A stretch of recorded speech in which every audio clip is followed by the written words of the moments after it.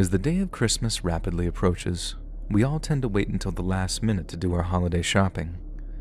Sometimes it's a result of just waiting for the proper funds to come in, but more times than not, it's because we just wait entirely too long. That's what I did last year around this time, and it taught me a lesson I'll never forget. It was about a week away until Christmas, and I had yet to buy anything for my boyfriend. He had an extremely stressful year, and I had every intention of spoiling him this year, but the time just slipped away. More than anything in the world, he wanted a PlayStation 5, and he jokingly said that's what he wanted. He didn't expect me to get that for him due to the steep price tag at the time and the near impossible availability of the merchandise, but like I said, this year I really wanted to do something special for him. So, I have to say, I'm not a gamer and I don't know anything about that world other than whatever I see him playing, so I didn't really understand just how hard it would be to get my hands on a PlayStation 5. That week I went to every single store and called every store within 50 miles and nobody had a PS5. And that's what I get for waiting until the last second. I was determined to get my hands on the PlayStation no matter what though, so I did what everyone does and looked online for anybody selling a PS5. And I found dozens of hits, and then almost threw up at how much people were asking for a video game system. I was in utter shock that people spent that much on video games, but like I said, I know nothing about that world. I remember going to work that night and asking some of my coworkers who play video games if that was normal, and they confirmed that if I desperately wanted a PS5, that I was going to have to spend way more money than the asking price. That night I narrowed down my search to the 3 cheapest prices. 2 of the ads were well over an hour from my house, and the most expensive of the 3 were only about 20 minutes away.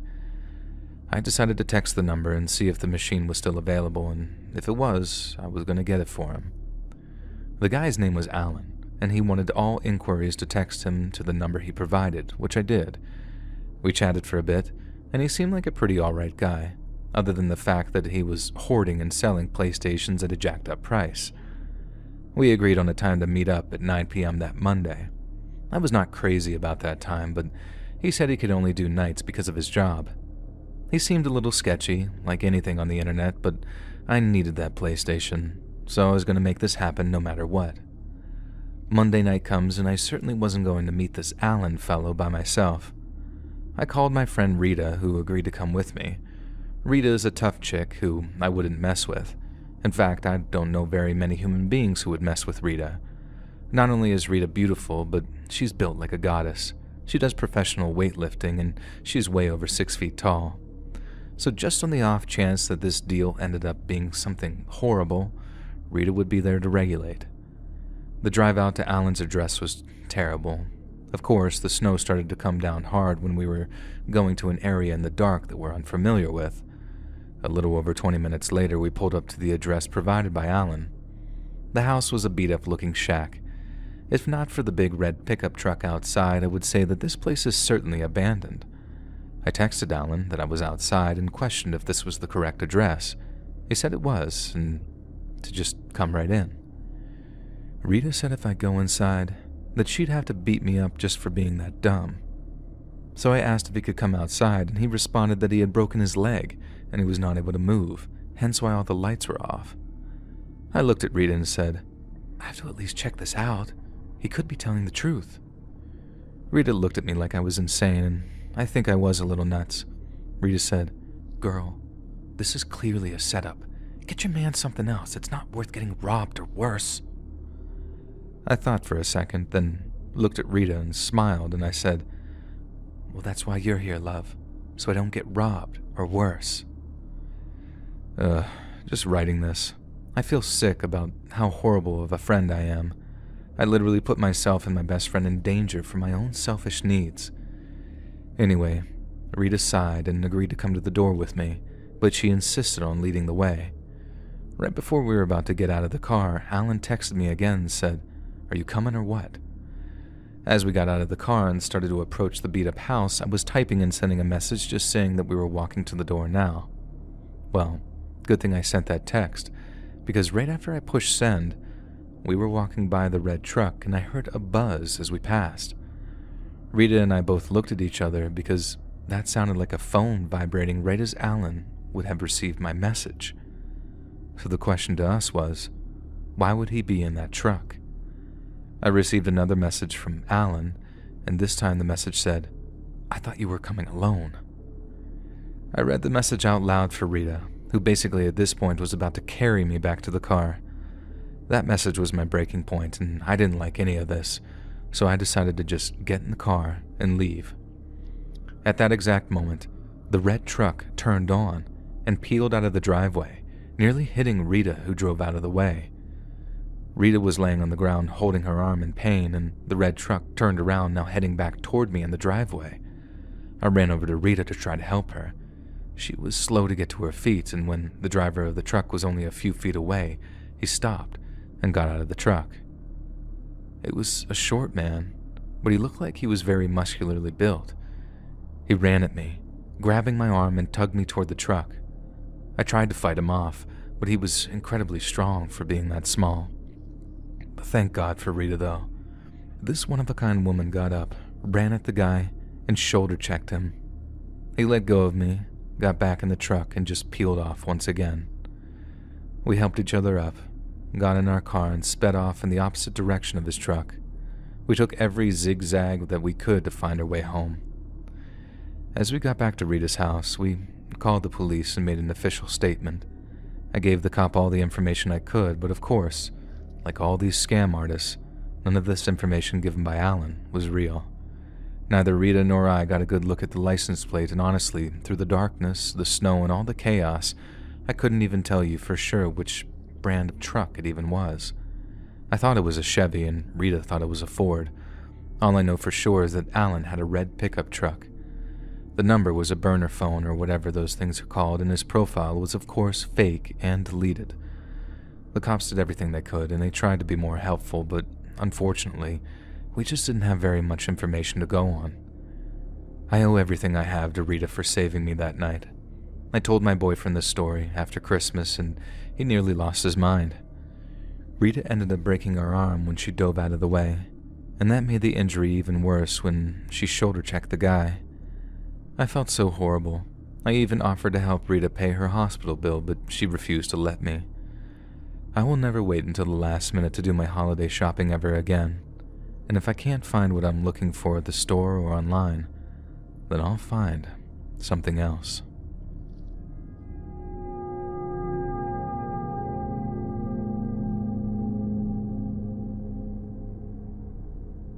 Many people like myself dread the idea of shopping around the holidays. Up until just a few years ago, I loved it, but an unfortunate event made me change my mind instantly. I used to like to think of myself as a professional shopper, in the sense that I've always been up to date with the latest sales, where to get them, and when is the best time to strike. Shopping at one time in my life was more than an obligation, and in fact was a hobby. Well, several years ago, my friend Carissa and I were planning our route. Like I said, I knew the best deals and when to strike, so I mapped out the best course for us to maximize our holiday shopping. The first mistake I made was shopping on a Saturday. The store we went to was filled to the brim with people. It looked like chaos inside the giant department store, with people literally running around. Carissa doesn't do well with rowdy crowds like this, so she was anxious as can be. I like to move fast in these situations, but because of her anxiety, I was moving a lot slower than I like to. The one thing I needed to get more than anything else here at this store was a video game for my brother, and I knew that this said game was going to be a hot commodity. I could have gone to a dozen other stores, but this store was selling the game for $15 cheaper than everywhere else.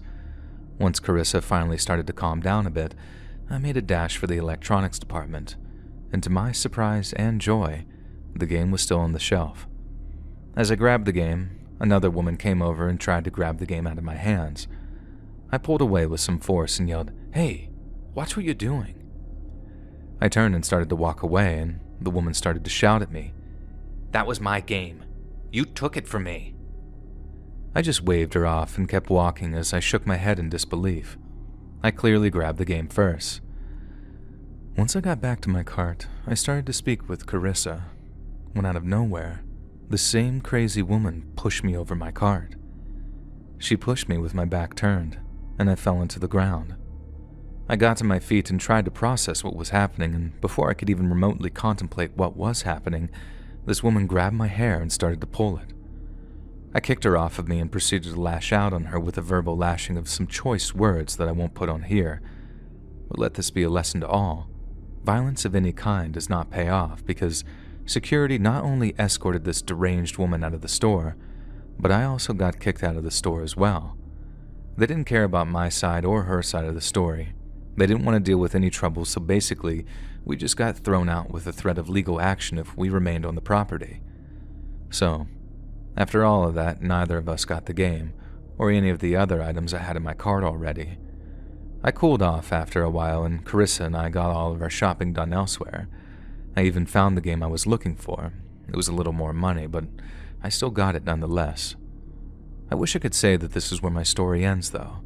But of course, this nightmare was only just the start for me. When we finished shopping, we decided to go get a drink at one of the bars located right in the same plazas as the other stores we went shopping at. We both just ordered a cheap beer and were planning on only having one drink. One drink turned into 2 drinks, of course, because we had a lot to talk about. As we got ready to cash out, a man came and stood right behind our stools. I could tell Carissa was visibly uncomfortable. It's a bar and sometimes people are oblivious to their surroundings, so I didn't care too much. But to make her feel better, I said something to the man. "Hey, I'm sorry, we're getting ready to leave in a minute. Do you think you could maybe back up a little so we can get out?" The man said nothing and just stared at me. Can I help you, dude?" The man took a step closer and still said nothing. He was inches from the stool now, so close that I wouldn't be able to move the stool out even if I wanted to. This was probably the longest, most awkward 20 seconds of my life with no talking, and finally the man said in a slow and raspy voice, "What's wrong with you?" I was amazed at that question. I'm sure I made a face of disgust, which probably made him angrier, but at that moment, I had no idea who this guy was or what he wanted. Before I could ever say anything, the man spoke up again and said, "That was my game. You took it, and now I don't have it." I started to laugh. In my head, I figured I was playing with fire, but I was so annoyed at this point that I didn't care. "Look, dude, I got kicked out of the store too. Your girlfriend, or whatever she is, attacked me. She's lucky I don't press charges. Back up and let us leave." The man slowly backed away, and we grabbed our stuff and left. We walked away from the bar and made our way to the door, and I turned around just to make sure this guy wasn't following us. He was an ugly man. He was probably only in his early 30s, but looked horrible. He smelled like old dirty socks and had these nasty buck-yellow teeth. When I turned around, he was still standing by that bar stool. As we got outside, I heard Carissa gasp, and she clenched her mouth. "What is it?" I said nervously. Carissa didn't even need to respond. I saw why she gasped right away. The woman from the store was standing next to my car. She was holding a bat or some type of blunt object in her hand.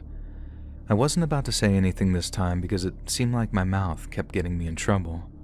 I tried to go back inside the bar, and the man was standing right on the other side of the glass door. I tried to remain as calm as possible, especially since Carissa was completely unglued at this point. My logic was telling me that we were only in minor danger. It was still only around 8 p.m. currently, and there were a ton of people and witnesses all around. I grabbed Carissa's arm and said in a calm voice, "Just breathe and try to relax. I'm going to grab my phone and call the police." I slowly reached for my phone, and the woman started to dash at me again just as she did inside the store. I like to call it a holiday miracle, but the impossible happened next. A group of 6 people came outside the bar, stepped in front of us, and basically shielded us. I assumed that they were 3 couples, as they must have witnessed everything that went down in the bar and outside. The one bigger guy from the group looked at the woman and said, "You don't want to do this. Just walk away." The woman paused in her tracks. She looked like she was going to charge at us again, but she lowered her head and just ran away. Seconds after that, the man from inside the bar charged through the door and ran in the same direction as the woman. My thought was correct. The bigger guy who confronted the woman His girlfriend was the one who quite honestly saved our life. She was outside the bar smoking a cigarette, and she heard the guy and the woman talking about luring the two girls out and then taking care of business, whatever that means. The woman from the bar thought it sounded suspicious, obviously, so she told her boyfriend about the conversation. Not 5 minutes after that, she said is when she saw the little man standing right behind us at the bar stools. At that moment, the girl, her boyfriend, and the entire party watched the entire situation unfold, and I'm so thankful that they did. There really are some good people out there. I understand that there is so much more I could have done in that situation. I didn't handle it correctly at all, and I guess that may just be a result of me being in my early 20s at the time, and honestly, I just didn't really want to extend this horrible interaction any longer. I did contact the location manager of the entire plaza to let them know about these two creeps, but they really didn't seem to care too much. At least it didn't seem like they cared. They said something along the lines of they get hundreds of complaints every day or something like that. I have yet to visit that plaza since that horrible December night. The only positive that came from that night is that I now have a wild story I can share with new friends this time of year, and I gained 6 new Facebook friends that I'm still in contact with today.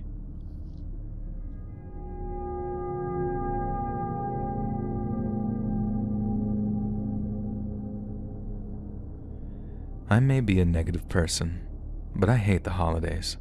I hate the cold, I hate the snow, but more than anything, I hate the hustle and bustle of the holiday season, especially the holiday shopping season.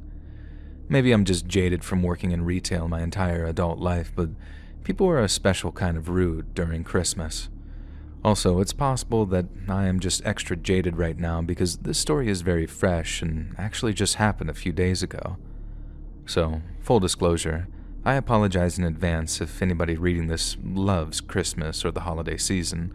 I don't mean to offend you, but if I didn't hate it before, I certainly do now. The last several years, I've done about 95% of my holiday shopping online, and that had been the greatest gift that anybody could ever ask for. Shopping for all my loved ones from the comfort of my living room is something that I cherish, probably more than the actual holiday. However, this year my friend Laura moved back up north from Georgia and wanted to go to the mall. My hometown has a very large mall that is packed to the brim this time of year. I love Laura to death, but I don't agree on certain things. She loves people in crowds, and in case you haven't picked up on it yet, I hate crowds and people and really everything of that sort. Back in high school, everyone used to call me the Grinch, a nickname that I sort of embraced. Sidebar, what's funny about that nickname is that my name is Cindy, so instead of calling me Cindy Lou Who is a character from The Grinch for anyone that doesn't know, they call me the Grinch. Just a funny coincidence, I think. Laura begged me to go shopping with her at the mall, and even though I knew I was going to hate it, I agreed to go with her because she was my best friend. And just as I thought, the mall was a circus. There were thousands of people rushing around doing holiday stuff. Laura was in her glory. Laura isn't an idiot, though, and she knew how much I hated all of this, so she promised to buy me lunch after we finished our shopping, a sweet deal for me. After a few hours of just absolute torture, we went to one of the many restaurants in the mall. This was by far the best part of the trip, until we noticed one of the men working there. I assumed that he was a busboy or a dishwasher or something. He worked there for sure, but he wasn't a server. I kept asking Laura to make sure that I wasn't crazy and looked to see if this guy was staring directly at me. And I don't mean like looking at me, I mean like staring, intensely staring. At first she laughed it off, but once an hour or so went by and he was still staring at me, I was not pleased. I asked our server who the guy was and if he was weird or anything like that. She laughed and said, "Oh, that's Dax. He's a sweet guy. He just divorced his wife a few months ago, so he's probably trying to tell you he's interested or something." Laura and the server laughed, but I didn't find it funny. It's one thing to steal a glance and check someone out, but this was different somehow. He was staring at me like he was in shock that I was there, like how a small child stares upon Santa for the first time. We paid our tab and moved on with our lives. I was done with the mall, and I was most assuredly done with Dax, or whoever he was. That night, Laura was going to stay over at my house for old time's sake. We planned on drinking wine, wrapping presents in front of my fireplace, and watching some Christmas movies. At some point during the night, we noticed a car outside my living room window. We looked, and the bright halogen lights were on, but we couldn't see the driver. I have parking on my street, so this wasn't too strange. It was just kind of annoying because the lights were pretty much shining right inside my house. The car remained there for a while, though, but finally turned the lights off. We looked at the car again, and there was no driver, so whoever was the driver parked the car for the evening and finally went to wherever their destination was. After the lights ordeal, we decided to watch Jim Carrey's The Grinch. We both passed out about halfway through the movie. I woke up a few hours later to Laura whispering my name and shaking me. It was around 1:30 a.m., and Laura said that she thought she heard something in the kitchen a little while ago. I don't like being woken up, so I said some dismissive comment and told her to go back to bed. I closed my eyes, but I could feel Laura still standing over me. Annoyed, I said, "What, Laura? There's literally nobody else here. It was probably the ice maker." She looked terrified and said, "Cindy, there were footsteps. I heard someone in the kitchen, and I'm pretty sure the footsteps went upstairs." She piqued my interest, but I was confident that in the neighborhood that I lived, I did not have an intruder. Still annoyed, I rolled up off the couch, sighed, and said, "Okay, well, let's have a look, shall we?" She didn't want to, but she didn't want to be alone either. So she followed me, even though she was clearly shaking in fear. In the kitchen, there appeared to be no signs of evidence of any types of break-ins or forced entry.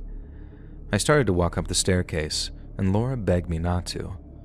I told her that I needed to so we could go back to bed in peace. Next to the back door was my old softball stuff from fall. I grabbed my bat and told her that we would be safe because I have a bat, a decision that proved to be the best one I ever made. We got upstairs and stood in the narrow hallway. I turned on the light and said, "Look, Laura, no monsters or I stopped immediately in mid-sentence because I noticed two very alarming things. Number one, my closet in the hallway was ajar, something that I never let happen due to my OCD. I always make sure my doors are shut all the way. And number two, there was mud coming from my bedroom doorway leading to the closet. Laura, who was still standing on the landing that leads upstairs, whispered, "What is it, Cindy?" I turned and looked back at her and mouthed the words, "Call 911 now." While I was turned around looking at Laura, the closet door busted open, and someone ran full speed at me and Laura. With zero hesitation, I turned and smashed the intruder in the face with my bat, and they fell to the ground instantly and began writhing in pain. I was now screaming to Laura to call 911 as I stood in a baseball stance ready to swing for the fences again, and that's when I noticed who the intruder was. The guy, the creep from lunch, Dax. I wanted to hit him again, but I refrained from the urge. I was somehow in the moment cognizant of my actions. I didn't know if I could get in trouble if I actually seriously hurt this guy. Within minutes, the police showed up and apprehended that guy, Dax, immediately. And when they were bringing Dax out of my house, he just kept whining and saying, "I love you, Cindy. How could you do this to me?" After some back and forth with the police, and obviously I'm going to press charges, we found out that Dax had graduated with me and Laura. I had zero memory of this dude, but my graduating class had like 1,200 kids or something, and I knew like 50 of them. Because this just happened, nothing of note has occurred yet. He was arrested, and he's still being held at the jail. I have another meeting with my lawyer tomorrow to go over some things. I just really wanted to share this story with anybody that would listen. The image of Dax, clearly not his real name for legal reasons, bursting out of my closet is an image that is burned into my brain. I can't even go upstairs without shaking and being reminded of the night. I may have handled it like a champ, sure, but mentally, I'm scarred. If I didn't hate the holidays a ton before, I absolutely despise them now.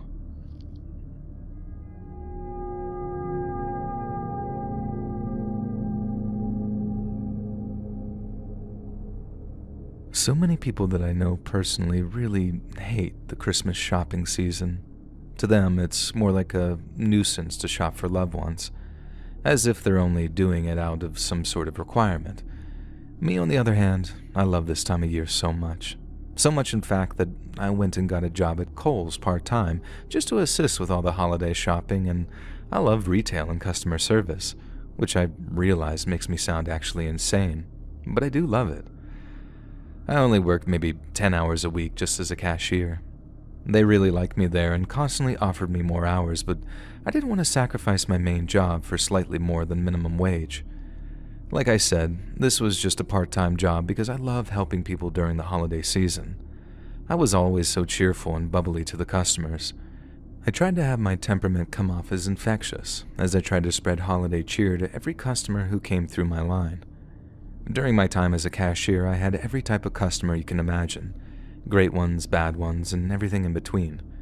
But one customer specifically I have to put in his own category. He wasn't just bad, he was terrifying and traumatizing. My evening started like every other evening I worked. It was around 5 p.m. and only a week until Christmas, so the people were getting crazy. Toward the end of my shift, the peculiar-looking man came through my line. He was tall, like really tall. Now I'm only 5'3", and this guy seemed to be way over a foot taller than me. He had a long brown beard that went down to his chest. His hair was very long and wild and went in every direction possible, but he was still rocking a bald patch right in the top center of his head. He was an average-built guy, and if I had to guess, I would say in his late 40s. His clothes were more shocking than his appearance, and he had a lime green coat that was zipped up to the top.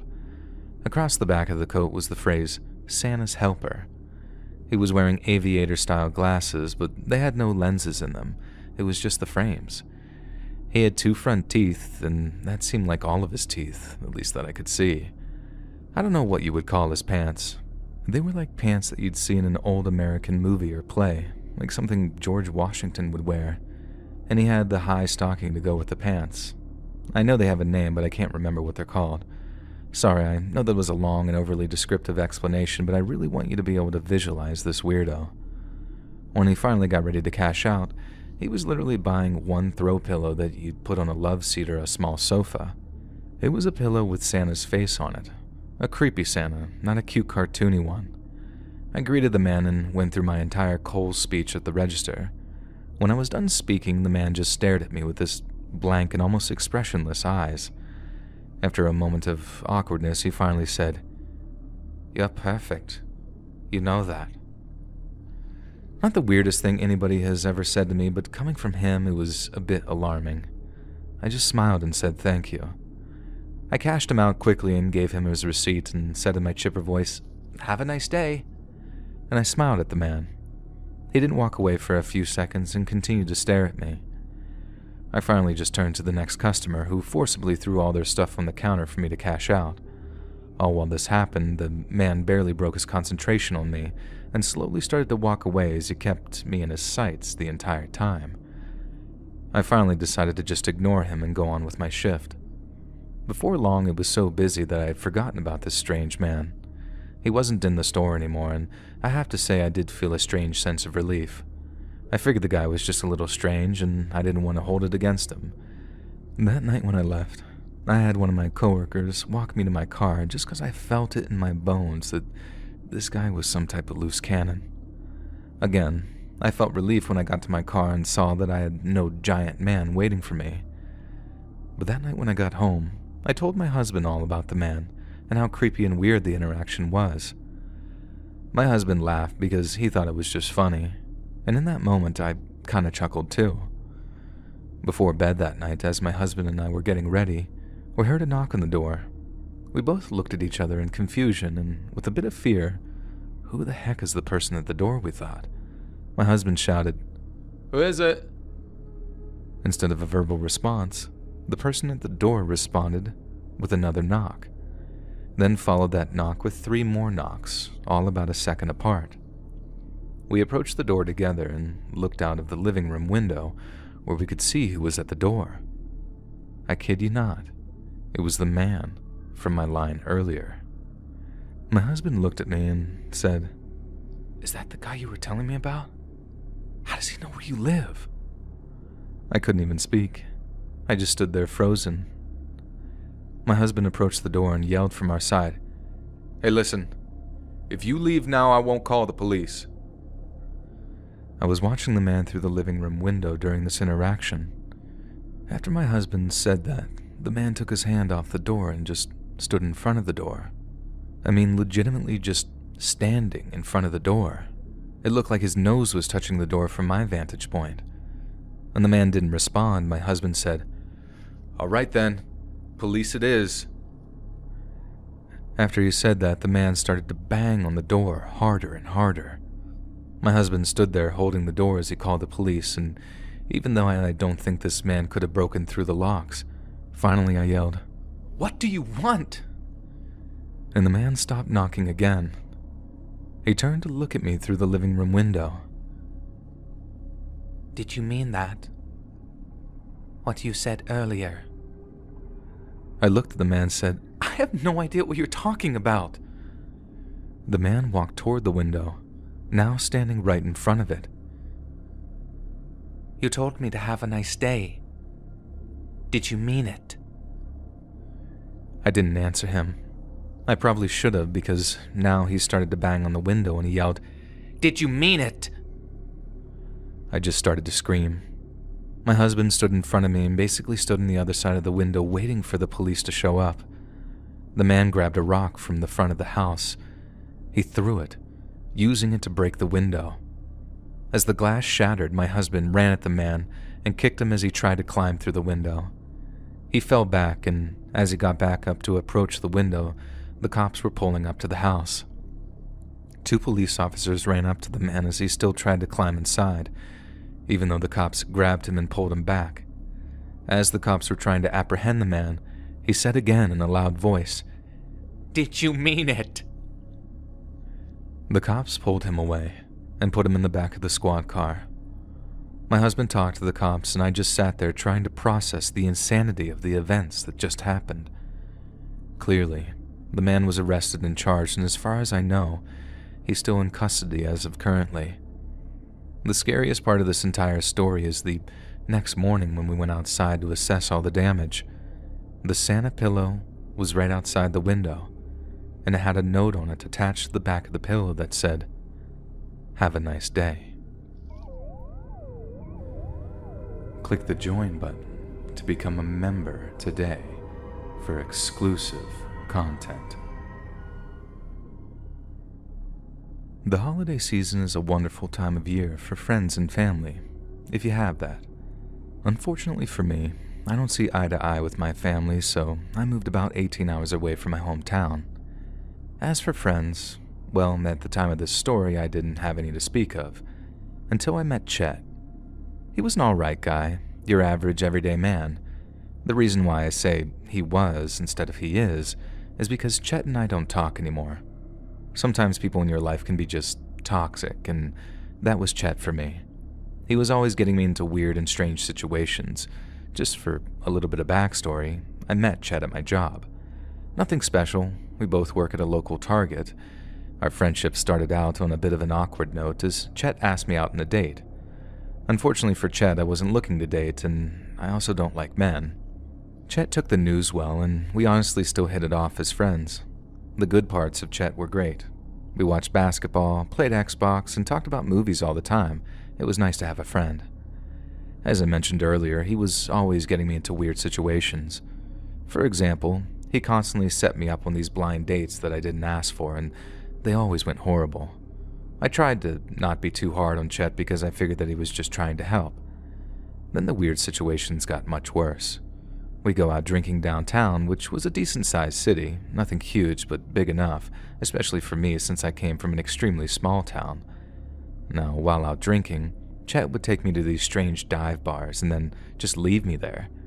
I can hold my own, but things always seemed to go off the deep end when Chet would leave, mostly because the crowds at these places weren't huge fans of someone like me. Blue hair isn't something the crowds at these places really cared for.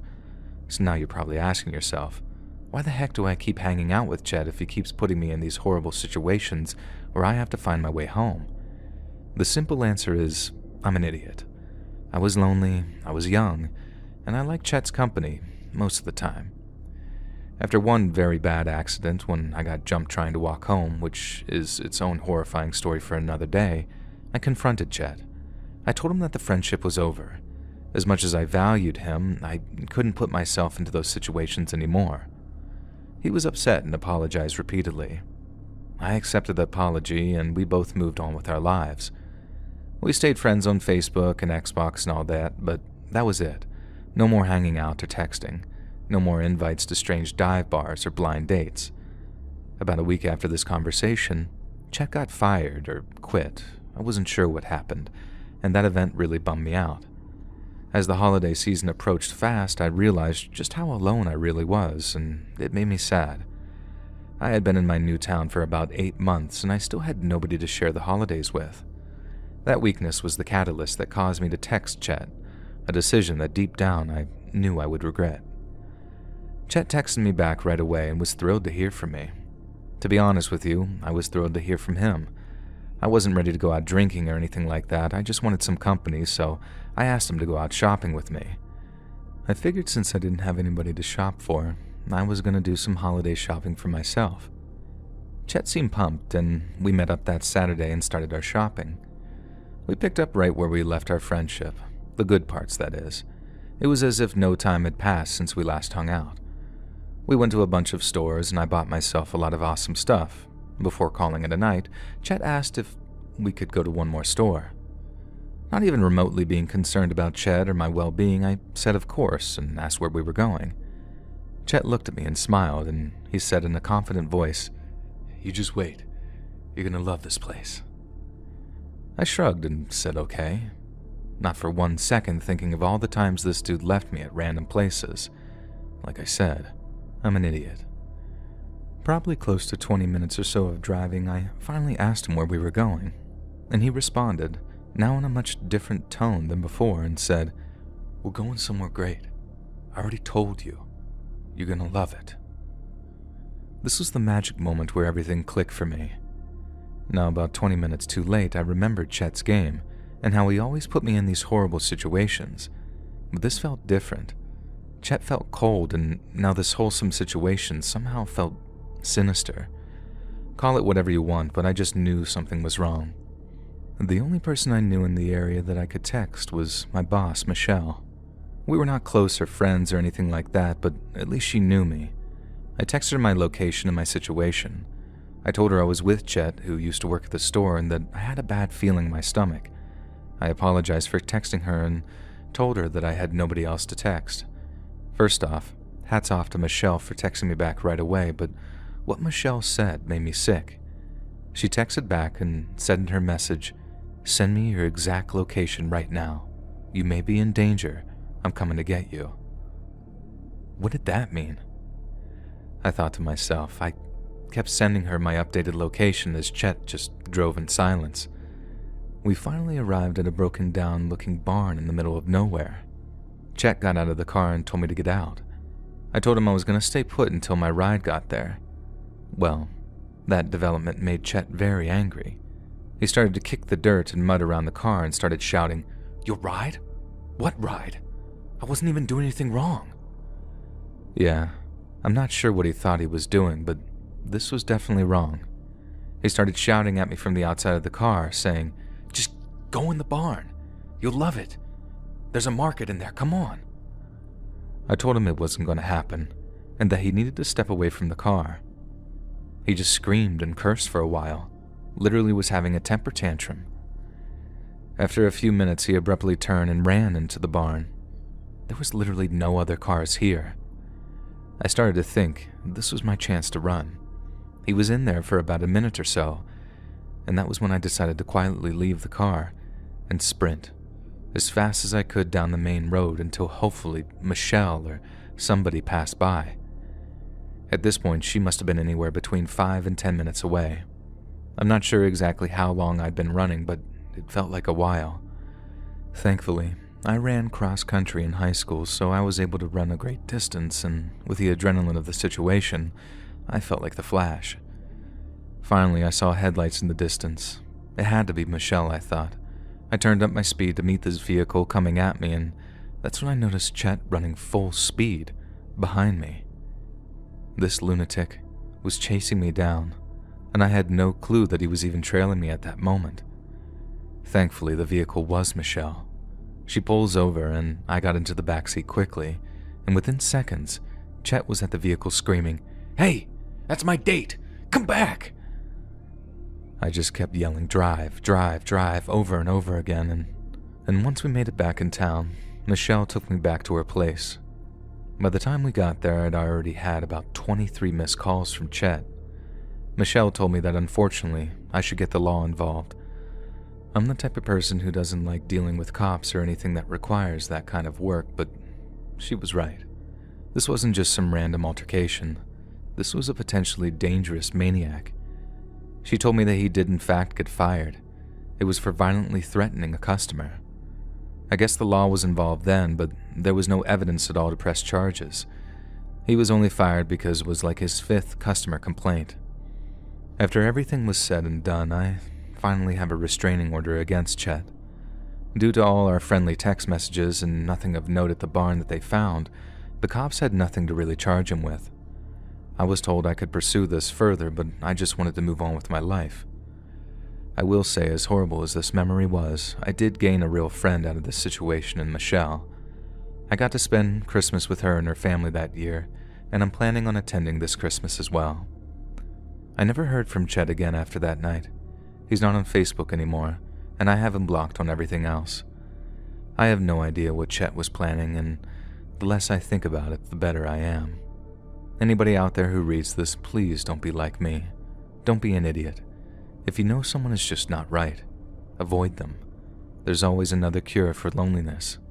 Stay safe, and happy holidays.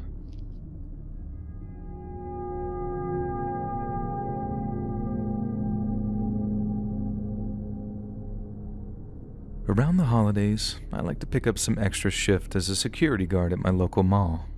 I'm a bigger guy, and this job allows me to, on rare occasions, to use a little bit of my muscle.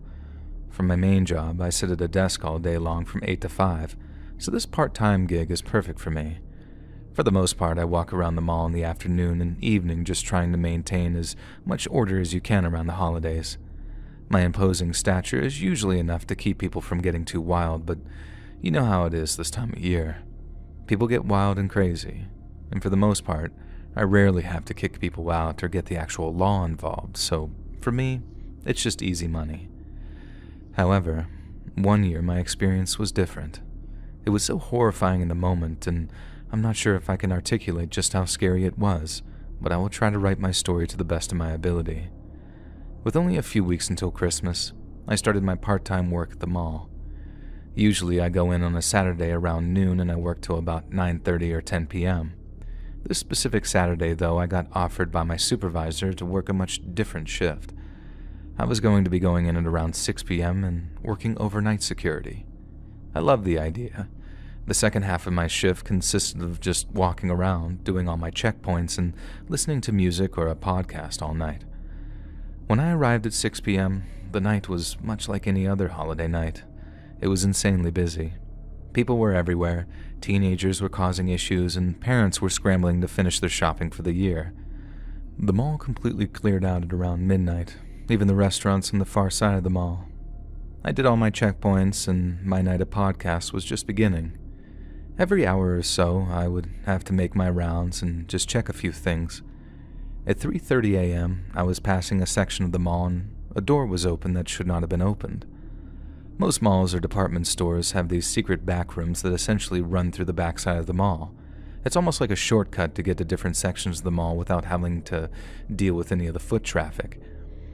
My mall was so big that there was a bank on the inside of this hall where they could cash the checks of the employees who worked at this mall. So needless to say, this door should have been shut and locked. I approached the open door and noticed some boxes knocked over. I'm a rational guy, but I have to be honest. I was scared not because I thought that there may be an intruder, but because of something paranormal. I love listening to horror podcasts, so I was a little jumpy.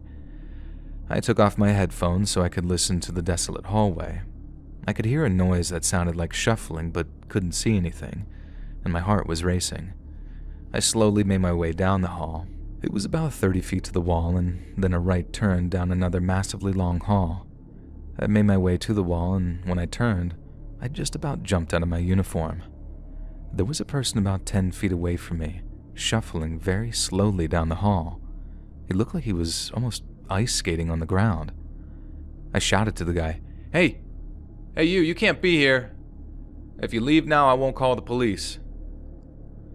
The protocol is to call my supervisor or the police right away, but I just wanted to defuse the situation myself. The man didn't respond to my shouting at all and just kept shuffling away from me. "Hey, you hear me?" Still no response. I slowly approached the person, and when I got close, I noticed that he was humming. I couldn't tell the tune that he was humming, but he was definitely humming under his breath. I got right on his side and tried to communicate with the man one last time. "All right, buddy, you need to leave right now." No response. And even more horrifying, he was wearing an old-school clown mask, like a plastic clown mask that you buy for cheap, not a nice rubber mask. So of course, now all I could think about was a killer clown, so I was extremely on edge. And this was around the time when the clown stories were happening all over the place. "All right, I tried to warn you. I'm calling the police." The statement didn't bother the man at all. He just kept humming and shuffling along. I called my supervisor, who called the authorities himself and said that he was on his way in now, and to just leave the guy alone in case he might be dangerous. He told me to just keep an eye on him and make sure that I don't lose him. A few minutes later, the cops showed up with my supervisor, and we all confronted the shuffling man, who at this point was almost to the end of the long hallway, which empties out to the other side of the mall. The cops did their thing, and the man just kept moving. Finally, the cops grabbed him and arrested him, and that is when he finally stopped shuffling his feet. One of the cops removed his mask, and I kid you not, the man was wide-eyed and smiling. He legitimately looked like the Joker. The cops were trying to communicate with the guy, but he just kept saying in a low and methodical voice, "I'm staying overnight. Hooray! I'm staying overnight. Hooray!" Over and over with that haunting smile. He just kept repeating it like some type of robot. The cops started to escort the man out of the mall, and that's when I noticed the humming tune that he was singing was that phrase that I just heard him utter. I wish I had more of an update on this story for anybody reading this, but unfortunately, I don't know what happened to this shuffling mall clown.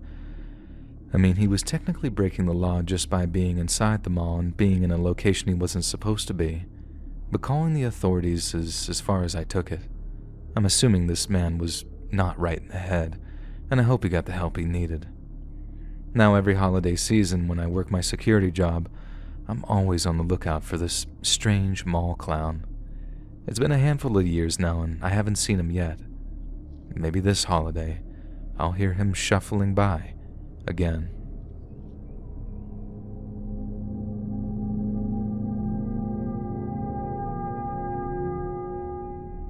Every year I do my holiday shopping with my buddy Jason. It's just kind of like a holiday tradition for us at this point since we've been doing it since middle school, and I'm now 31. The story I'm about to share with you happened last year, and my skin still crawls thinking about the nightmare I endured last year. Dealing with crowds and traffic is enough of a nightmare during the holidays, but this story is much worse. Last year, when Jason and I went shopping, he asked if his friend TC could come. Obviously, this was cool with me, as I didn't care if more people came. We were just shopping after all, and I figured any friend of Jason would be a friend of mine. Also, TC seemed like a cool name too, I don't know why. We did our normal route that we usually hit every year. We started with the mall, then hit up the classic stores like Target and Walmart. For the most part, I get all my holiday shopping done the day Jason and I go every year. The only person I had left to shop for was my little brother, who was a big tech kid. I asked if we could make one more stop to this local tech store in the city. It was a rough area outside of town, but this store was known throughout the state. We stopped at the store, and I got my brother his gift. I felt good knowing my shopping experience was over for the year. When we got back to the car, TC spoke up and said in an excited voice, "Yo, about 3 blocks that way is an abandoned building. I helped shoot an independent film there. You guys have to check it out." Jason was apprehensive, to say the least. We pointed out the fact that it would be trespassing and we would probably get into a lot of trouble if someone got caught. However, I was totally down to check it out. It was still broad daylight, and this part of the city was basically in ruins at this point. I figured nobody was going to stop us, and if anybody did see us, I really don't think that they would say anything.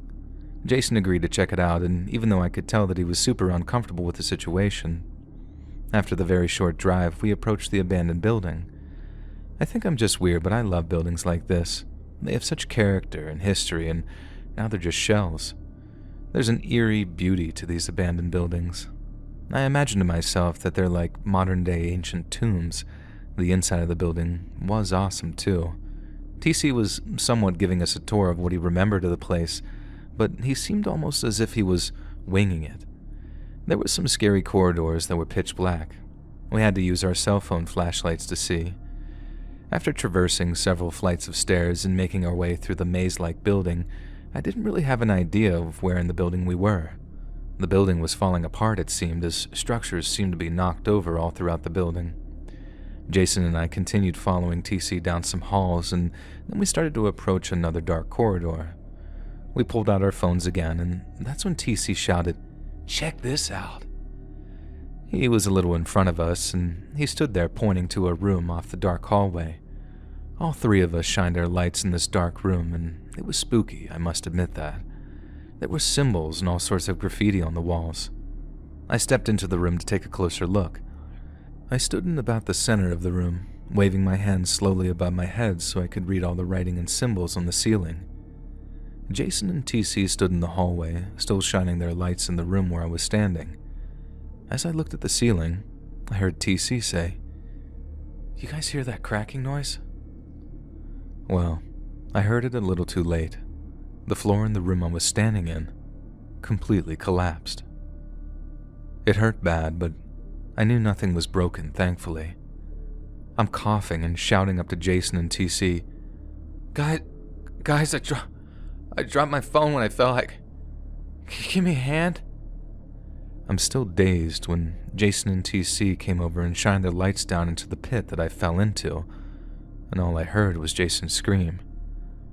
I looked all around me, in the pit where I fell, and there was millions of spiders crawling everywhere. I mean, every inch of this pit was filled with a wave of some type of creepy crawly spiders. It looked like the walls were breathing because of how many spiders were crawling all over the place. With the light shining down, I saw my phone, and it was already covered with spiders. They were crawling on my arms, hands, legs, everywhere. I started to freak out and shake myself, and I could feel them falling off my head and hair. I screamed and panicked. I don't like spiders objectively speaking, but this was an overkill. I was trapped in this pit and I couldn't get out. Not without their help. The ledge was way too high up to grab. As I was going crazy down in the pit, I heard TC say, No way, I'm out of here." I just kept screaming. I don't know if I was yelling for help or just yelling. And finally, Jason came over to the pit and lowered a big pipe of some kind. I grabbed it and I used the wall to walk myself up out of the hole. Once I got back to the floor, Jason and I both ran until we got to a big open room that was illuminated by the sun outside. We both jumped and shook around, and I kid you not, dozens of spiders were falling out of me. I took about 90% of my clothes off and just ran around the room screaming as I brushed my hands through my hair and beard. I finally caught my breath and started to calm down a little bit. I refused to put my clothes back on, and thankfully Jason gave me his flannel to wear. I even left my shoes behind. I walked out to my car barefoot, in nothing but shorts that were under my sweatpants and Jason's flannel. TC was out by the car when we approached. He just started laughing and said, "That was crazy, man. You know what's even more crazy? This isn't even the building we shot that film in. It's that building over there.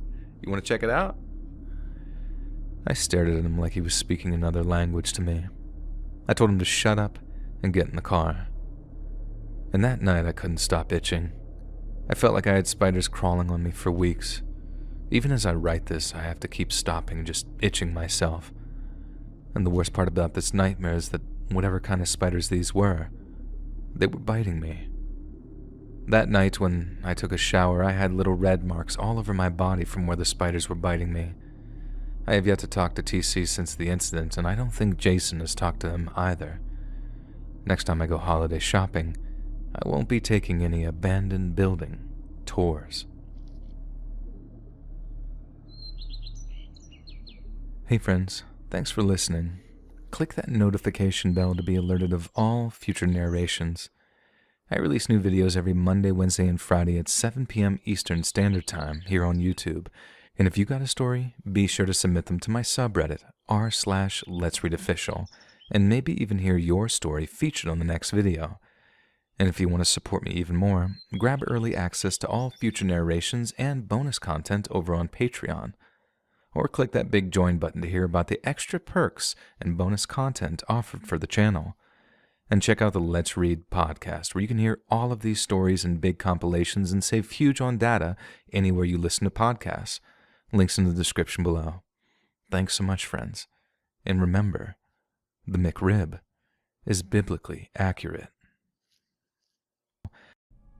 G'day mates, it's B-Buster here, and I would like to give Chime a big shout out for sponsoring this episode. So, have you ever received an overdraft fee unexpectedly? I know I have, and it really feels like I was being taken advantage of. I hate how this happens when you least expect it too. Like when you're just withdrawing some cash you expect to be in your account because you should be paid your week's wage by that point. Only to find out that you haven't been paid yet, and so you've overdrawn. Trust me, I've been there, and it really felt like I was scammed out of my hard-earned dollars. Did you know that in 2019, traditional banks took $11 billion in overdraft fees? That's crazy, right? I mean, it's not like we don't have enough bills and stuff to worry about already. Well, Chime does things differently. Chime is an award-winning app and debit card that has saved its members more than $10 billion in overdraft fees with SpotMe fee-free overdraft. Eligible members can overdraft up to $200 on debit card purchases and cash withdrawals with absolutely no fees, which means more of your hard-earned money in your own pockets where it should be. Now, you deserve to have financial peace of mind. Join the millions of Americans already loving Chime. Sign up takes only 2 minutes and doesn't affect your credit score. Get started today at chime.com/be scared. That's chime.com/be scared. And in the spirit of transparency, banking services are provided by, and debit cards are issued by the Bancorp Bank or Stride Bank, NA, members FDIC. SpotMe eligibility requirements do apply. Overdraft only applies to debit card purchases and cash withdrawals. Limits start at $20 and may be increased up to $200 by Chime. Chime members' overdraft fee savings are based on eligible members' use of SpotMe with a $33 average overdraft fee. And the overdraft fee data is based on the Bankrate Checking Account Survey and CRL June 2020 Overdraft Fees Report.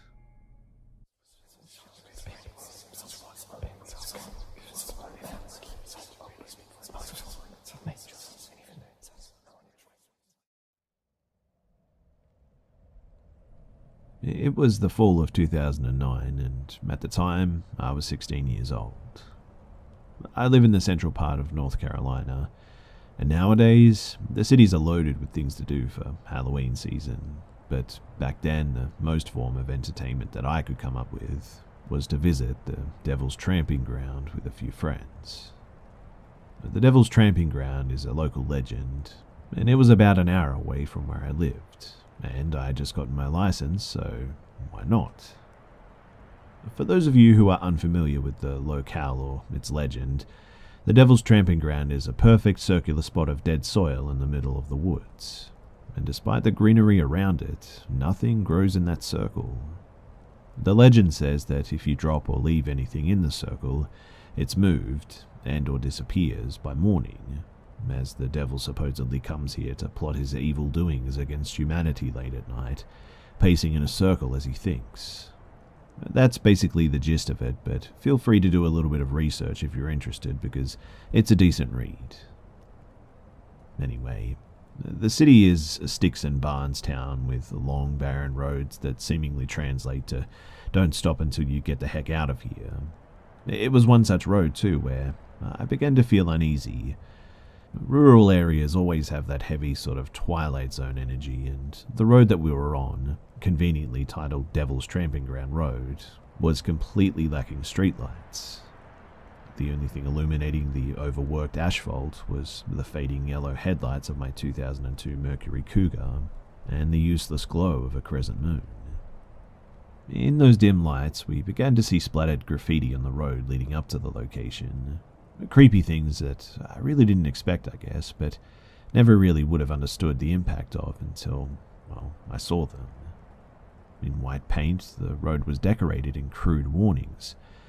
The one that I remember the most was "The Devil Lives Here," and a huge white cross in front of an opening in the forest. I parked on the side of the road, though. The grounds were immediately not as creepy as I expected, to be honest. It was not too deep into the woods either. In fact, the clearing could be made out from the road pretty much. Not as menacing as I had imagined. Maybe it was the empty beer cans or red Solo cups lying all around. Obviously, people partied there. Or maybe it was the jokes my friends and I started making almost immediately that calmed my nerves. But it was 2-something in the morning. We decided to catch Lucifer right on his hour, and I remember feeling less on edge than I was on the road. My flashlight would get eaten through the trees if I moved it upwards, so I focused its beam on the soil, truly more interested in finding signs of the paranormal than my friends were. It was 4 of us total. 2 of my friends went back to the car after a while as well. It was cold and there was not much to see really, so I stayed back with a buddy of mine though. I brought Ziplocs with me, along with a pocket Bible, a rosary in my pocket, just in case, and a stuffed rabbit that one of my best friends had given me. Before leaving, I scooped up some dirt and added it to the Ziploc. I know that might sound a little weird, but I found the prospect of completely dead soil really interesting, and figured that maybe studying under proper light compared to other soil would give me a better idea of what maybe happened here. Alien radiation, maybe? Climate change? Sulfur? Maybe the devil was just busy that night. In between all the jokes and complaining about the cold, though, we suddenly heard someone walking in the depths of the woods. This wasn't a mistaken sound, too. This was a "I think someone is walking in the woods" sound. It was definite, and it was a definite feeling, too. This was deep behind the brush, between the trees, and these steps were heavy and unashamed of being heard. And I think it was at this point that this was the first time that I noticed no crickets were in these woods. There was no sound, in fact, other than us and these, steps. And I was even more unwilling to lift my little flashlight, which was tucked under my armpit now, and pointed towards my soil sample. My eyes didn't need adjusting, and so we sort of stood there as I made out the shape of, something in those woods. It was dark, but I could definitely see it. It was tall, but not disgustingly tall, I guess. It was human-shaped. It definitely stood on 2 feet. It would walk and then sort of stop in a pattern. I think it was coming towards us, but it was at this point that we were petrified. Neither my friend or I moved a muscle. I don't even think we breathed. I was so overcome with fear that I felt numb, but a little tremble ran through my entire body, and we just sort of, stood there and stared. Later we would discuss how we both wondered if it had seen us, and talk about how we didn't want to move in case it hadn't. And at this future time, we would also discuss the smell. It was awful. A putrid scent. Burning feces, rotten eggs, rotten meat. It was something like that. I grew up a Catholic, hence the Bible and the Rosary, and have always been told that smell means the devil is around. And having all this in the back of my mind at that point certainly didn't help. This thing stayed there too, toying with us among the sticks of the forest. I say sticks because at the time, very little greenery was actually alive. I was certain at one point that it saw me too. I had that sort of sixth sense feeling I was being stared right back at. And suddenly I had the weirdest feeling, a feeling of overwhelming, unbearable despair. I realized then that my friend had been clutching the back collar of my shirt. I think I was so paralyzed with fear that I had ceased to feel anything but that numbness. I wasn't even cold anymore. But when I felt my friend's hand, I just dropped everything in my arms, stood up, and hauled my butt back to the car. Not running, but just very hurried. I was sure that my friend was behind me, but between us and, in all honesty, I didn't even think about it at that time. I just wanted to get out of there, and I was ready to go. In fact, I was so ready to go that I missed the clear path completely and took off between trees and brush heading towards the yellow glow of the headlights. It wasn't an incredibly long trek or anything, like I said before. The road was right there, but it felt awful and really long to me because I did this. And it was enough for those tiny branches to leave little scrapes and even some cuts down my hands, cheeks, and neck.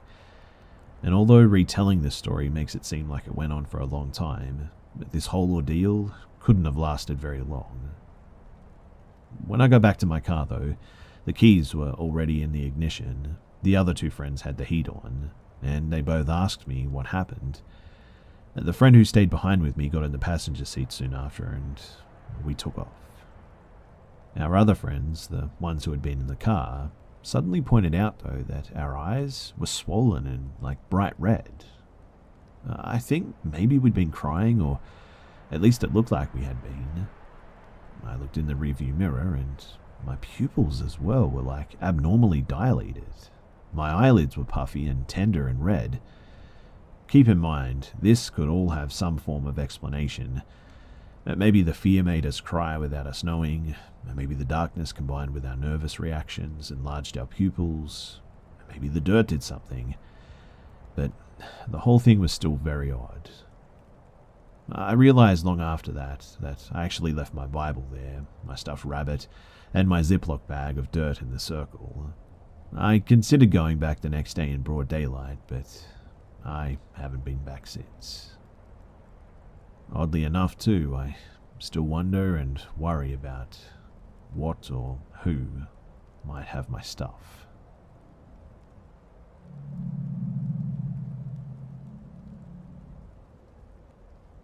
So my story comes when I first started dating my now husband. His name is B. We were both 20, and his parents had asked that we stay over at their house to house sit while they were away on vacation for a few days. I readily agreed because I knew that they'd have no problem with me bringing my dog. But they paid for food and bought groceries and live closer to town than I do as well. So I was happy to do it, even when B had to work since I wasn't working at that time. It sounded super relaxing and was just what I needed at that time. And the first night went smoothly. It was a typical night. We had pizza and watched a movie, I think, and went to bed early because it was Sunday and B worked early the next day. I had a nightmare that night, but couldn't really remember it when I woke up. So it sort of made me anxious, but I couldn't put my finger on why.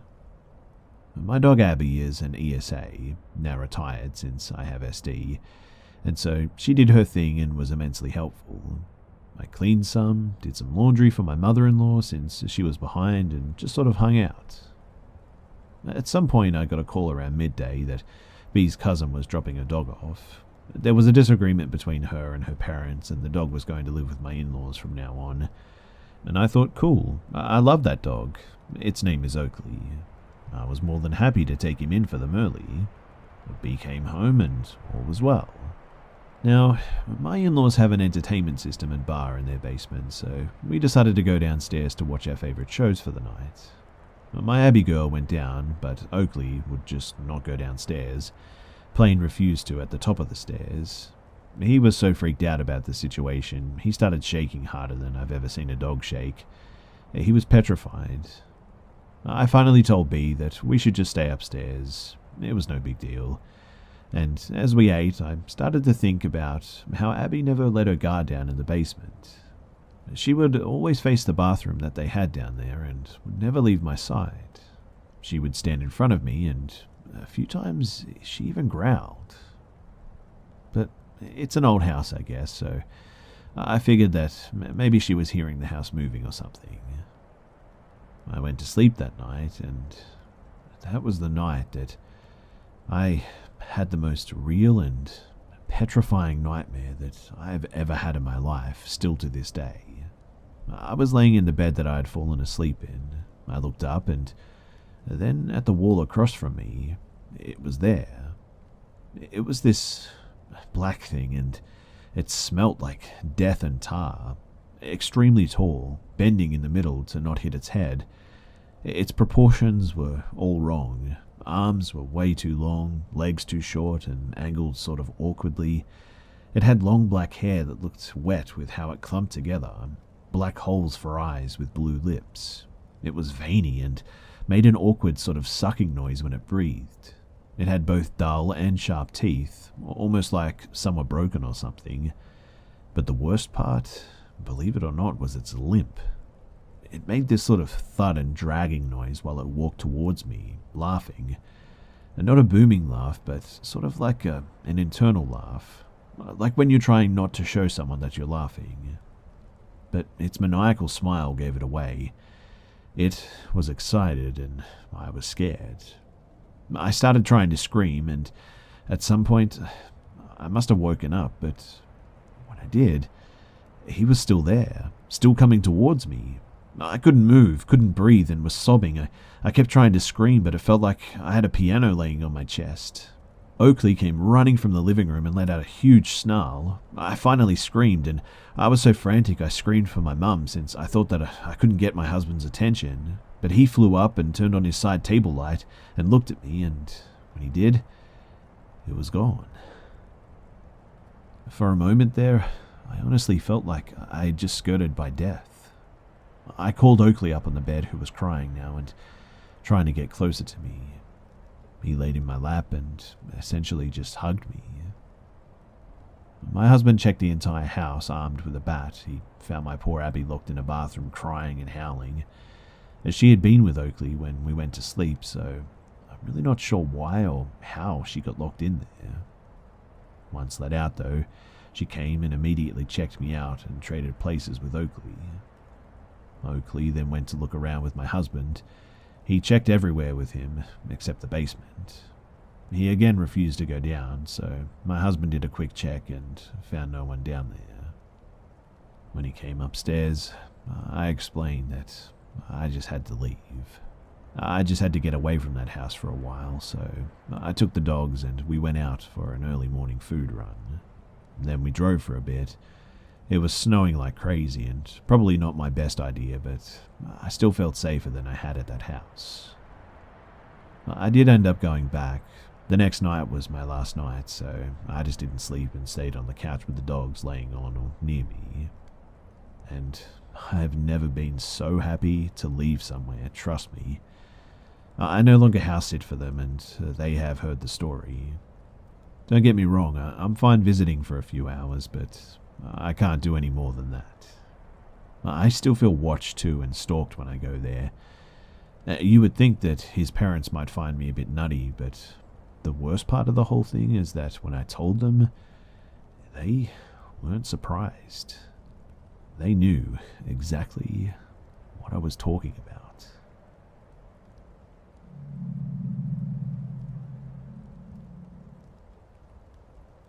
So this happened about 4 years ago. I was 20 at the time. The first time that I met the guy who would become my grocery store stalker, he was standing outside the store collecting money for the Salvation Army Christmas time donations. I'm a fairly friendly person, so I like to say hi to people who work at places I frequent, to be nice. This guy was a kid around my age, very tall with a mild resemblance to Lurch from the Addams Family, dark circles under dark eyes, short black hair, kind of vacant looking in his eyes. But I chatted with him for maybe 2 minutes, just idle chit-chat about the weather and whatnot. Nothing particularly memorable or interesting, and waved goodbye and went home. Little did I know, though, that that single moment would have me genuinely afraid. So about 4 or 5 months passed, and I hadn't seen him again. Then one day, as I was grocery shopping with a friend, when As we were chatting, she suddenly got really quiet and kind of recoiled backwards, looking behind me. I turned around to see this guy, who had to be at least 6'4", towering over me, not 8 inches from my body. He said hi and told me that he remembered me from that December that I had talked to him, and then asked for my number. I, being young and never had experienced this type of interaction before, told him that I didn't have my number memorized, but that I would write his down and text it to him later. I kind of half waved my phone at him, pointing out my at-the-time boyfriend, whose picture was my wallpaper, making a point to say, "Oh look, that's my boyfriend," to the guy, hoping that he would clue in, but no luck. He told me his number, which immediately upon getting I blocked, without letting him get my phone number. However, what really made my blood run cold was what he said after I put my phone away. You see, he leaned in real close and in a low voice he told me, "Whatever I text you is for your eyes only." At this point, I started feeling genuinely uncomfortable. I said, "Yeah, sure, nice talking to you, but we gotta get back to shopping." And I grabbed my friend and dragged her off, shooting a panicked look at her and asking why she didn't bail me out. Apparently, he scared her too, with his getting so close to me, and she didn't know what to do. I want to make it clear too that I'm not exactly a small girl. At 5'8" and pretty solidly built, I can certainly handle myself, and I very rarely feel intimidated or small in the presence of anyone, male or female, but this guy, he made me feel tiny and scared. In the months that would follow, he would make me feel truly frightened though, and I had hoped that the creepy interaction would be the last time that I saw him. But that was unfortunately not the case. After that initial meeting with him, saying that creepy thing about his text being for my eyes only, it seemed like I would run into him almost every single time that I got to the store.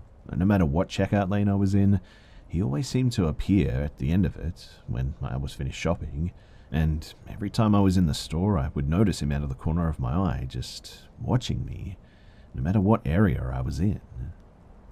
One time I even caught him following me out to my car, and it was at that point that I got scared and decided to say something to the managers. After letting the managers know what was going on, they assured me that they would tell him not to talk to me. After that, he wouldn't speak to me, but I would continue to see him following me around the store at a distance every time that I went up there. It got so bad, and I felt so frightened that I started to be afraid to go to the store at all. But I'm one of those stubborn people who just refuses to be intimidated by someone to the point where I'll stop doing something. I had hoped that maybe it was just a coincidence that he was following me. After all, it was a big store, and maybe he just had things to do that just happened to be in the areas that I was shopping in. So I started to pay close attention to my surroundings. Once I started really paying attention too, I realized that every single time I was up there, I would constantly notice him in the areas of the store that I was in. During my last encounter with him, I went up to the store to grab just 2 or 3 items I needed for dinner that night, and I first saw him standing outside the store when I got there, and with his back to me, I quickly ran inside, hoping that he didn't see me. Unfortunately, a few minutes later, I saw him at the very back of the store, and items in hand, I immediately made a beeline towards the front. As soon as I got near the checkout, I ducked behind one of the shelf displays and watched carefully at the front of the store to see if this guy would appear, and he did. I watched as he looked up and down the checkout, and when he didn't see me there, I saw him step outside. At this point, I quickly ran into the nearest open cashier, rang up my items, and stuck my head out the door to look for him. I didn't see him there immediately, so I started trying to make my way back to where I was parked. I had parked a ways away near the side of the store where a bunch of other smaller stores and restaurants were lined up, and I was walking towards my car when I realized that I saw him standing by the entrance that I had first entered the store through, and quickly ducked behind a pillar immediately, hoping that he didn't see me. I watched carefully from behind the pillar, and as he scanned the parking lot, he obviously couldn't find me.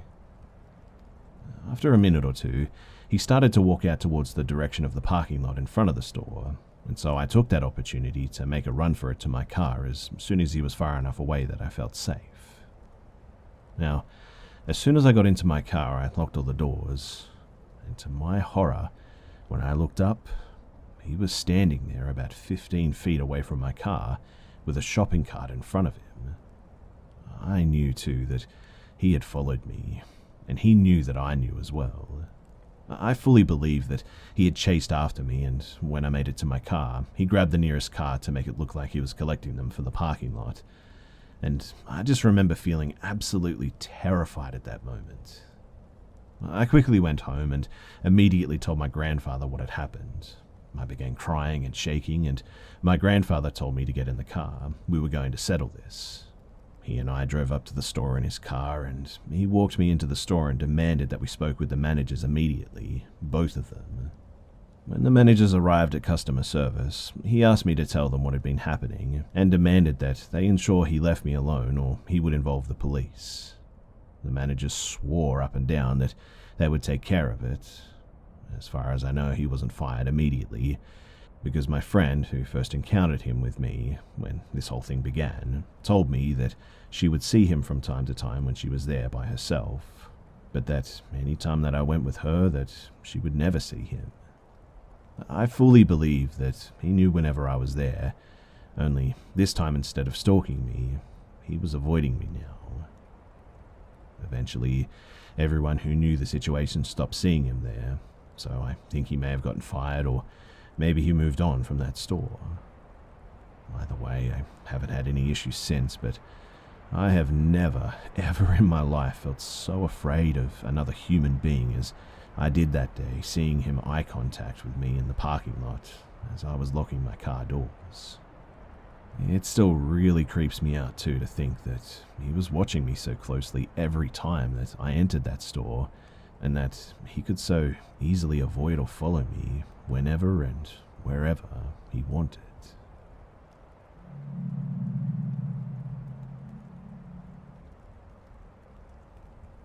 This all occurred about 5 years ago now. I had a friend in high school who I'll refer to as D, and D and I were very good friends for a long time. I was having home issues at the time and had developed some anxiety due to it, but I was at his house as much as I could, for comfort and whatnot. I never experienced any sort of weird stuff for at least a few months into knowing him, but as time progressed, that all changed, and progressively things got just worse and worse. I refuse to go over to his house now too, and our friendship has drifted due to this. Keep this in mind too. I don't believe that there was a ghost in his house. I believe that there was something far more dark and sinister. So, I want to elaborate on why I think that something of that nature would be attracted to Dee's house, and why it would try to harm me. So a bit of background about Dee and his family that I personally think attributed to whatever haunted his house, or rather haunted me. They were absolute slobs. I mean, their house was filthy and disgusting beyond belief. And the more I got to know Dee and his family, the more I realized how negative they all were, especially Dee, who I was best friends with at this time. His dad was an addict, and so was Dee. An addict to weed, alcohol, food, smoking, anything, it didn't matter. They just lacked any semblance of self-control pretty much. And this, I believe, was the main cause of it all. You see, I got Dee into PC gaming, and let's just say that he isn't too clever with his browsing history, and I accidentally stumbled onto some particular taste that he has, a very odd, specific taste. I won't disclose what it was, but know that it was definitely something that would attract evil, if you believe in that sort of thing. I'm no prude by any means, so trust me when I say I doubt that this taste is anything that you've ever looked up at night. Anyway, I started to realize over the months that we were spending together pretty much every day, that Dee was a dark person, full of jealousy, hatred, selfishness, and objectively speaking, just a really dumb person. He didn't really try to hide his vices too. But I found a lot of disturbing things in his room and in closets in his house as well. I obviously kept everything to myself, and he ended up telling me about his problems with his tastes years later, and we both experienced a paranormal event that night, but that's a long and an entirely different story, which I'll get to another time maybe. But for now, I think it's important to note that I was raised Christian, hold Christian beliefs, but am generally a bad Christian, and have struggled with my faith and following what I believe for years. And this hypocritical conviction, I believe, played a significant role in my haunting. His family attended a cultish church that partakes in holy laughter and speaking in tongues, all that stuff, something I was raised to believe was false and wrong. Whatever was haunting that house only haunted me as well, and still to this day, Dee and his family either think that I made everything up or they just don't care. I don't know which is true, but to be honest, it doesn't matter, I suppose. Anyway, I'll begin with the first experience. So this must have been maybe around 6 months into being there every day, but it might have been sooner. But I started keeping my gaming PC at Dee's house after knowing each other for a few months, and this came after some other stuff at home happened, and when Dee wasn't home, I would hang out there alone and chill after school. I mean, I practically lived at this place. But I kept all my stuff in his small guest bedroom, which shared a wall with Dee's room. And the first experience I had, I was playing CSGO and heard what sounded like footsteps directly above my head. To give context to people who don't know what CSGO is, it's basically a competitive game that requires a lot of focus, so even though I could hear these sounds above my head, I pretty much just ignored them. And it was the first time that I would hear these footsteps that would become all too familiar. The footsteps always sounded like heavy boots as well, like pirate boots on a boat that you'd hear in something like Pirates of the Caribbean, dramatic, large thuds with each step. The sounds persisted for at least 10 minutes off and on, before abruptly stopping, which was immediately followed by the closet door, a thin sliding plywood door an arm's length away, being hit from the inside extremely hard. Imagine a small child were to run into a door. It was that loud. The desk my monitor was on shook, in fact, and I was just baffled and stuck in my chair from pure fear. I stared at this sliding door, waiting for it to open, but it became quiet instead. No footsteps, no banging, nothing. Just a really weird, eerie silence. It scared me to the point, too, where I just sprinted out of the room and to the front of his house, where I stayed until Dee got home. I told him what happened, and he didn't think much of it. We went into the room, and he slid open the door, but of course there was nothing. I searched the whole closet. There were no holes that rats could have come out of, only a few empty cardboard boxes, and man, I searched everywhere, but there was nothing. But from this point on, it became a bit of a norm for me to hear footsteps directly above my head, but only whenever I was there alone. And the footsteps, they would follow me throughout the house too. And occasionally I would stop, and they would stop, like right above my head. And if I stayed still long enough, they would then begin stomping. I can't emphasize enough just how much they matched my movement too. And this may sound odd, but they sort of reacted to my thoughts, I think. Like, I would think to myself, okay, I'm going to move in 3, 2, 1.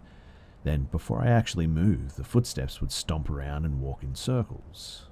It was horrifying, honestly, and I seriously could not explain it to myself.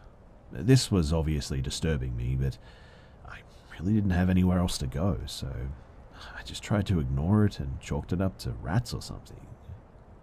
This phenomenon, though, it would happen every few days when I was alone in the house, and each time it would terrify me, and it made me feel so alone. Fast forward a year maybe, though. I'm lying in bed. It's Saturday morning, and I'm there in the house alone in the guest room. Dee is at work. His parents aren't home. It's 11 a.m., and I'm scrolling mindlessly on my phone. Breaking the dead silence instantly, though, I hear footsteps in the attic. But this time, running from across the house very aggressively to exactly over my head. I remember it vividly, too. The running stopped right over my head, and I just sort of laid there in fear and in silence looking up at the ceiling. The footsteps, they seemed like they were angry. I know, it's weird saying that footsteps can be angry, but that's the best way I can describe it. And for the first time, I actually felt a presence. I know, it's hard to explain, but imagine your eyes are closed and someone gets very close to your face, and even though you can't see or hear them, you can definitely sense that they're there. And that's how it began to feel with this thing, whatever it was. I would sort of sense it before I heard it, and I became very acute to its presence over the years as well. In any case, it was a good 2 minutes before I went to get out of the bed, and then, exactly as I had mentioned with the footsteps to the thought of myself moving, a loud crash directly above me, right where I was looking, straight into the ceiling from the attic. And it was as if you were like deadlifting 150 pounds and then just threw it onto the ground as hard as you could. And at that, I immediately sprinted out of the house again, except this time, I actually walked home because, well, I knew that it was going to be hours before anyone was home. And this is where I started actually dreading sleeping at this house. I mean, what is in this attic? I became sort of obsessed with that question. I told Dee this, and he nonchalantly wrote it off as an animal, but as much as I explained it to him that it reacted to my thoughts, he just didn't think much of it. Anyway, a few days after this, we were in the garage where there's an entryway into his attic. I convinced him to get a ladder and see what we can find in there. I went up first and shined a light deep into the darkness of the room. I couldn't see anything, and no amount of money on earth was going to compel me to enter that room, that was for sure. But something about it was just wrong. I saw, however, a box, a black box. It was in the back right corner of the attic, right above the guest room, and I could only guess that this was the box that was dropped over my head a few days previous. I had Dee look, and he saw it as well. In hindsight, I sort of wish we had gone in and looked at what was in that box. I'll come back to this later though, but at this point I want to clarify that I am completely stable, have no history of schizophrenia or insanity in my family. I'm an extremely rational person, and up until this point, had no interest or belief in spirits or ghosts or demons. And I want to preface this because things get a little bit crazy after this. So Dee had a dog who I'll refer to as P. P and I were pretty much best friends. He was truly an extraordinary dog too. I loved him with all my heart, and he comforted me in my lowest moments since life was hard then, and I never really opened up to anyone. And when I experienced all these things happening to me, P was there for me, so when I say alone, I really wasn't completely alone, I suppose. In fact, I think if P wasn't there, I probably would not have been able to endure it. He was with me every single time that I'd walk to get water or go to the bathroom, make food, and the loud horrifying footsteps would come back instantly over my head. It was basically a jump scare that could come randomly, and it made me very paranoid and hesitant to move around in the house, to be honest. Whatever it was an abusive thing that enjoyed sort of taunting me and toying with me, I suppose. But Dee and his family left for a week to go on vacation at one point and asked me to take care of P. At this point in time, I had 2 computers. I kept one at Dee's house and one at my own, and things had subsided a bit at my house, so I didn't spend every night at Dee's house anymore. But I went over to Dee's house pretty much every day and played with P and fed him and whatnot.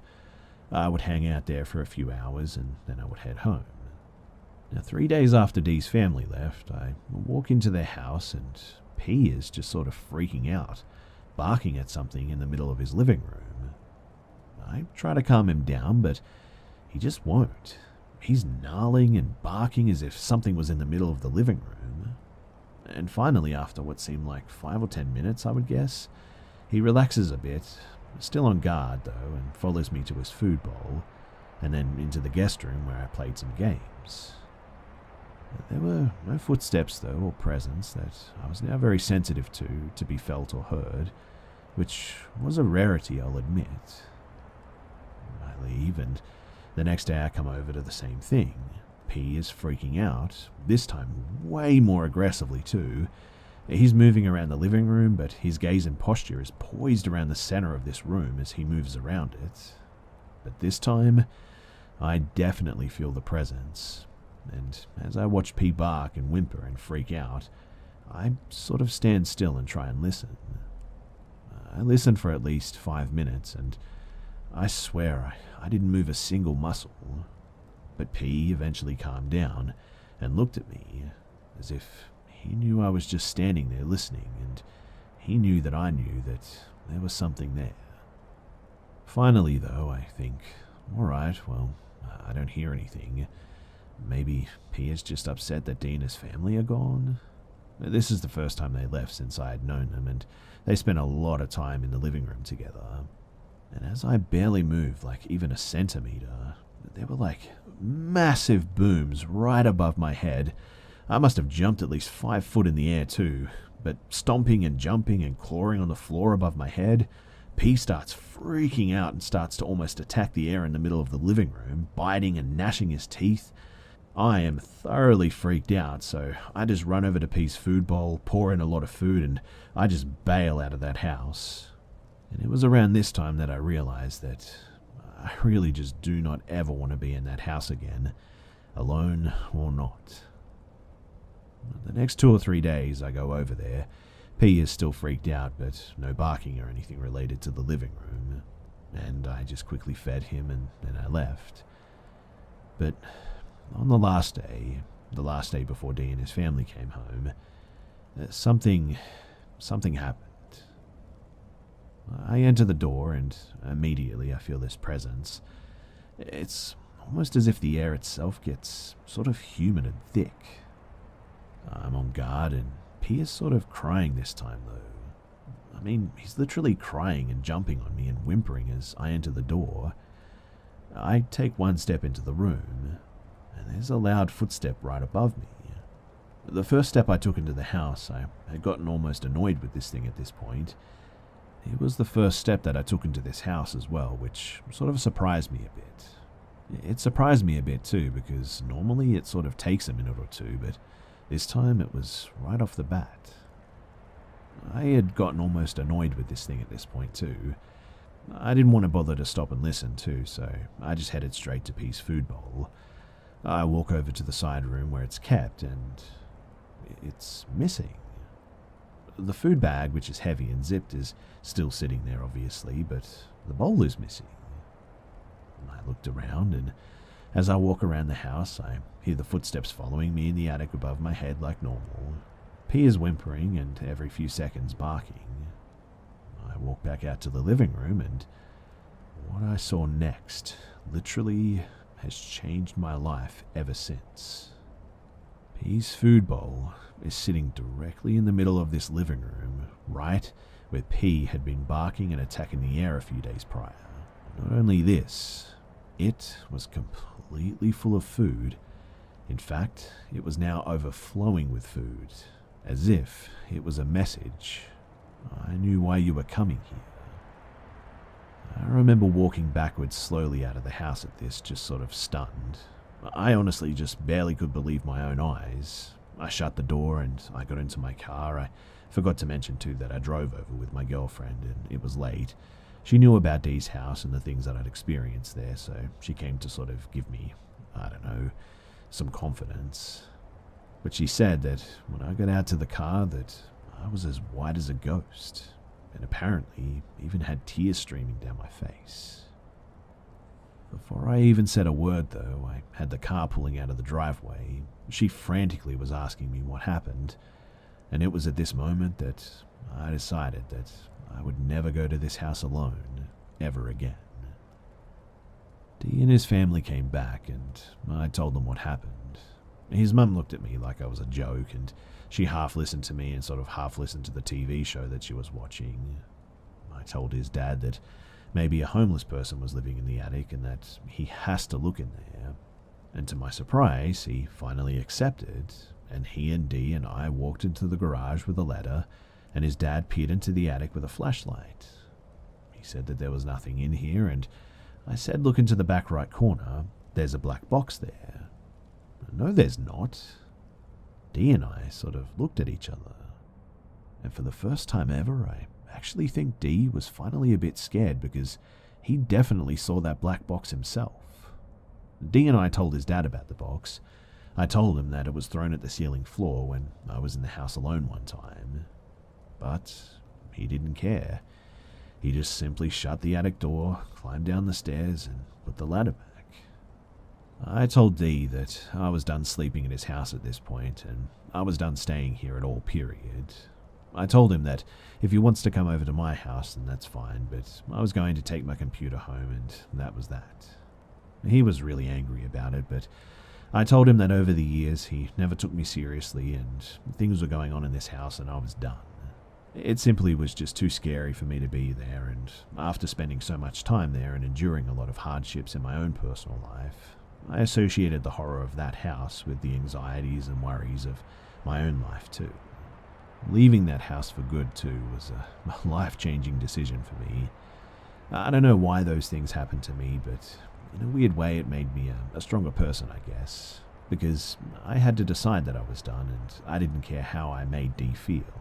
I know that sounds selfish, and maybe it is, but my whole life I never cared about myself first, and this was the first time that I ever did. I have been back over there since I vowed to never go back over again, and in the short times that I go over, I still feel a presence there. But Dee was a good friend, I suppose, and he struggles with a lot of his own demons, so when he begs me to come over for a few hours, I often do. I tried to spend the night there one more time, and the sliding closet door was ran into again like the first time as I was falling asleep, and this completely solidified my decision to never stay there ever again. But I learned things about Dee after all this went down that made a lot of the evil in the house make a lot more sense. Dee, he was a really disturbed and confused person, and his family has a history of really disturbing and sinister events too. Whatever is in his house has forever changed my life and my views on things that are just unexplainable.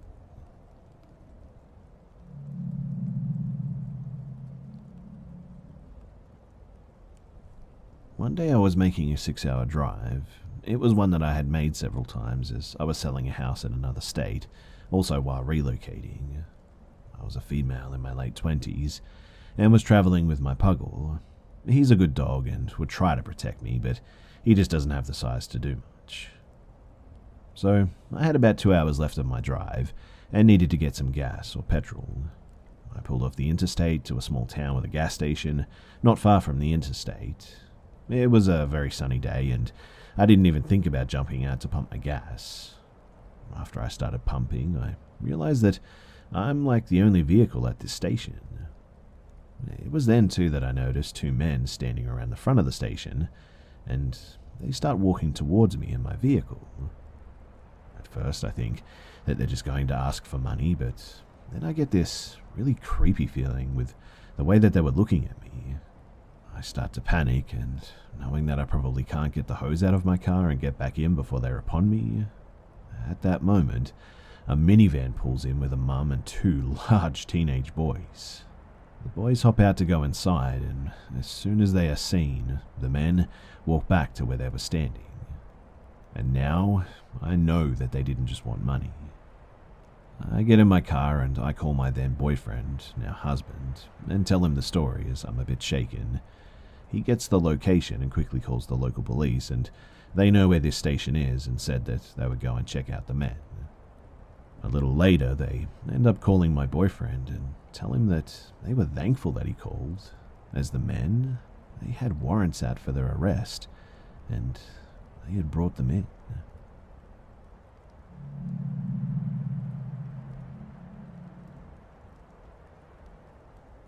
So I was 16 years old and huge into photography.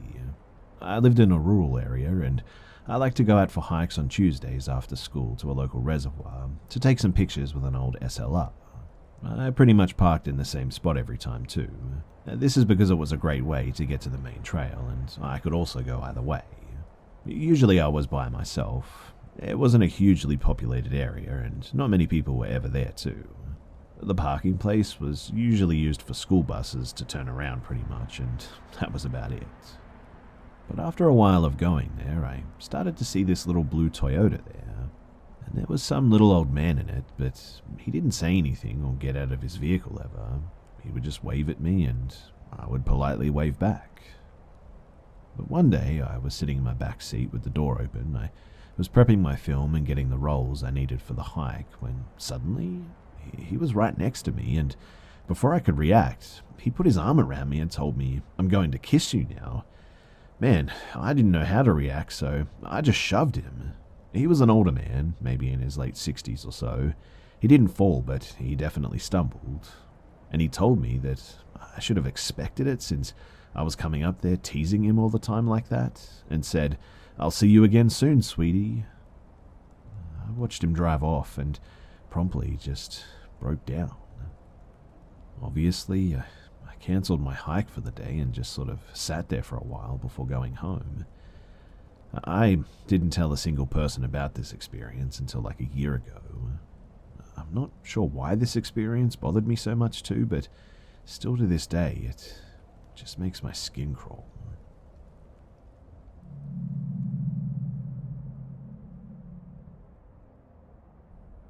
All of this happened when I was a kid, about 5 or 6 years old. I was living in a sort of small 2-bedroom apartment with my mum, dad, and my younger brother. Our apartment was located in the first floor of a 4-story apartment building, and I was sleeping in a small bedroom with my brother, who was 3 or 4 years old at the time. My parents' room was right next to ours. The living room was across the hallway and had a sort of small balcony which faced the courtyard of the building. It wasn't the best part of town by any means too, but a pretty safe city where crimes very rarely ever took place. Still though, my parents were cautious and always closed and locked all of the doors. One night, and I still remember very vividly, I woke up because I heard somebody walking around. I saw a dark figure standing in the middle of my room all of a sudden, and at first I thought it was my mum taking my brother back to his bed, as he still often went into their room when he had nightmares. But then I realized that my brother was sleeping safe and sound, as I could hear him breathing slowly and calmly. Also, the figure was bigger and wider than my mum by quite a lot. Since it was so dark in the room, I couldn't tell if it was a man or a woman. In fact, I wasn't even sure if it was a real person at all or just a shadow. In the past, I had often had trouble sleeping at night because I believed the shadows in my room were monsters staring at me. My mother always told me that if I closed my eyes, they couldn't hurt me, and so I just closed my eyes and tried to go back to sleep. After a little bit of time, though, I want to say maybe a few minutes, but it might have been just a few seconds. I'm not really sure, but my brother woke up and started crying. He got up and ran into my parents' bedroom. I kept laying still on my bed, keeping my eyes closed so the shadows would go away, and the next thing I remember was waking up in the morning as if nothing had ever happened. Now, I know that you could easily brush this off as just a kid having a nightmare, but hear me out, because here's where things get a little creepy. So at breakfast, my brother couldn't stop talking about the men that he saw, the men who were watching us. My father told him to stop talking nonsense, until I said that I saw a man too. Now my father got a bit angry, saying that if we kept talking about scary stories like this, we'd have trouble falling asleep at night. But my mum started freaking out a bit, because she said in the middle of the night, she too woke up to a strange noise. She looked up and saw a man standing in the doorway. When she reached over to get her glasses and take a better look at the guy, he was gone. But she also thought that it was just a shadow, when a few moments later my brother came running into her room. Well, upon all of this, we immediately looked at all the doors and the windows. The main door was locked, along with pretty much everything else. However, we discovered the balcony door was actually unlocked. My parents checked all of our belongings, every valuable item that we had, but nothing was missing. Everything was exactly the way that it was the evening before, but we reported the incident to the police. They weren't able to find any signs of break-in or anything, no fingerprints and pretty much nothing. But my parents, they must have forgotten to lock the balcony door the night before. needless to say, none of us slept well for the next couple of nights. Thankfully, though, this was the only time that these men ever seemed to come to our house. But I think it's the fact that nothing was actually taken has always made it feel even more creepier to me. I mean, with burglars at least, you know that they're after your stuff and not you, right?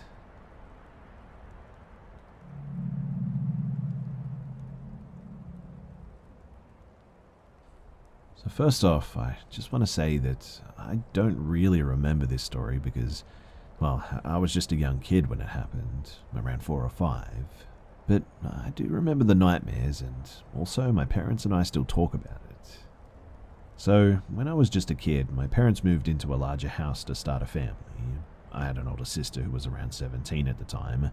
Along with my mum and dad, there were 4 of us in total. My parents decided on a white farmhouse out in the country with an old decrepit barn and a few outbuildings on the large plot of land that we now owned. So, I remember having really bad night terrors about a tall man made of shadows at this place. One nightmare that I still remember vividly after 12 years too was that my room was actually on fire and I was sat in the corner of my bedroom crying as the tall shadow man stood over me and just watched me. Spooky, right? Well, my father used to work the midnight shift for a prison about 20 minutes away from our house, and one night my mother woke up because she heard my dad come back home right after he left for work, so probably sometime after midnight. He apparently walked down the hallway towards my and my mother's room. Our rooms were right across from each other at the end of a long hallway, and then just stop outside of her open door. She claims that she called out to him, but he didn't respond, and that she couldn't see him despite having the door open and my nightlight shining from out of the room, towards the hallway that is. When my mum asked my dad about it the next day, he said that he never came back home that night. My mother also claims that she had heard footsteps when nobody else was home. She was a stay-at-home mother and my sister and I went to school, and that she felt the bed move after Dad left for work one time. Now, I've had a lot of vivid nightmares at that house, but I don't remember a lot of them, and they sort of stopped happening as I got older too. My dad still feels bad about not being able to protect us from the evil ghosts and tells me that he used to walk into my room and start pleading with an unseen force to leave his family alone. But as surprising as it may seem, I sort of loved living in that house though, and I was sad when we had to move away. Looking back, a lot of weird things happened in that house, but I never really cared and was more interested in playing with my little sister all the time. I had a lot of nightmares, deja vu, along with both of my parents. I've never asked my older sister about it, but, you know, after sharing this, maybe I should. I don't know. Either way, it's an old story, and it's from a long time ago, so thanks for listening.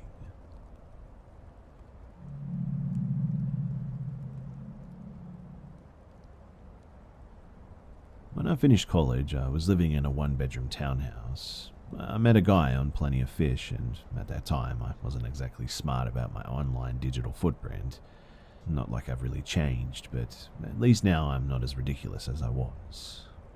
Anyway, he seemed like a decent guy. He was really good looking, said that he had a good job, nice teeth, don't judge me, and looked like he cared about his personal health. All things I would typically look for in a guy. I'm not a shallow person by any means, but I like to be presentable, and if I'm with someone, I would like them to care about being presentable in a business environment also. After about a week of chatting online, we agreed to meet. We met at a restaurant downtown, which was really far from where I lived. When I got there, I noticed him sort of standing at the door, and we sat down to eat, and the evening went pretty well. At the end of the date, we said goodbye, and I got into my car and began to drive away. But I realized right away that he was following me. Because of the distance to my house, I wasn't immediately scared because, it's a big city. Maybe he's going to turn off the freeway or something. But he didn't. My exit was coming up, and I decided not to take it. I just kept driving, and I circled the entire city on the freeway, and he stayed right behind me. At this, I was starting to panic a bit, so I decided to go to my friend's house instead of mine, and when I pulled out the exit, I noticed that he didn't. So I had a little bit of a moment of breathing and decided, okay, screw this, I'll just go home. I took the off-ramp back onto the freeway and began going back to my exit. I got home and showered and was getting ready for bed, and I started feeling dumb because, was that really him? Am I just overreacting? Do I ask if he was following me? Just a number of things were racing through my overactive imagination. Well, so I thought at least. I decided that I was going to message him and just say, had a good time, good night. And when I started typing, all of a sudden a message came through to my phone of a picture of my car outside of my house. I was really freaked out by that. My heart jumped out of my chest, in fact, and I started shaking. I didn't know what to say, and he texts me and says, I didn't know you lived across the street from me. Now, I've met my neighbors before, and not once have I ever met this guy. There's a huge apartment complex kitty corner to my townhouse, so maybe that's where he lived? I don't know. I popped up and went to sort of look outside, and there he was, just standing there outside like he was waiting for me. I opened the door and he asked if he could come in and if I wanted to still hang out. I told him that I was sort of exhausted and I would rather just crash out as it had been a long day. He left at that, and that was pretty much it for that night. The next morning I woke up to go to work and did my hair and everything like I always do, and when I got outside, my windshield had been completely smashed in. My car was keyed and my back two tires were slashed. And as I was noticing the damage to my vehicle, the same guy comes out of his car with 2 coffees and is like, oh, I thought I would surprise you with a morning coffee. So, again, I'm pretty freaked out. And at this, I called the cops and I reported the damage to my vehicle. This guy offered to drive me to work instead, and something in my gut was just like, don't you dare get in that car. So I called my boss and told them the situation and explained that I wasn't going to be there until at least after the police came. This guy, too, just hung out the whole time. When the police finally did get there, this guy was acting really suspicious, and he walked away and was sort of hiding on the other side of cars, and I filed the report, and the police basically said, hope you have insurance, and they were on their way to leave. They pulled around the corner, and all I heard was the siren on the cop lights turn on, and the cops screaming, freeze, put your hands in the air and get down on your knees. I look, and the cop has his gun out at this guy, and this dude's on the ground getting arrested all of a sudden. I spoke to the cop after he got this guy into the back of his vehicle, and he explained that he was actually wanted for stalking, breach of probation, assault with a deadly weapon, fraud, and even aggravated sexual assault. And to say that I was shook is a complete understatement. It took me at least a couple of days to get over the hypothetical situations that could have happened. About a week later, I was on my way out the door to work, and guess who's sitting in my driveway? We live in Canada, so essentially you're released on conditions until you go to jail. I told him that I was late for work, but that I would call him after I was done. I never went to work that day. I went and found a new apartment on the other side of the city. I also changed my phone number and hired my friend's husband and his friends to go pack my apartment up and move it to their place for a month, and then move it to my new place because I was just way too scared of this dude and really worried that he was going to follow them while moving. So that's my story, and that was the first and last time that I ever used plenty of fish.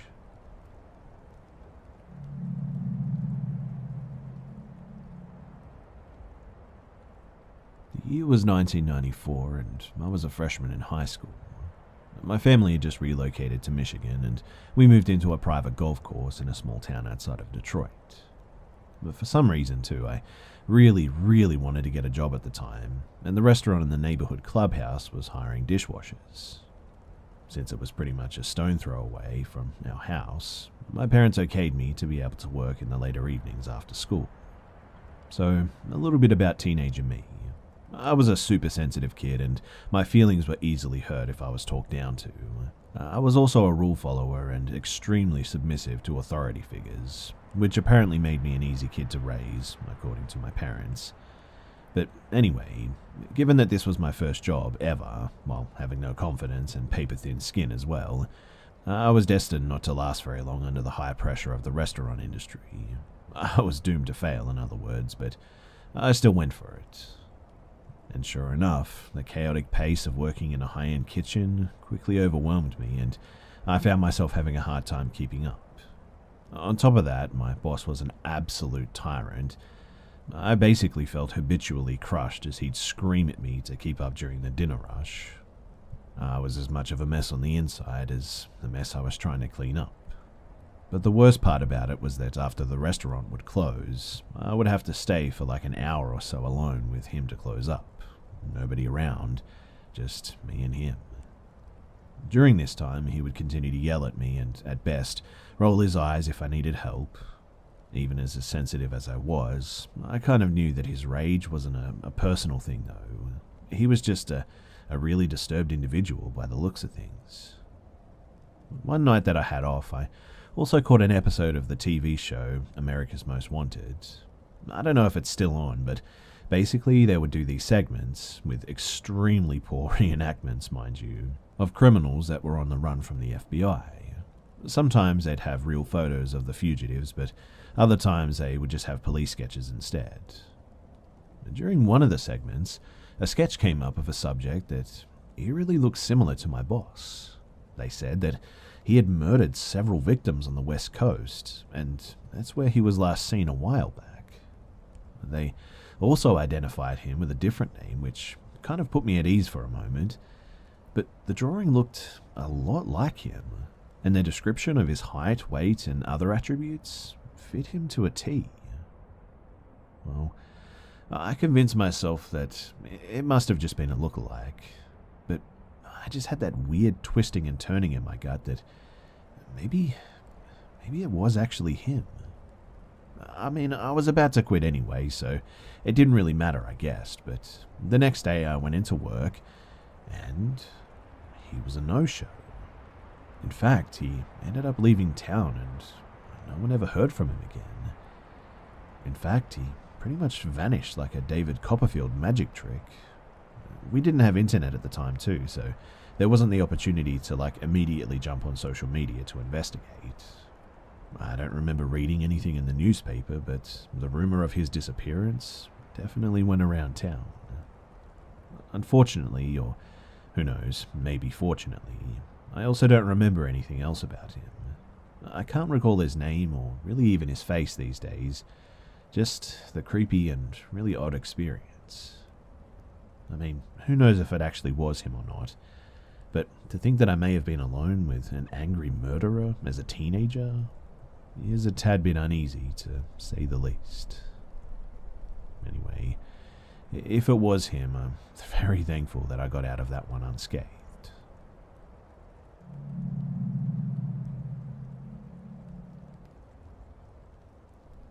So I started dating my girlfriend at the end of my senior year, and before we started dating, I used multiple dating apps.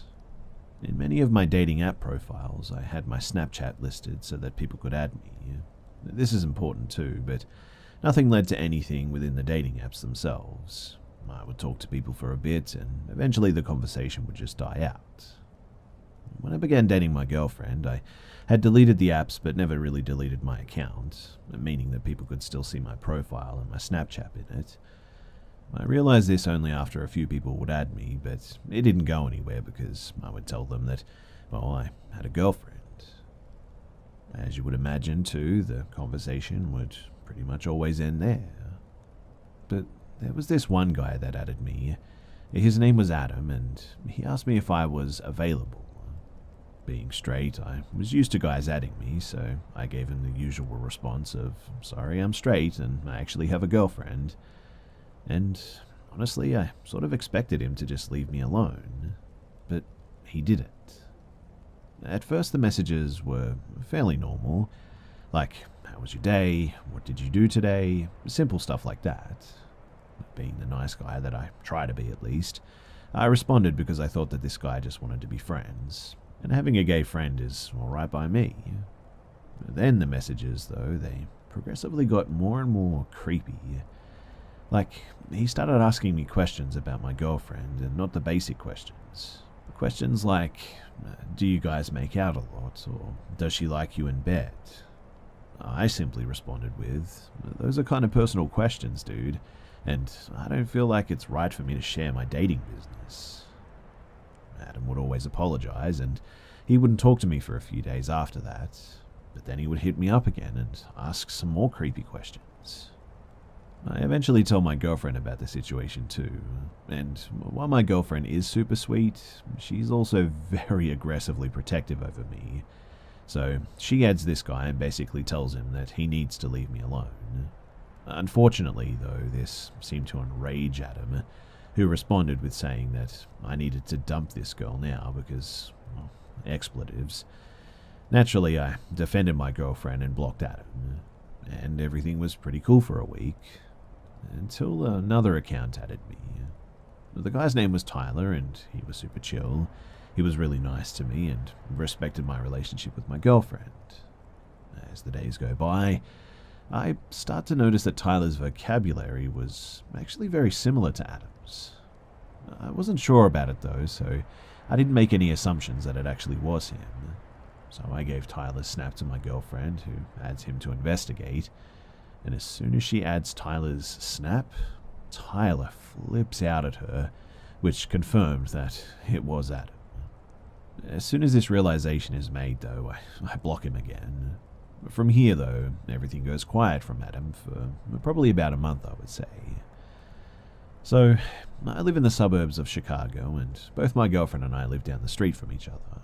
Naturally, we do see each other a lot, and both our families are really good friends. On top of that, our families would also house sit or pet sit for each other from time to time. And anyway, a month goes by until I get a letter with no address or name on it, just my name in the front. I open it, and to my shock and horror, it's basically a love letter from Adam. The premise of the letter was basically him saying that he loves me and he wants me to run off with him.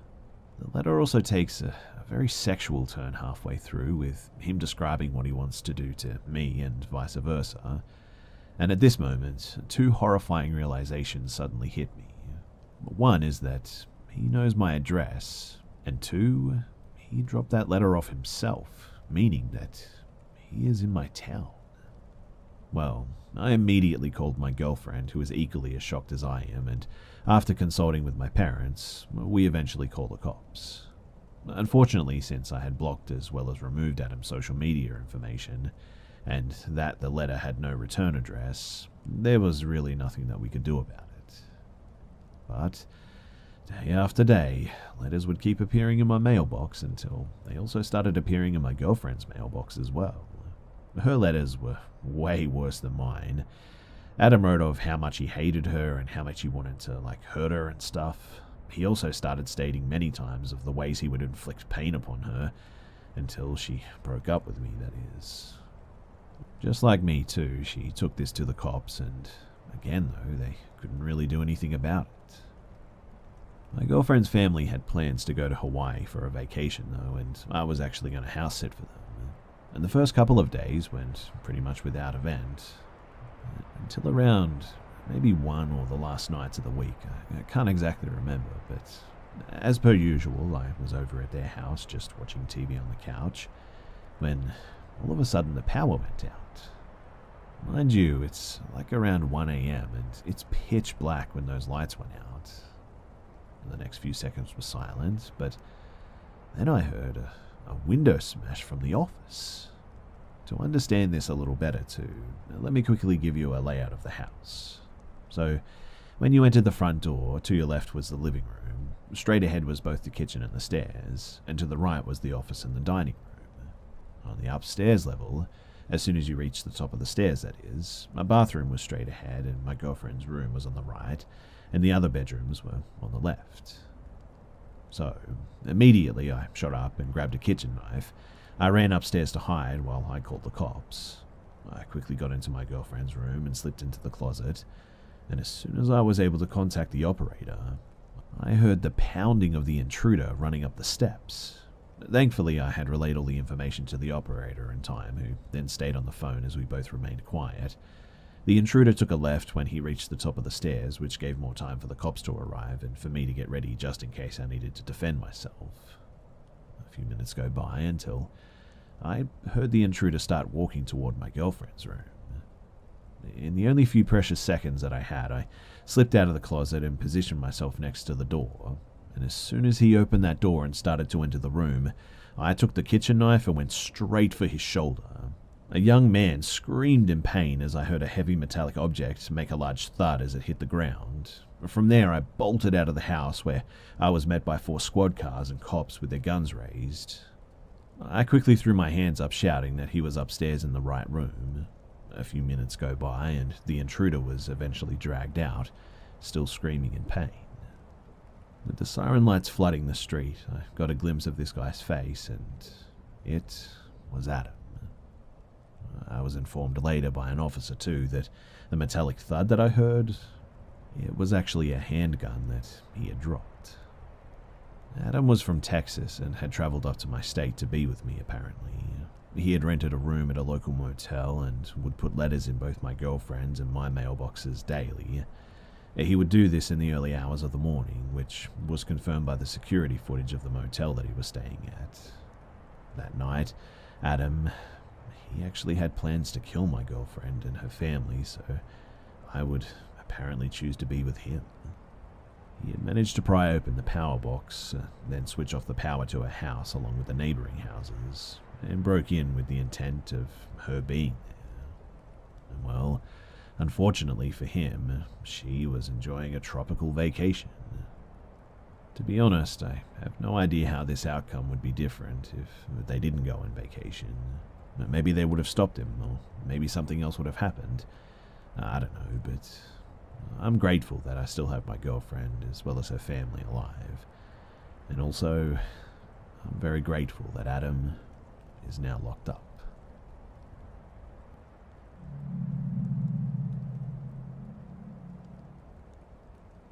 So this happened around 9 years ago when I was just 13 years old. Before I tell you what happened, though, I think it would be good for you to understand the layout of my former house. We moved out after this. So, imagine the letter T and the inverted version of it, then join them together at the vertical line.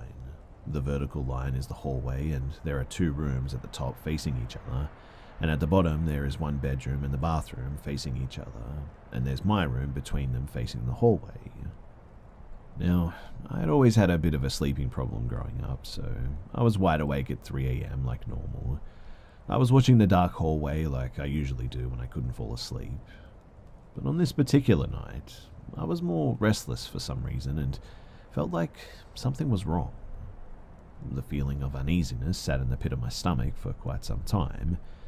It was like I was waiting for something horrifying to happen, and it was inevitable. Anyway, while my unease was getting stronger and stronger, and I could feel pain stemming from dread, I suddenly saw my mum walk out of the bedroom and towards the bathroom area. I must admit that when I saw her, I was overcome with relief too. I even heard the noise of the bathroom door handle. It was old and loose, so it made a bit of a sort of jingling sound.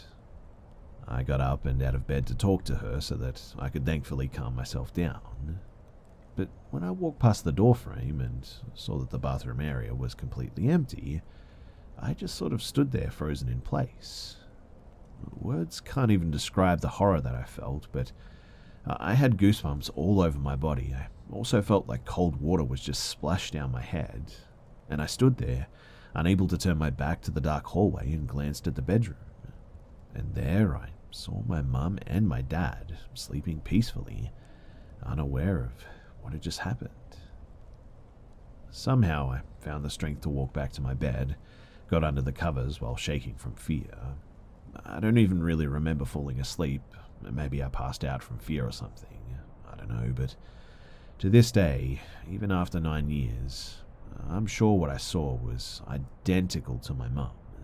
Her curly and shiny black hair was what made me feel sure that it was my mum. But what I failed to realize was that my mum didn't have a completely white set of pajamas, and whoever that was, that's what they were wearing. This is just one of the many things that happened to me and my family in that house, and it's not even limited to that place, too. It's like something always follows me. Even my sister witnessed it happening 2 or 3 times, too. I have no idea what's going on. I have no idea who that was or what even happened that night. Whatever it was, though, it really scared me.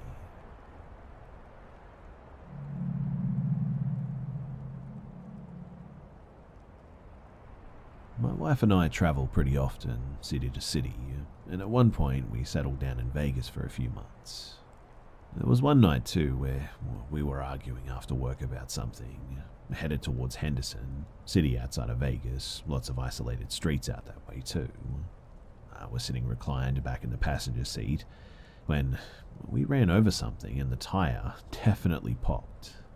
My wife got out to check and confirmed, and within seconds, a woman in a very nice car pulls up behind us. I saw that she was a woman, and I laid back in the seat, still mad, still stubborn, and figuring that she was just checking on my wife, assuming that she was alone. The woman said that she had a brother-in-law with a tow truck. He could definitely tow the car free of charge to a shop. My wife asked why she was being so kind, and she said something like, "Our sister's got to stick together, I'm helping you out."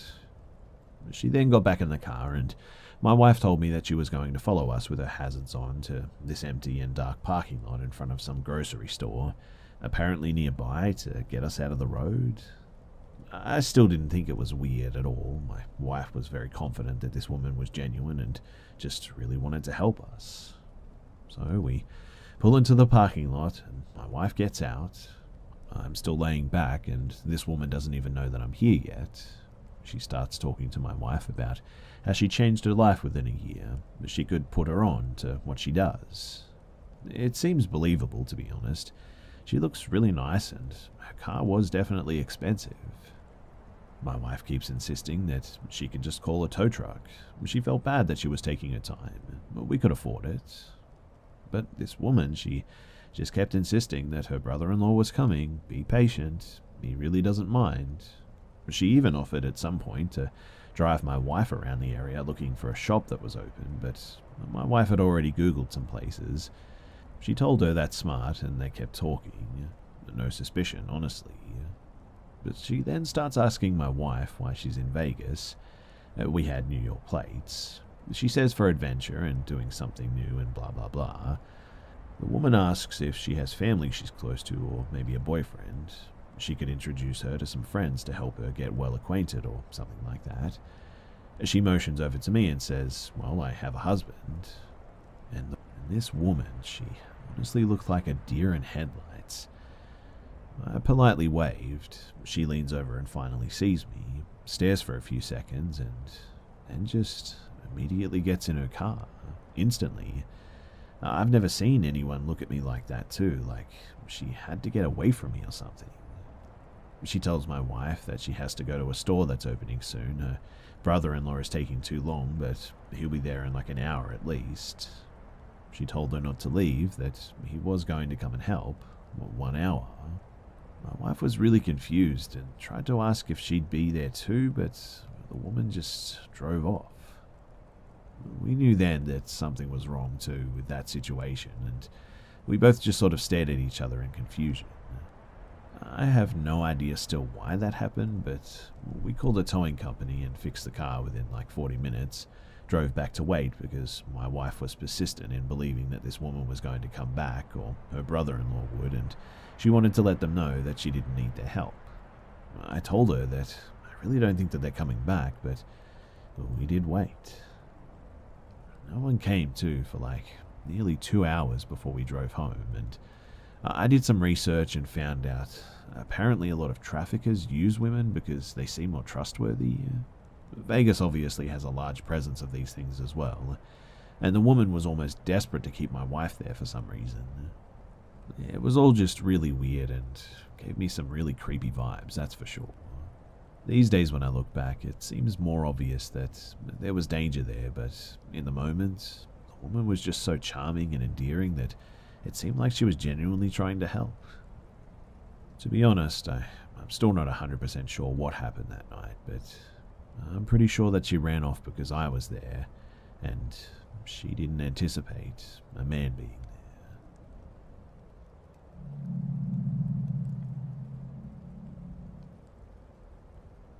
So I guess you could say that I found out why people don't pick up hitchhikers now. So, as I was driving from Texas to Cali, around an hour after I started my drive, I saw this guy with his dog on Route 66 in the middle of nowhere, at least 3 miles away from even the nearest gas station. It's cold, and I wasn't in a rush, so I decided to ask him if he wanted a ride. Turns out that he was trying to go to a city in Arizona that was like only 20 miles off of my route, so I offered to let him join the trip. He was chill, seemed normal enough, and looked like he cared for his dog. His original story was that he started walking in Mississippi after some reason. He lost his job and everything went down the drain, so he walked or hitched to Texas, where he got stuck for like 3 months and was trying to get to his mum so she could help him out. I bought him some food after asking if he ate, which he said that he hadn't. And so them good deed endorphins are hitting just right at this moment, and I feel like I'm doing a good thing. After around 200 miles, though, he tells me that he just called his mum while I was refilling my gas, and apparently she went to LA for a vacation, so he would just ride with me until I got to Cali. Okay, kind of weird, I suppose, and sporadic, but I didn't pay too much mind. We chatted and, again, seemed pretty normal. Until we got to Arizona, that is. He starts bringing up Trump and how the election was stolen and all sorts of weird conspiracy theories, which was obviously a red flag, but I just asked him to drop it as I don't like to talk about politics anyway. He then asks if I could just drop him off at his, quote, 2 girlfriends at his house, which he got after his mum passed, and he inherited a town in Arizona.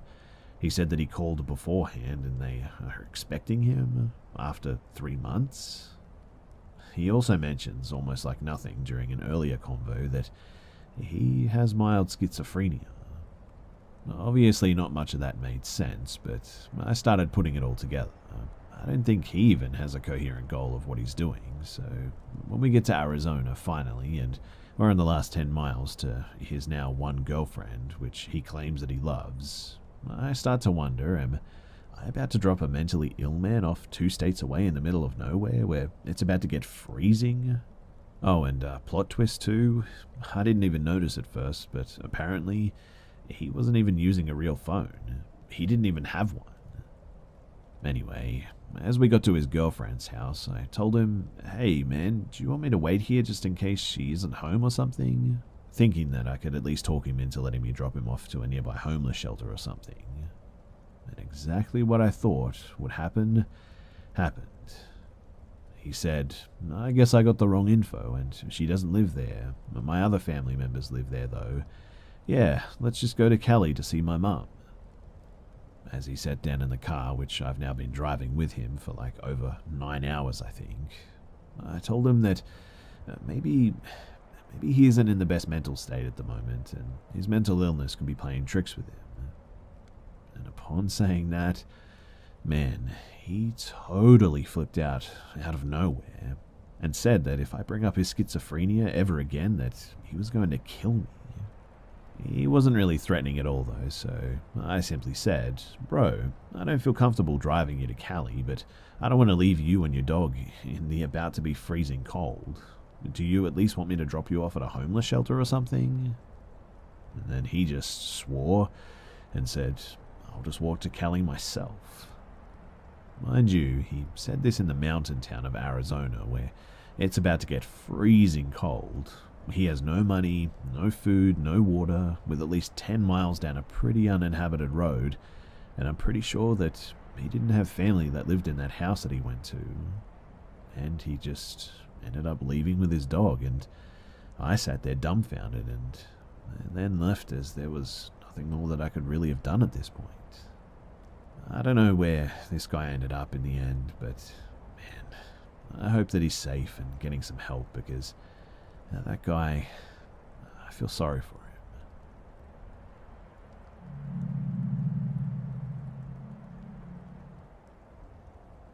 I used to live in a fairly small town where there wasn't really much to do as a teenager.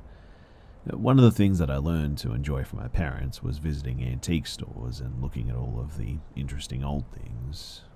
My senior year of high school, I went to this large antique store or sort of flea market, and I came across a Ouija board that was probably from the 70s or maybe the 80s, I would guess. I was a pretty skeptical agnostic, I guess you could call me at the time, and thought that it would be a bit of fun to sort of do it with friends.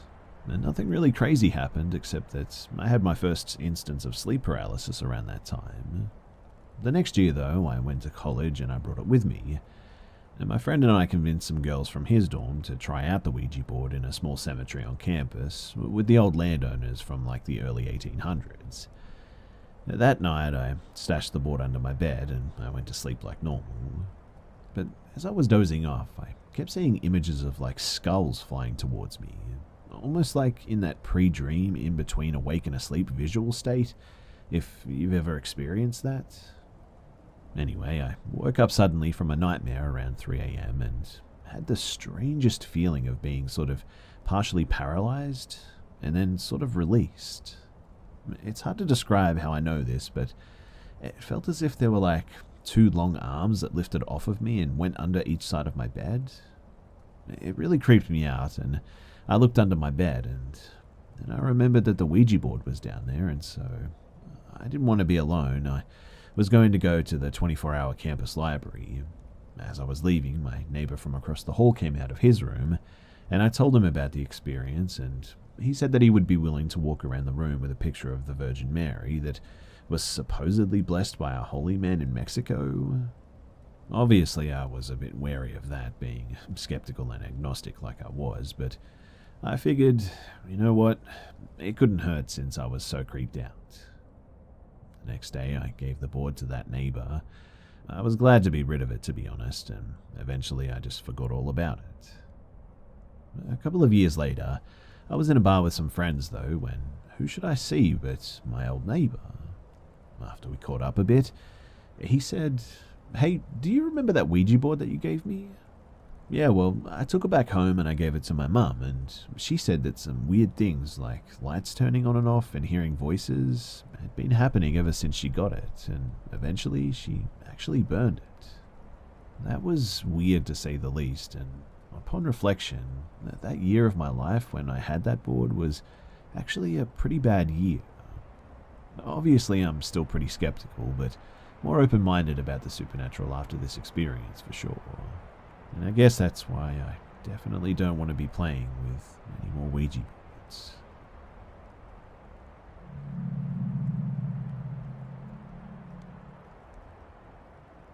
So I'm a clinician in a psychiatric hospital. I work with all kinds of people. I diagnose them by doing an assessment, and essentially I find out why they're seeking help. I've always heard tales, too, of schizophrenics somehow being sort of privy to a different world through their hallucinations. But before I get to that, let me back up a bit.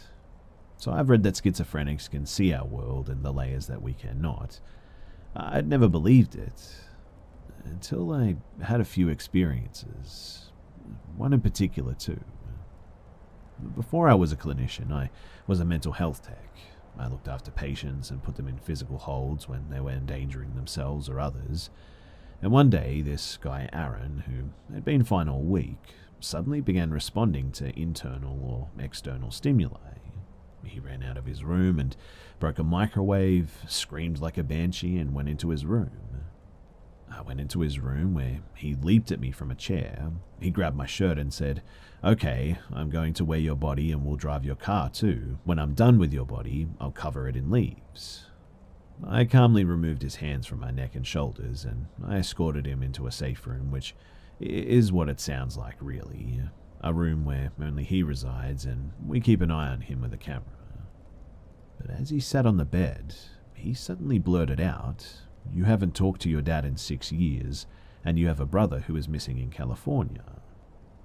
And at that, my blood instantly ran cold, and I became sort of lightheaded, because I really hadn't talked to my dad in like 6 years. And yes, my brother was missing, presumably in California somewhere. To say that I was a little spooked is a bit of an understatement. So, I recently heard of this book called An Amazing Journey into the Psychic Mind that deals with the phenomenon of auditory and visual hallucinations. I haven't read it yet, but every schizophrenic that I've come across tells me, when they want to, that is, about hearing a voice. It can give commands and come from the television or a radio or just continuously play in their head. It can tell them that no one likes them and all sorts of other things. Or it can say some really strange things like, "No one likes you, your pants are terrible, no one loves you because, well, your pants are foolish." Stuff like that. This book, though, apparently looks at the world of these hallucinations and wonders if these hallucinations are actually a negative entity alive somewhere in the world that is tormenting certain people. I don't know if I believe this, but I've been privy to psychotic people saying things to people that they should really not be able to know. And so all of this has my interest piqued, and I guess I just wanted to share this story because it's something that's stuck with me ever since it happened.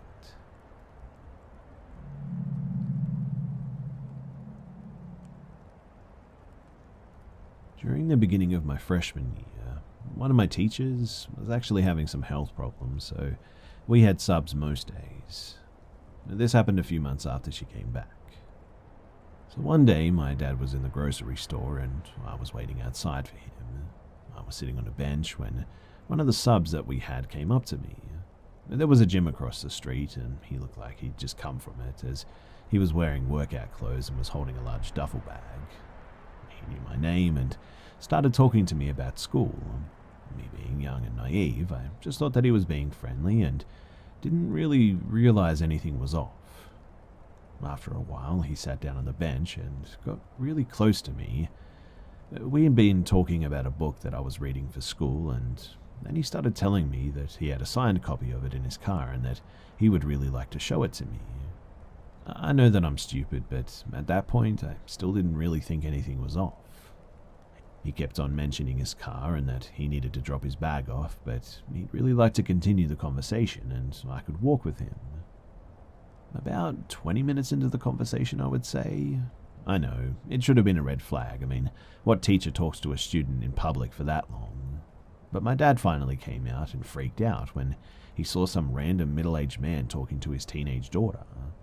When the sub saw my dad, he introduced himself as my teacher, but then sort of left really hurriedly.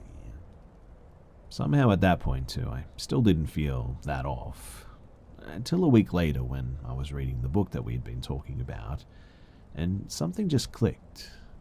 I started freaking out a bit because, well, he was huge, like well over 6 feet tall, and he could have easily overpowered me if he got me into his car. Plus, we were mostly by ourselves in the car park. Also, he could have had anything in that duffel bag.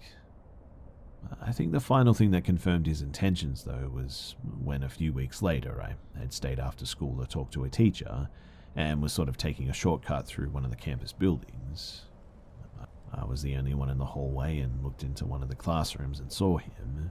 We made eye contact and he yelled my name, and at that, I just started running down the hallway as quickly as I could, and he started screaming at me to wait, that he needed to talk to me. I didn't stop running, though, until I was a few blocks away from the school.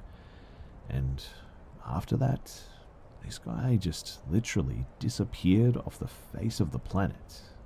I, nor anyone, never really saw him again, and his whole disappearance was really strange. I really wanted to report him, but I actually had no idea what his name was. None of my friends did, and after we sort of asked around a bit, no one seemed to have this guy's name.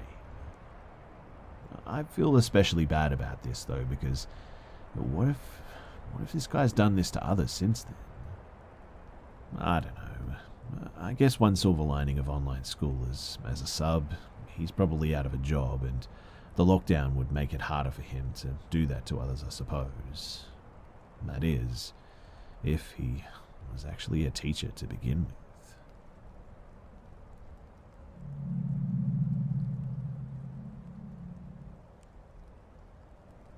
My name is Luke, and I'm now 20 years old, but this story, it took place when I was 17. So, this experience, I'm still pretty perplexed by it, but it gives me chills to this day.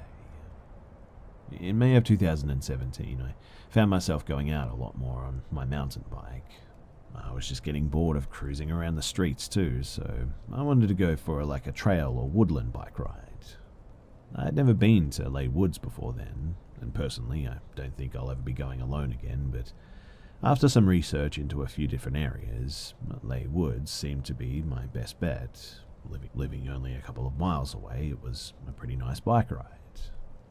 On arrival, it looked really peaceful, and I was almost in a dreamlike state by my first look at the place. For a woodland area in England, let alone Bristol, it was pretty much amazing. On going into the woods, I remembered seeing different colours at the start of each trail, sort of signifying difficulty for bikers and length for walkers and whatnot. Don't take my word for it though, because I still really don't know what they meant. But I decided to go down a coloured, I can't remember very well, I think it was blue, trail, to see how it was there. Finding it exciting, I decided to go down the harder trail, and here's where it starts to get a little bit weird. So I began getting this weird feeling, and I began looking around as if I was being followed by the woodlands itself. Everything all of a sudden felt like it was getting bigger and further away too, which was weird. But I brushed it off, and it turns out that I actually completely lost track of time. I got lost on the trail too, but bear in mind, I'm very observant and aware of my surroundings before this trail. But I then came to a sort of strange opening. I could go left into this rough direction of the way out, or right, deeper into the woods, I think. Me being me, I decided to just go deeper into the woods. I came to a sort of weird little trail that just had dodgy written all over it. I went against my gut feeling of turning back and went down there. I came to a point of which the trail continued, but it was actually getting pretty dangerous. The trail being too bumpy for me to even walk down, I eventually just turned back. But for a few minutes before turning back, I don't know why, but I was just sort of stood still staring down the trail. I just felt like I was being watched from all angles, even though it would be near impossible to have done that. Anyway, I got nervous and began walking back up the hill as I was too tired to ride at this point. But keep in mind too, my bike tires are completely solid, no punctures, slow punctures, or even anything wrong at all. I wish I still had pictures of the bike too, but anyway, upon getting back to the spot where I originally went to the trail, this weird loss of time thing happened. It felt as if the whole path had stretched by like half a mile, as if the woodland was moving or something. I began walking up the path feeling that same eerie sensation of being watched as I did beforehand. But this time, it felt a bit more sinister. It felt as if something was about to happen.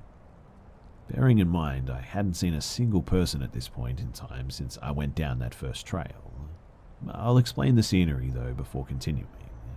So, it's a long path, a slight steep hill to my left, a very narrow river to my right, maybe 4 feet deep, maybe 4 feet wide as well. There's bushes on either side of the river with the odd tree every now and then.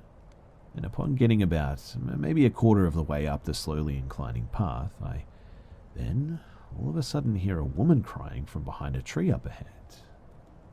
I start slowing down my walking pace to try and get a good look behind the tree, but the whole time I'm thinking to myself, why would someone jump across to cry behind a tree? So I edged closer to the river to look behind to see if the person is okay. Also because many people go to Lake Woods to end their lives and such, so I was hoping maybe to help this person or something. But you guessed it.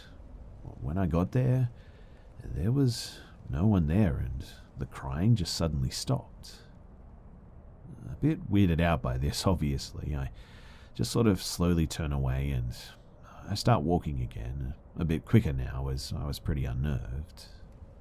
I've had paranormal experiences before, but never in a place like the woods like this. It's usually in a house or some sort of a building or something, and definitely never anything as acute as that, I suppose.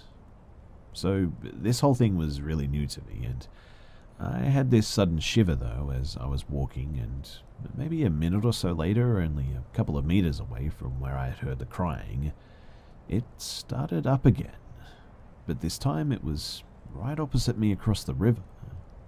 I didn't bother looking this time. I started to go into a bit of a jog, and as I got faster, I heard the bushes rustling as if they, or whatever it was following me. Upon hearing this, I quickly sped up, and the crying became more and more hysterical.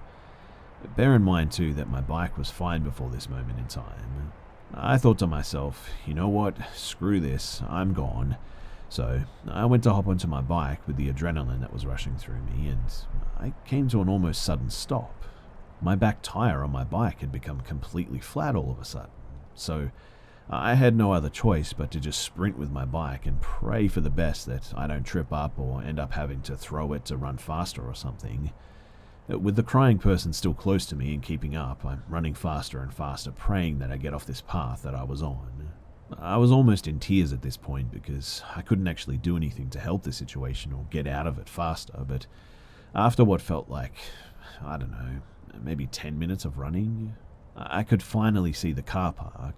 The crying had stopped following me and getting closer and sort of started moving back to where I first heard it, I think. I wasn't about to hang around to find out though, so I sprinted out into the car park. I must have been as white as a sheet of paper and hysterical with my breathing and wheezing because multiple people in the car park turned to look at me like I was crazy. I saw the exit sign out of the car park and I just ran towards it.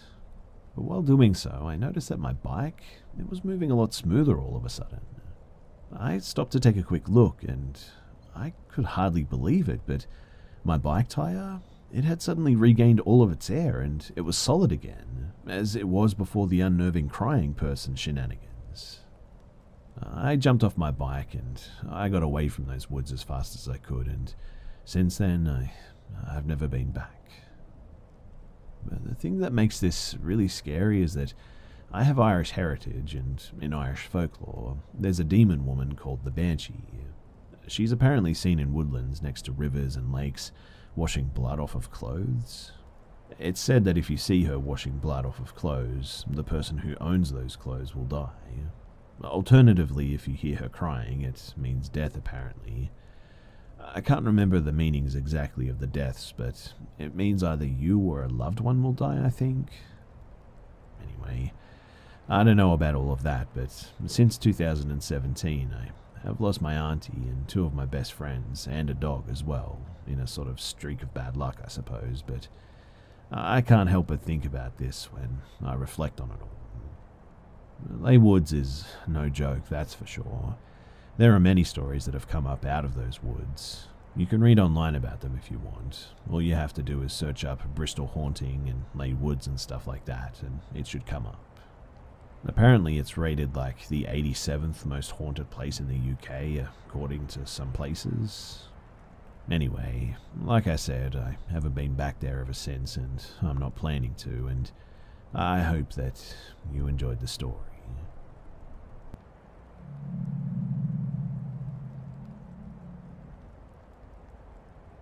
So this happened to my roommate earlier today.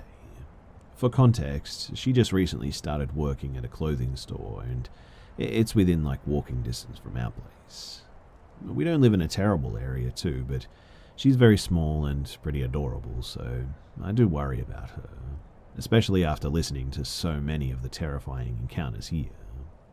But anyway, her name is Sarah, and at around 5 p.m. today, I got a call from her, and she sounded like she was panicking.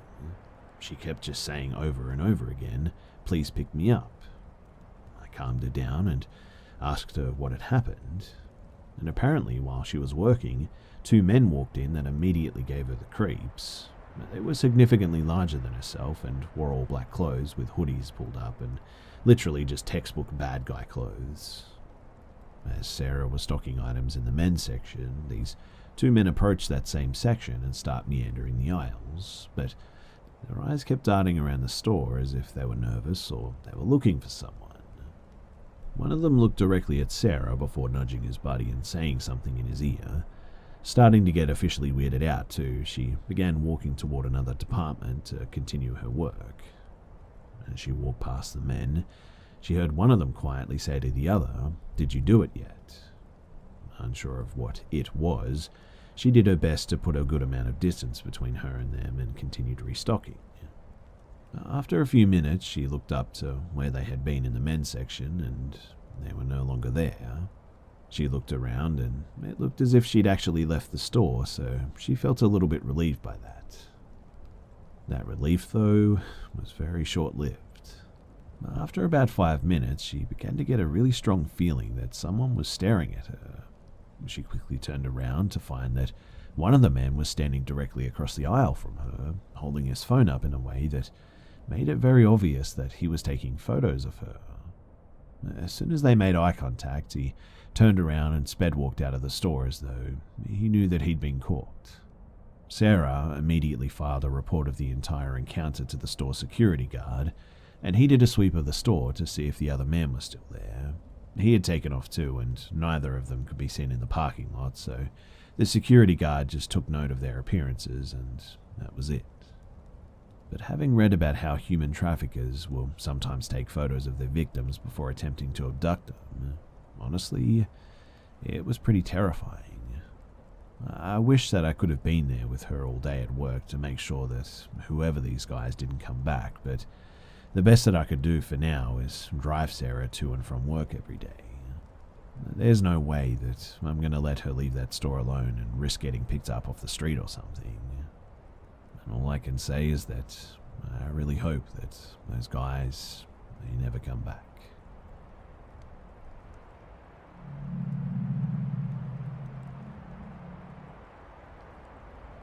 In my childhood home, I've had plenty of unnerving things happen that I never really tried to dwell on too much, mainly because it was just a brief glimpse of something out of the corner of my eye. Plenty of weird sounds, mostly of a woman either singing or saying someone's name or something. I had 3 older siblings too, who also experienced stuff like this pretty regularly, but we never got too spooked about it. The only instance that still gives me chills to this day is when me and my fiancé moved back into my childhood home to get away from a bad living situation that we were in. It's just me, her, and our dog. Well, we move in, and everything seems to be pretty much fine. Nothing too crazy happens, just the usual stuff. Until one night when I was in the kitchen playing with the dog, and I took off running to our laundry room area with my dog hot on my heels chasing me. You know, just having some stupid fun. I faced the opening, and I just stopped dead in my tracks, along with my dog. The opening to the laundry room was pretty big, had about maybe an 8-foot high opening and probably 8 foot wide as well. I look up in the top right-hand corner, and I see this thing's head. Now, this is not something that I just caught a glimpse of too. I made eye contact with this thing, and it was peeking out of the top right-hand corner, just looking at me and my dog. The best way that I know how to describe it is sort of how a mannequin looks, the bald ones, but bright white with no nose, big solid black eyes, and a mouth just full of something like shark teeth. When it first emerged, I actually didn't see its teeth, but as I looked at it, its mouth opened and I saw them. That's when my dog just proceeds to take off, and believe me, I was right behind him. This all happened in the span of maybe 10 or 15 seconds. I obviously had to go back there at some point, but when I did, there was nothing there. We've since moved out of that place, but I've lived there for maybe a year after that, and my dog refused to go near the laundry room after that too. I know it's kind of hard to believe this, and trust me, I'd be skeptical too if I didn't see it with my own eyes, but I just wanted to share my experience and maybe see if someone else has had a similar run-in with whatever this thing is, or maybe you guys know what it was.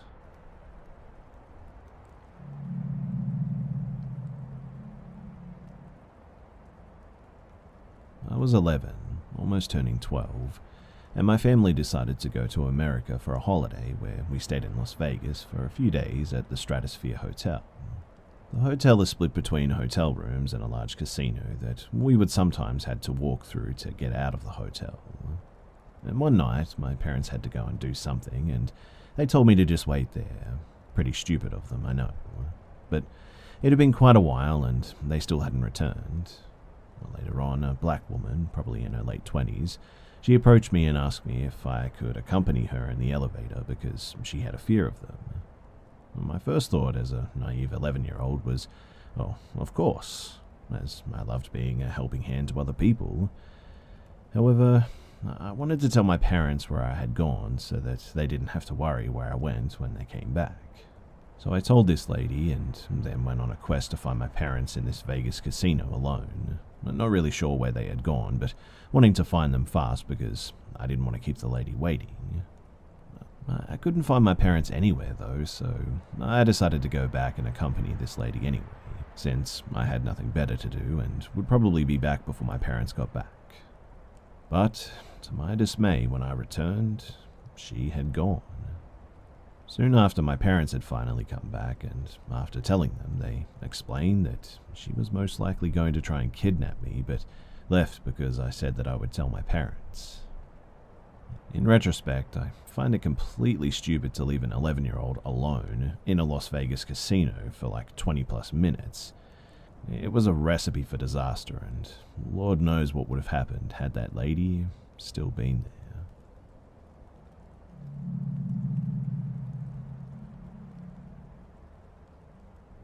Growing up, I lived in a small 2-bedroom apartment in California. It was me, my 2 younger brothers, my mum, and her boyfriend. My siblings and I, we shared one room, and my mum and her boyfriend, they had the other room. This apartment, as far as I'm concerned, it was haunted. It all started with one night in particular that led to other occurrences over time. The smiling woman is just one example. So, to start, there was this one night when I woke up sometime in the middle of the night. There was no reason for me to be waking up like that, and I was about to lay back down and go back to sleep when suddenly I heard a deep man's voice say, "Run," really fast, followed by silence. Now, it couldn't have been one of my brothers because they're both actually autistic and non-verbal. I looked around the room, though, which was pitch dark except for the street lamps outside. I couldn't find the source of the voice. No TVs were on, and it wasn't a neighbor because I literally heard it next to my ear. I turned my TV on after that and didn't get much sleep for the rest of the night. On another occasion, my mum was brushing her hair and she heard a small child laughing in the hallway outside of her bedroom, and then what sounded like a sort of low rhythmic humming sound. She was the only one inside the apartment at the time, so she checked the hall and found video games strewn all over the floor leading into the living room. My mum tried to tell her boyfriend about it, but he was always really skeptical. He was skeptical initially until he himself had quite possibly the most terrifying experience out of pretty much all of us. So, my mum was picking me and my brothers up from school, and he was home alone. He was watching football when, out of nowhere, he heard my mum's voice calling for him in their bedroom. He was obviously confused by this because she had not come through the front door at all, and he should have seen her come in. Thinking that she had somehow gotten in without him noticing, he went into her room to investigate, and when he got to the edge of the door, he saw a woman standing at the bedroom window with her back turned. Thinking that she had somehow gotten in without him noticing, he went into their room to investigate, and when he got to the edge of the door, he saw a woman standing at the bedroom window with her back turned. She had a long silk red dress on, he said, and when she turned around, she had a really weird and wide grin on her face, and tears welled up in her eyes. He said that he screamed at her to get out, thinking that she was some sort of an intruder or something. But then he noticed that she was sort of transparent, like he could see the window through her body, and then, just like that, she just disappeared. That night we got home to him walking around the house with Sage, screaming at whoever it was to leave. We didn't know what was going on at first, and it really freaked us out. Other sort of small occurrences have happened too, like lights turning on by themselves, and once I literally felt a cold hand grab me around my neck. It's been about 15 years though, and I've since moved out of state and haven't had a paranormal encounter since leaving that apartment. I've pretty much grown up with paranormal things happening though, so it's something that I do accept. And I have way too many stories to include them all here, but if anyone would care to hear more about anything really, then please comment below and let me know, and I'll see what else I can share. Anyway, thanks for listening.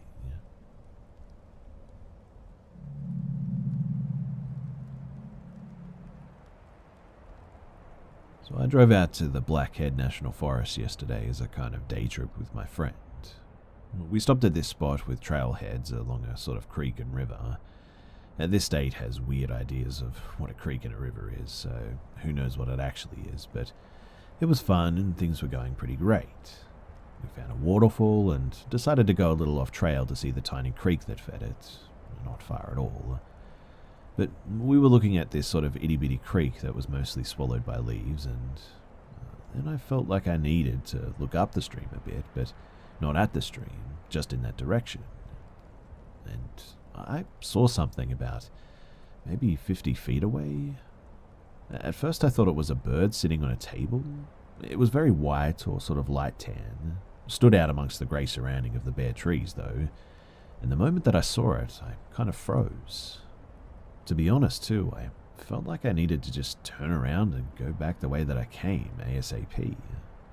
I'm looking at it and realize that it's not moving at all, like it's completely still. The increasing feeling of danger and go away vibes continue. I pointed it out to my friend and he said, "Yeah, I don't think we're supposed to be up here." But I had to pee, so I went real quick while facing this thing just in case it was something that would run up on me. I started to reason with myself that it must just be a bit of bare dirt or dead wood sticking out from something or weird or something. But I just couldn't shake this feeling that I was getting. Anyway, we head back down the edge to the trail, and I have that feeling like there's something right behind you that's going to get you. Sort of like when you run up the stairs in the dark when you're little and you just feel like something is sort of on your tail. Anyway, as a note, I always pay attention to when things are extra silent around me in nature. I know my presence can make things go a little bit quiet because, well, technically I'm a predator, but this is the subtropics. The woods are never dead or silent in the winter or any time basically. It's just sort of no longer obnoxiously loud. But I noticed that when we were up there that I couldn't even really hear the waterfall that went off the edge about maybe 5 feet away from us. No bird sounds, just nothing.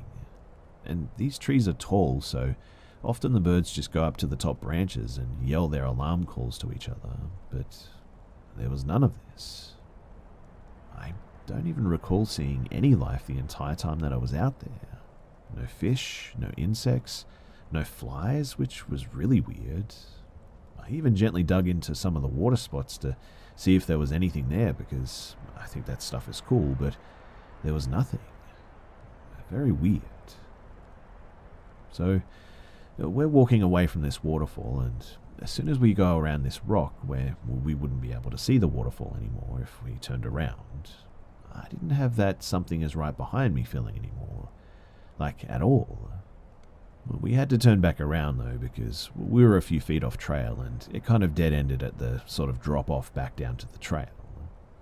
When we go back down around the rock, I instantly feel it again, but this time it's immediately in front of me. That's where this waterfall is too. I don't feel it from the waterfall per se, but from the ledge above. It's like someone dangerous is watching me from up there, but I can't see anything. Anyway, I know it's super weird, but we go down the trail and we just continue on. The whole way I hear branches snapping and stuff. Sounds like something human-sized at the smallest, but it's coming from the ledge above that overlooks the trail and the river creek that it winds along. Bad vibes the whole way.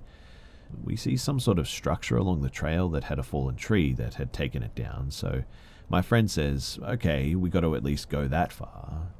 And I agreed because I didn't feel bad vibes from that spot. But we pass it, and there's another creek leading to the river thing. Just like the one with the waterfall, that is. The trail winds back a bit, up the stream, and then comes back out. I suppose it's a way for them to build smaller bridges, maybe, and there's less erosion up there or something. I say I don't want to go any further, though, because I don't like the vibes back there. He agrees too, and we kind of hang there for a minute. But then we hear people or something off in the distance. I don't feel right about it either.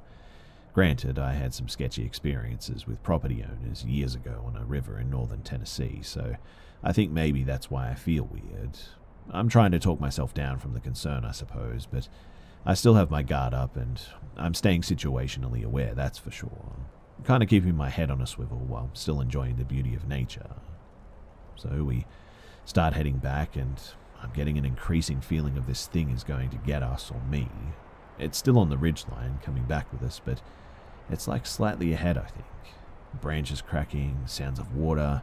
Not near the waterfall too, but trickling and splashing like that when I didn't hear it there on the way in. I keep looking back up because I just know that there's something there, but I can't see anything. The creepy feeling, though, keeps getting worse and worse, and we eventually pass this waterfall, and there's some old ladies at a picnic bench. They say hi. I talk to them briefly about their dog, Lee. She has her dog and says hi, and he does a sort of cute bark. I love dogs, but I didn't stop this whole time that I was talking to them because I just didn't trust anything that was happening at that point. I even, for some weird reason, questioned whether they were real or not. The dog seemed normal enough, though. Anyway, I keep going, and I'm feeling a little bit better, like this thing backed off a bit. But still, I want to get the heck out of there, and we get back to the trailhead where we parked, and my friend saw the first sign of life. A fly, finally. Also, there were finally bird noises, which I was very grateful to hear. We get into the truck and leave, and I just felt like it was a movie. Like the camera would zoom in on the ridgeline as we were leaving to show something or someone was watching us. But anyway, we drove around a few more places, checked out a small lake, and made our way back eventually. I didn't feel right still, and I just felt really drained, like just exhausted from the hike, which was a very intense one, but like mentally and emotionally drained too. Somewhere along the trip too, I sort of looked at the time, and when I looked at it, I could hardly believe my eyes because now it was way later in the day and there's just no way that it should have been. Anyway, it was a really weird day and I'm not sure what the heck that was or what happened and why we lost all that time. But if anyone has any ideas of what happened or what that thing was, then please, do let me know.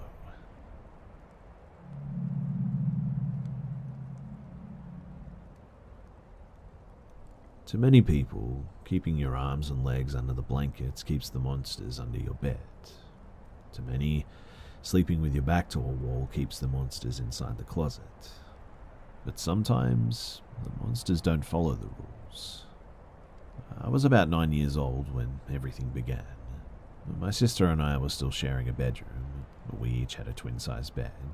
Mine was in the southwest corner next to the closet and just across from the door, and my sister's was the corner opposite mine. Both our beds pointed towards the door.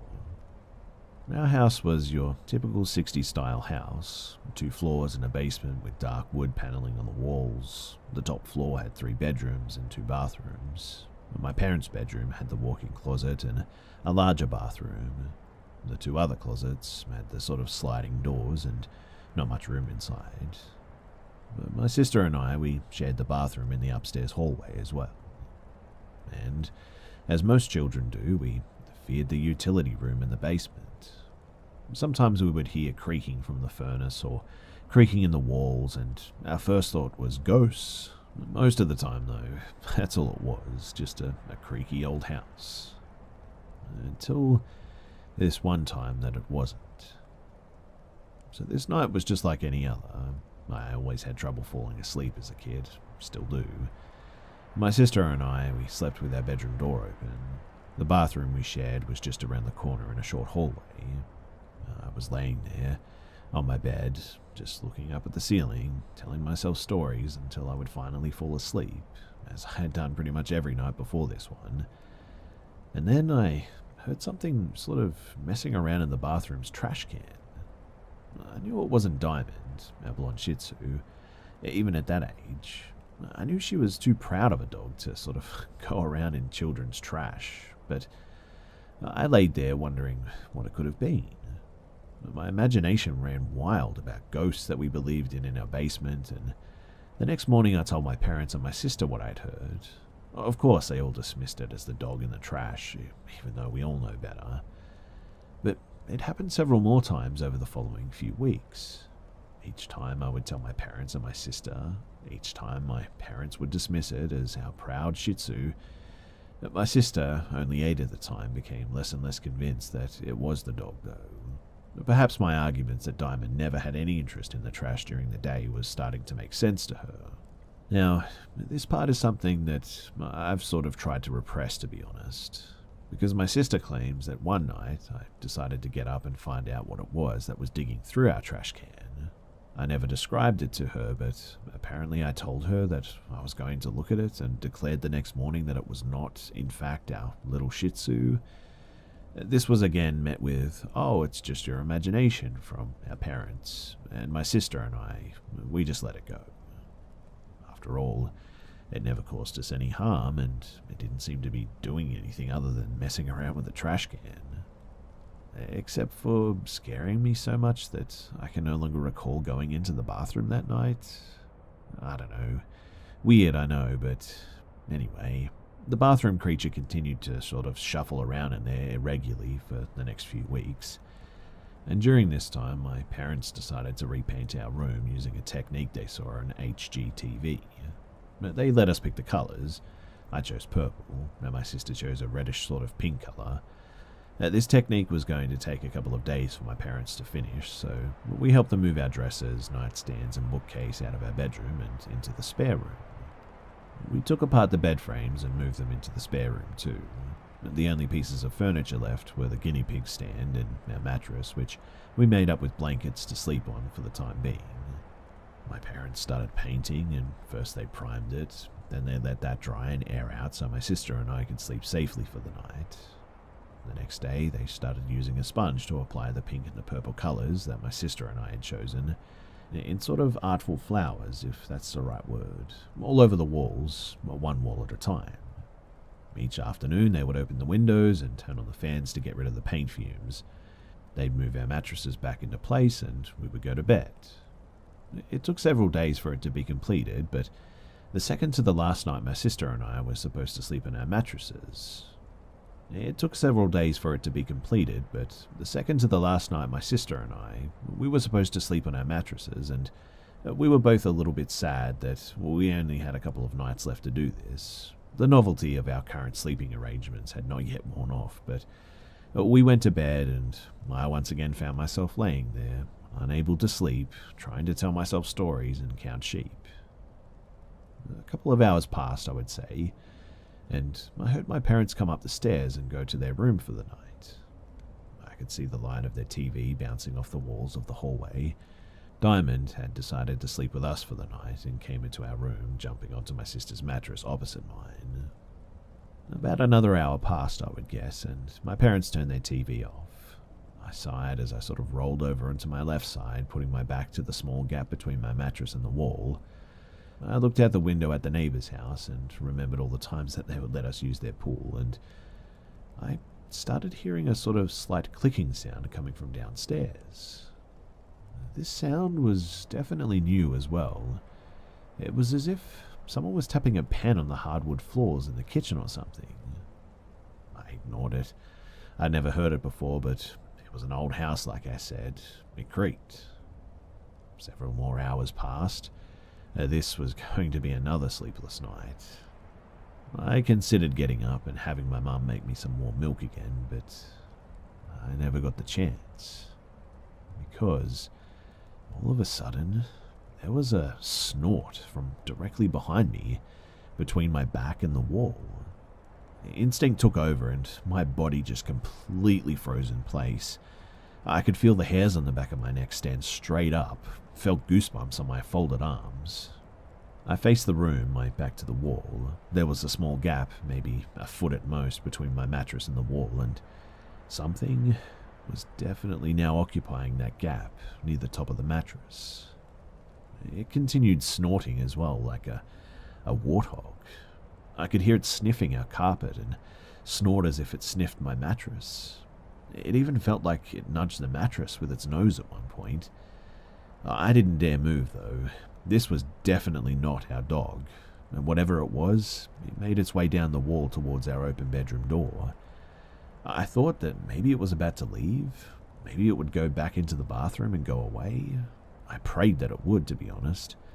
I feared that it could hear my heart pounding in my chest and was about to do something to me. It got to the end of my mattress, but it didn't go through the open door.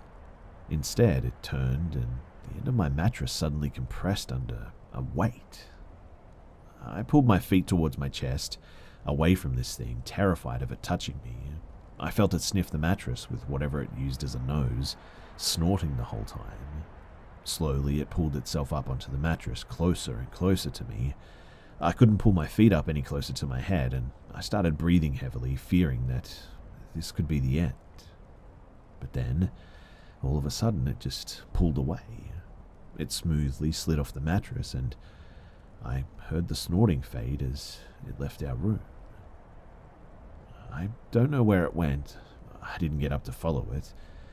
But soon, that clicking noise started up again in our kitchen below us. I could hear it reverberating up our stairwell, and I tried to get some sleep, but I didn't get pretty much any that night. When I woke up, I told my family the next day. To my exasperation, I was met with the same indifference as always. But my sister stopped eating her breakfast and just sort of stared at me, her blue eyes wide in her freckled face. She chimed in that she had heard snorting last night too, but thought that she might have been dreaming or something. Anyway, the next night came and my sister and I settled into our beds, wondering what fresh horror tonight would bring. We both lay there awake. Our parents came up to bed about an hour after we did. We could see the glow of their TV bouncing down the short hallway like normal. A couple of hours later, they turned off their TV, and Diamond came into our room to sleep with us. I heard her soft footfalls as she jumped onto my sister's mattress. "Are you awake?" I whispered into the darkness. "Yeah," came the reply. We waited there for what felt like, I don't know, hours, but eventually I heard it. The clicking noises downstairs again, as if someone was tapping a plastic pen against our hardwood floor in the kitchen. But then, my body froze up again, and my hair stood up. I lay facing the room, and it was behind me again. But this time, it wasn't snorting so loudly. But it did sniff my mattress again, sniff the wall, sniff the carpet. But without the snorting, though, I could hear something heavy sliding across the carpet floor between my mattress and the wall. It reached the end of my mattress, and I felt it pushing at the corner with its nose, I think. I hissed at my sister, but she didn't answer. I looked towards her mattress and very slowly propped my head up into my hand. I glanced at the foot of my bed, and it was dark, but with the nightlight in the hallway and from the street lamp outside of our window, I could see what I can only describe as a large black sort of snake-like mass slithering around my mattress towards the center of the room. It stopped and lifted up its head, much like a cobra would, and the pointed part of its head, if you could call it that, was pointed towards the guinea pig cage. "Reese?" I whispered loudly. "Yeah," came a faint reply. "Do you see that?" Yeah," she whispered again. "What is—" I began to speak in a normal voice, no longer whispering, but that was a huge mistake. Whatever this thing was, it slammed itself into my sister's mattress, lifting up one corner and pushing it and its occupants into the wall nearest them. And at that, the dog just took off, and how she got past that thing, I'll never know, but we just started screaming our lungs out. I remember thinking, I don't know what my parents could do about this giant cobra thing that we had in our room, but at least if they saw it too, they would know finally that I'd been telling the truth. But then, as my sister and I were looking at this thing and then back and forth at each other, the creature just suddenly was gone. Like, it literally just disappeared right in front of us. To this day, we have no idea what happened to it, but we believe that it must have gone into our closet. Well, as kids, that's what we convinced ourselves at the time what happened. My parents came running into the room and turned our light on, saw my sister's mattress in disarray, one end towards the wall. We started telling them what happened. They looked over my sister and found a sort of red mark on her shoulder where she hit the wall. They looked for the dog and found her trembling under their bed. And then they let us sleep with them for the night. Strangely enough, too, this thing, it never came back after that. But over the next few weeks, I would hear this sort of messing around in the trash can at night again. That eventually stopped, and then I heard it clicking something on the hardwood floors for years after that. We never did see it again, but somehow I just knew that it wasn't gone.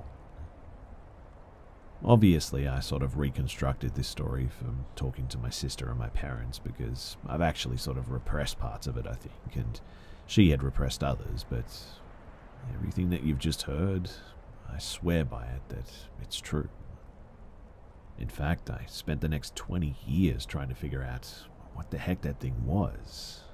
But alas, Google, unfortunately, has failed me, and our story seems to be one that's pretty unique. So, I have no idea what happened, but I would like to ask for some help. Has anyone heard of anything like this before? Was it some sort of a cryptid, an interdimensional being, or a ghost, or were we just hallucinating? Was it sleep paralysis? If you've got any ideas as to what happened that night, then please do share it with us, because we would like to try and figure this out.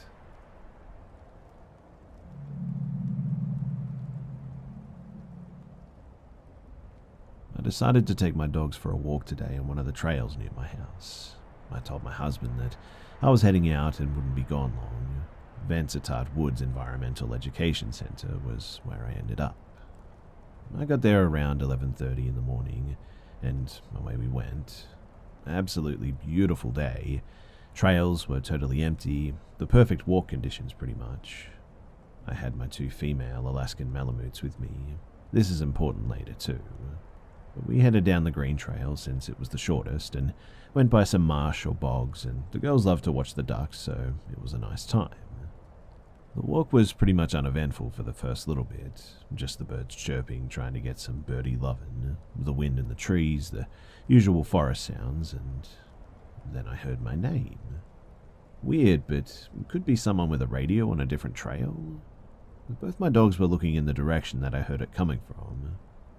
An uneasy feeling starts setting in, but like every rational person, I just chalk it up to an overactive imagination and continue on. But then I hear my name again, a little louder and a little more insistent, if you will.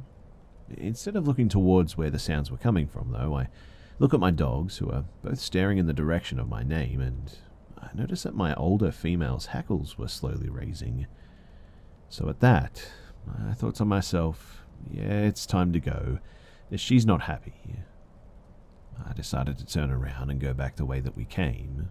We only had gone maybe 10 minutes down the trail, I would guess, so it was faster just to turn back anyway. The sign at the trailhead said that it was a 45-minute loop. I hear my name again, though. We walk faster because now the hackles on both my dogs are up. One is 2 years old and her daughter is 8 months old, and hackles up on a puppy is definitely a sign that she's scared. But then I notice that my dogs, they aren't pulling me. They're Alaskan Malamutes. They're bred to pull pretty much. And I mean, anytime we walk literally anywhere on a leash, they're pretty much guaranteed to pull. But now, these two dogs are directly beside me. One on the left and one on the right. Kivli now has a low constant growl like she's warning whatever she can't see to back right off. And on our way back, the exact route that we came there was a log in the middle of the trail. I could see my shoe prints in the mud and my dog's paw prints heading the other direction, under this log, which means that this log was definitely not there on our way in. It was big enough and awkward enough that we had to go around it too, not far off the trail, just a few steps. I say, "Come on, Kiv, come on, Echo, let's go," and they follow reluctantly. We hustle back onto the trail, but then I hear Echo's name. She looks. Shortly after I hear Kiv. We're now in a light jog back to the car. The hairs on the back of my neck are now standing up, and everything in my body is screaming to run. Run faster, get out of here. I hear my name again suddenly, but this time it was angry. The closer that we got to the trailhead, the more desperate my name sounds. We're full on running at this point. We got to the parking lot, and I noticed that I can hear the wind and the birds again all of a sudden. I hadn't even realized that I must have stopped hearing the birds and the wind at some point. Well, we piled into the car as fast as we could, and we just didn't look back. I don't know. Am I crazy? Did I upset something? I didn't take anything. I didn't move anything. I didn't even touch anything. Anytime I take my dogs on trails, I'm careful to respect nature and make sure my dogs do too. We even bring our own sticks for them to carry if they want one, so they don't take anything from the parks. I don't know. Was it just some creepy person trying to scare us, or is there something else to it?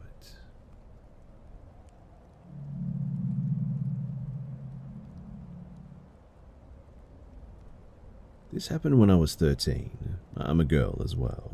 And in the 8th grade, and the middle school that I went to was about a 15-minute walk, so not very far. For context too, my older brother and I, we grew up in East LA, in a small house that had a metal gate, and both in front and back doors had a black metal screen door and a wooden door too. During the day, we would always leave the wooden door open and have the black metal door closed and locked. Well, except this day. That day, I came home from school, and at about an hour before anyone else would be home. I was really thirsty, so I rushed inside and grabbed a drink, sat down at the kitchen table, which was about 10 feet away from the front door. I then heard the metal gate open and was surprised, as no one should have been coming home that early. I got up to see who it was and saw an older man, probably in his 60s. He had short white hair and a long white beard. He was wearing an AC/DC t-shirt, torn jeans and sunglasses. I remember thinking too that he looked a lot like Santa Claus, but dirty and creepy. Well, he knocked on the metal screen door and asked if my parents were home.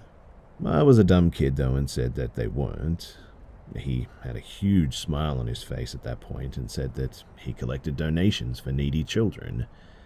I said sorry, but I didn't have any money. He said sometimes children donated old toys. I said I didn't have any old toys to donate. He insisted that I must have some toys that I didn't want anymore. He was beginning to creep me out a bit, and it was then that I noticed that I hadn't locked the door when I came inside. I tried to keep my cool as I slowly and very carefully moved my hand, locked the door. I kept him talking so that he wouldn't notice, and a minute or two later he just wouldn't leave, so I decided that I would pretend to check for toys and then say that I didn't have any, so he would hopefully leave. I told him that I would go and check, and as I turned and took a few steps down the hall, I clearly heard him yank at that door, trying to open it. I didn't want him to know that I had heard, so I just kept walking down the hall and into a room. I didn't have a cell phone, and the only phone in the house was in the kitchen. I thought about what I should do and decided to stick with my plan. After about 2 or 3 minutes, I walked out, hoping that he'd left, but nope. Creepy Santa Man was still just standing there. I told him sorry, but I didn't find anything. He sighed and said, all right, he would check another time. He then left and walked across the street. I watched him from the kitchen window, peeking through the blinds as he just stood there staring at my house for what must have been at least another 45 minutes. My brother and a few friends of his finally came walking down the street, and as my brother came inside and his friends kept walking down the street, the man chose to walk around the corner and then just disappeared. I told my brother what happened, and he walked outside to look, but by that time, Creepy Santa Man was long gone. When my mum came home, we told her what happened, and she called the cops, but they said to call back if he ever showed up again. Thankfully, too, he never did show up again, but it was a creepy experience, to say the least.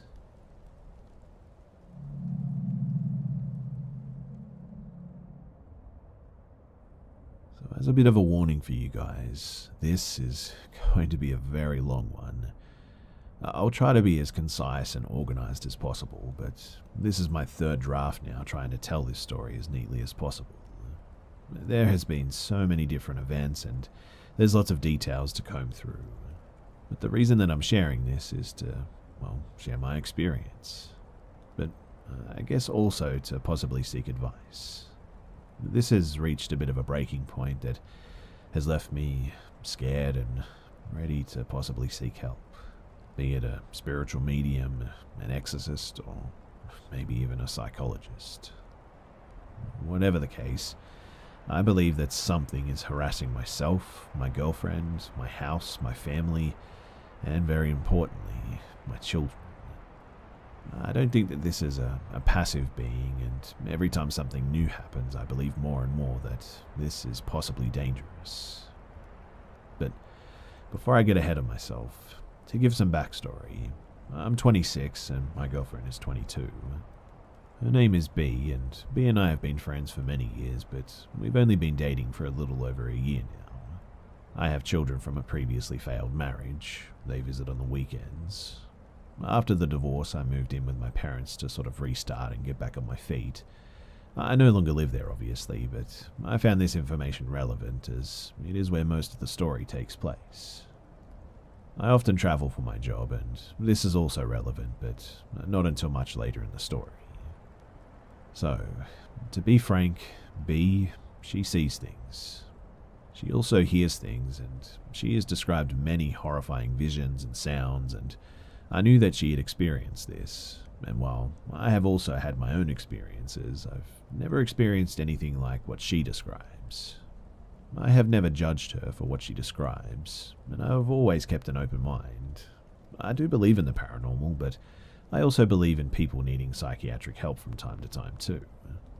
I've always thought that B's experiences are one or the other as well, but as for which one, it's always been pretty irrelevant to me, to be honest. I mean, I'm here for her, and when the time comes that things reach a boiling point, I'm going to continue to be there for her too. It did not take long after we started dating for me to also share some of her experiences. They started off very simple, if that's the right word, and sort of easy to brush off. Not feeling right in certain parts of the house was pretty common. Feeling watched, seeing a shadow in sort of the peripheral of my vision.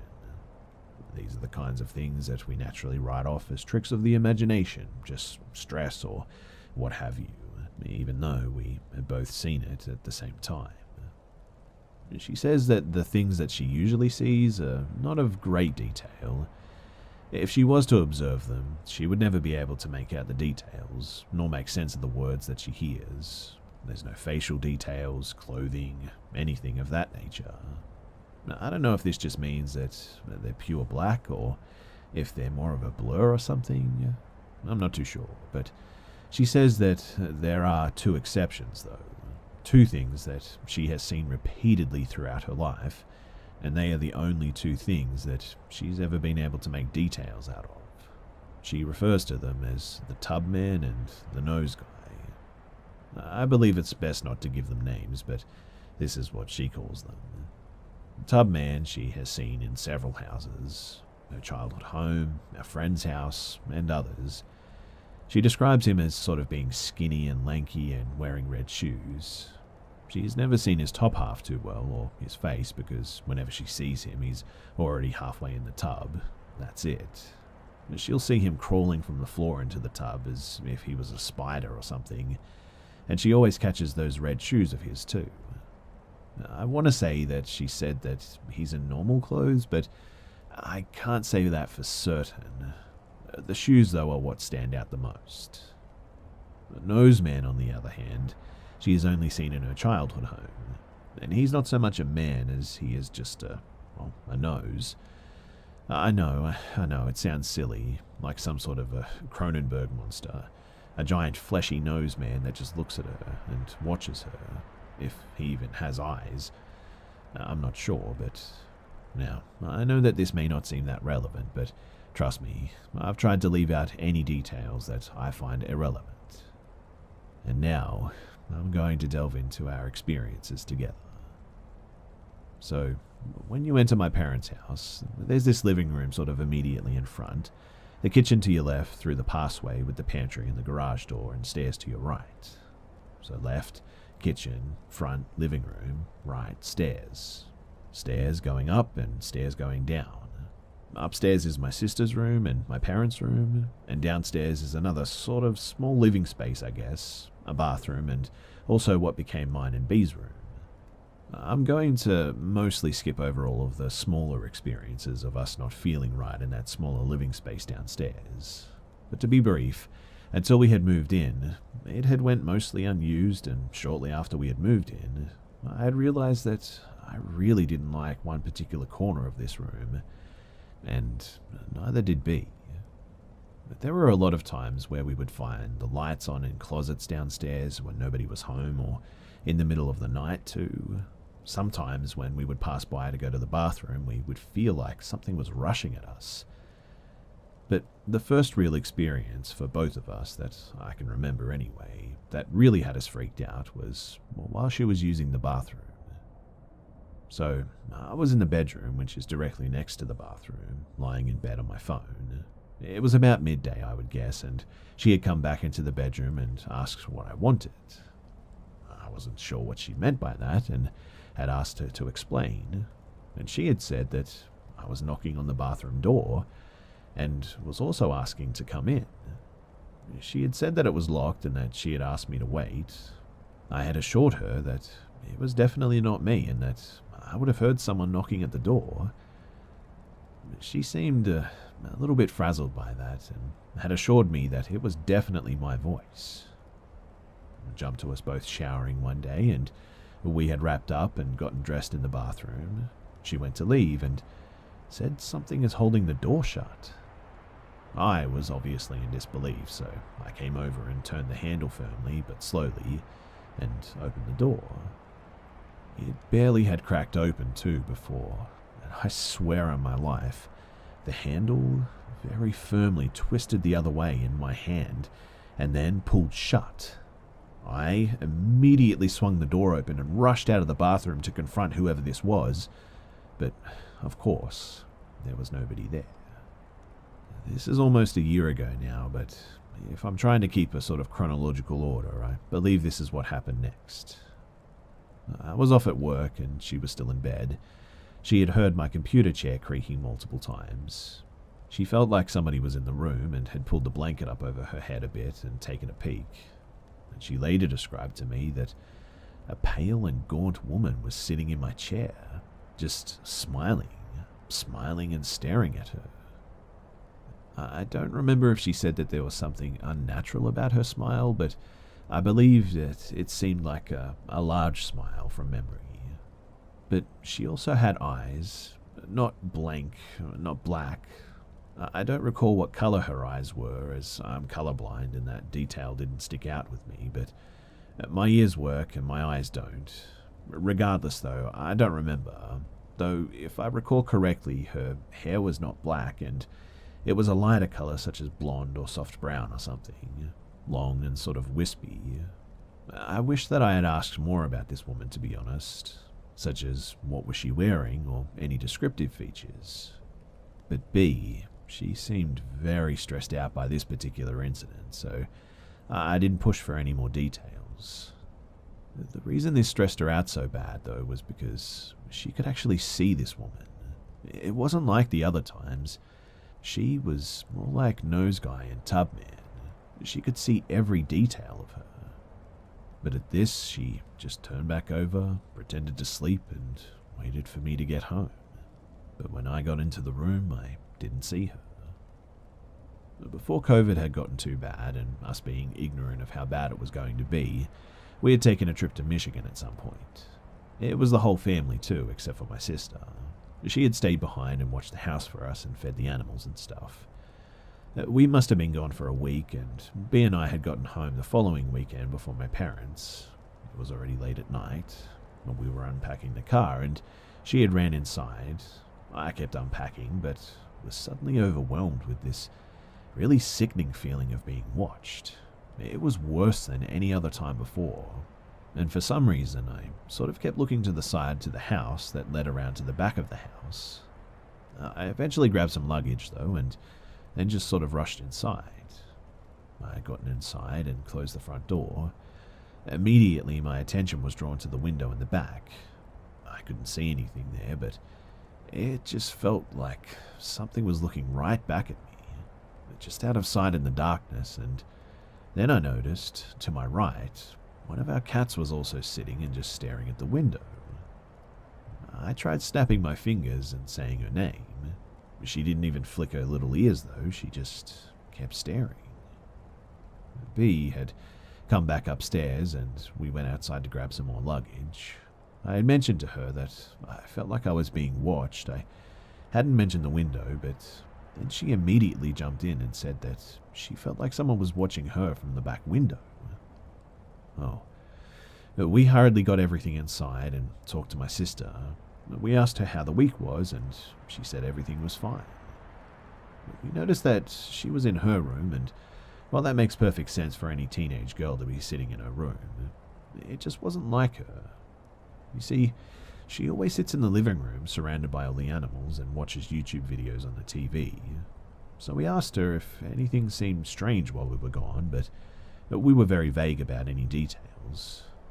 And she too had filled in the blanks, even pointing to the same window. She said that she hadn't left her room any more than she possibly had to in the first few days because suddenly she felt like she was being watched from that window.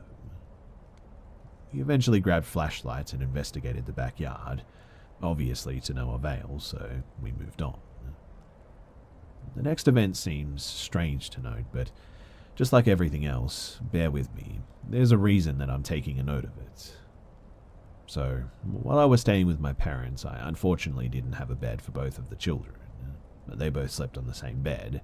Really, it was sort of a pull-out mattress from the sofa, in the downstairs living space. And yeah, it's not an amazing setup by any means, but I was trying to do what I could to just see my girls. I would set them up at night in that bed and give them each one of their favorite stuffed animals, and I'd let them watch TV with almost no volume, just to help them fall asleep and stuff. I'm aware that I really shouldn't let them have the TV on when they're sleeping, but I sympathize with the idea of being scared of the dark. As an adult, I still sleep with the TV on, in fact. Or rather, at least some noise like a fan or music or some kind of light. I really don't like dark on top of pure silence. Anyway, maybe I'm a scaredy cat, but the point is that I let the girls keep the TV on. Okay, so my youngest daughter is known to get up and seek out an adult. For no real reason other than probably comfort, I would guess. She doesn't come crying or scared or anything of that nature.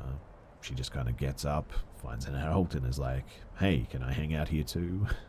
I know, it's a bit weird, but not in so many words or anything. To which you usually just have to tell her that it's bedtime and to go lay down, sweetie. She'll go right back to bed, no problems. It's just something she's always done. So one night we had noticed that, more than usual, she just didn't seem to want to stay in her bed. Usually she'll just knock on the door and I'll send her back to bed. This happened a couple of times, but the only time that she would go upstairs was if she heard someone else, such as my dad. So, on this night, with her continuing to get out of bed, we wanted to know if there was a particular reason. So we had our lights off and we had cracked the door. We were keeping an eye on her, and after a short period, we saw her get up again like normal.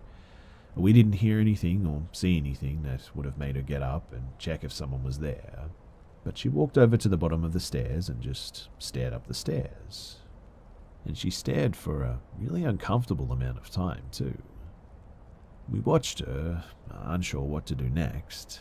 Obviously we knew that we needed to put her back down, but I think that we were just curious if she was going to, turn around and knock on the door again or go lie back down herself. Now, there is, and I need to stress this, almost no lights upstairs. I mean, you can't really see anything. Everyone is asleep at this point. There's not a single sound. The only glow of light is not from the middle floor, but the upstairs hallway. But she starts climbing the stairs. It's a short set of stairs, mind you, but she's climbing it. She reaches the top, and B and I slowly open the door and come out. As quietly as we possibly could, we climbed the stairs after her. She had went through the small passageway in between the pantry and the garage into the kitchen, and she's just standing there in the dark. We can barely see her, but she's definitely standing in the middle of the kitchen and staring into the blackness towards the corner of the kitchen by the window above the sink. Take note, too, that this is that same window above the sink. After an uncomfortable amount of time, we say her name and she bolts a bit, turns around, says hi and comes up and gives me a hug. Well, we asked her if something's wrong and what she was doing. She quite literally shrugs her little shoulders, points to the kitchen window area, and then puts her head on me. So we take her downstairs, put her to bed, and we don't really sleep right away until that uneasy feeling passes. Again, trying to keep things chronological here, the next incident I can think of happened in the middle of the day while my girls were visiting. My girls are very young, but I'm not going to disclose their ages. I will say, though, that one of them is young enough to not quite make coherent sentences, but she does love to talk. The older of the two is no longer a toddler. She's a kid, and before I know it, she's going to be a teenager. But my dad, B, and I were outside putting together a swing set for my kids at some point, which, if you've ever put one together, then you know that it's not as fun as using the swing set, that's for sure. It's actually quite a hassle, and it was taking a lot more time than we had thought that it was going to. Admittedly, I don't recall where my mother or my sister were, but I do recall that they were not there. So we had set the children up at the kitchen table with some kinetic sand and Legos. Figured that could be some good messy fun for us to clean up after building this swing set. We would work on the swing set and go in to check on the children from time to time. I should note too that the children, they can actually see us from the window and we could see them. The window was even open at this point.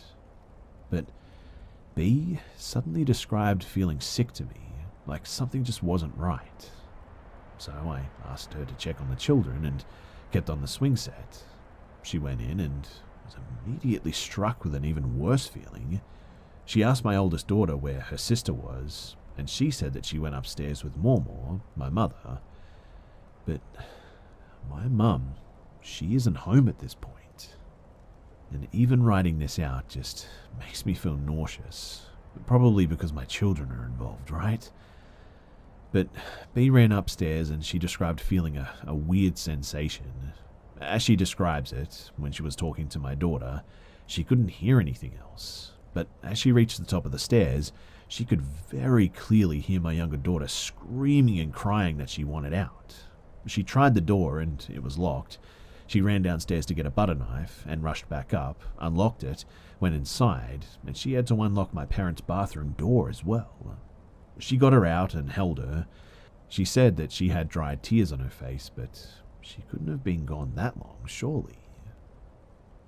Well, we were constantly keeping an eye on them through the window, even as we worked on this swing set after that.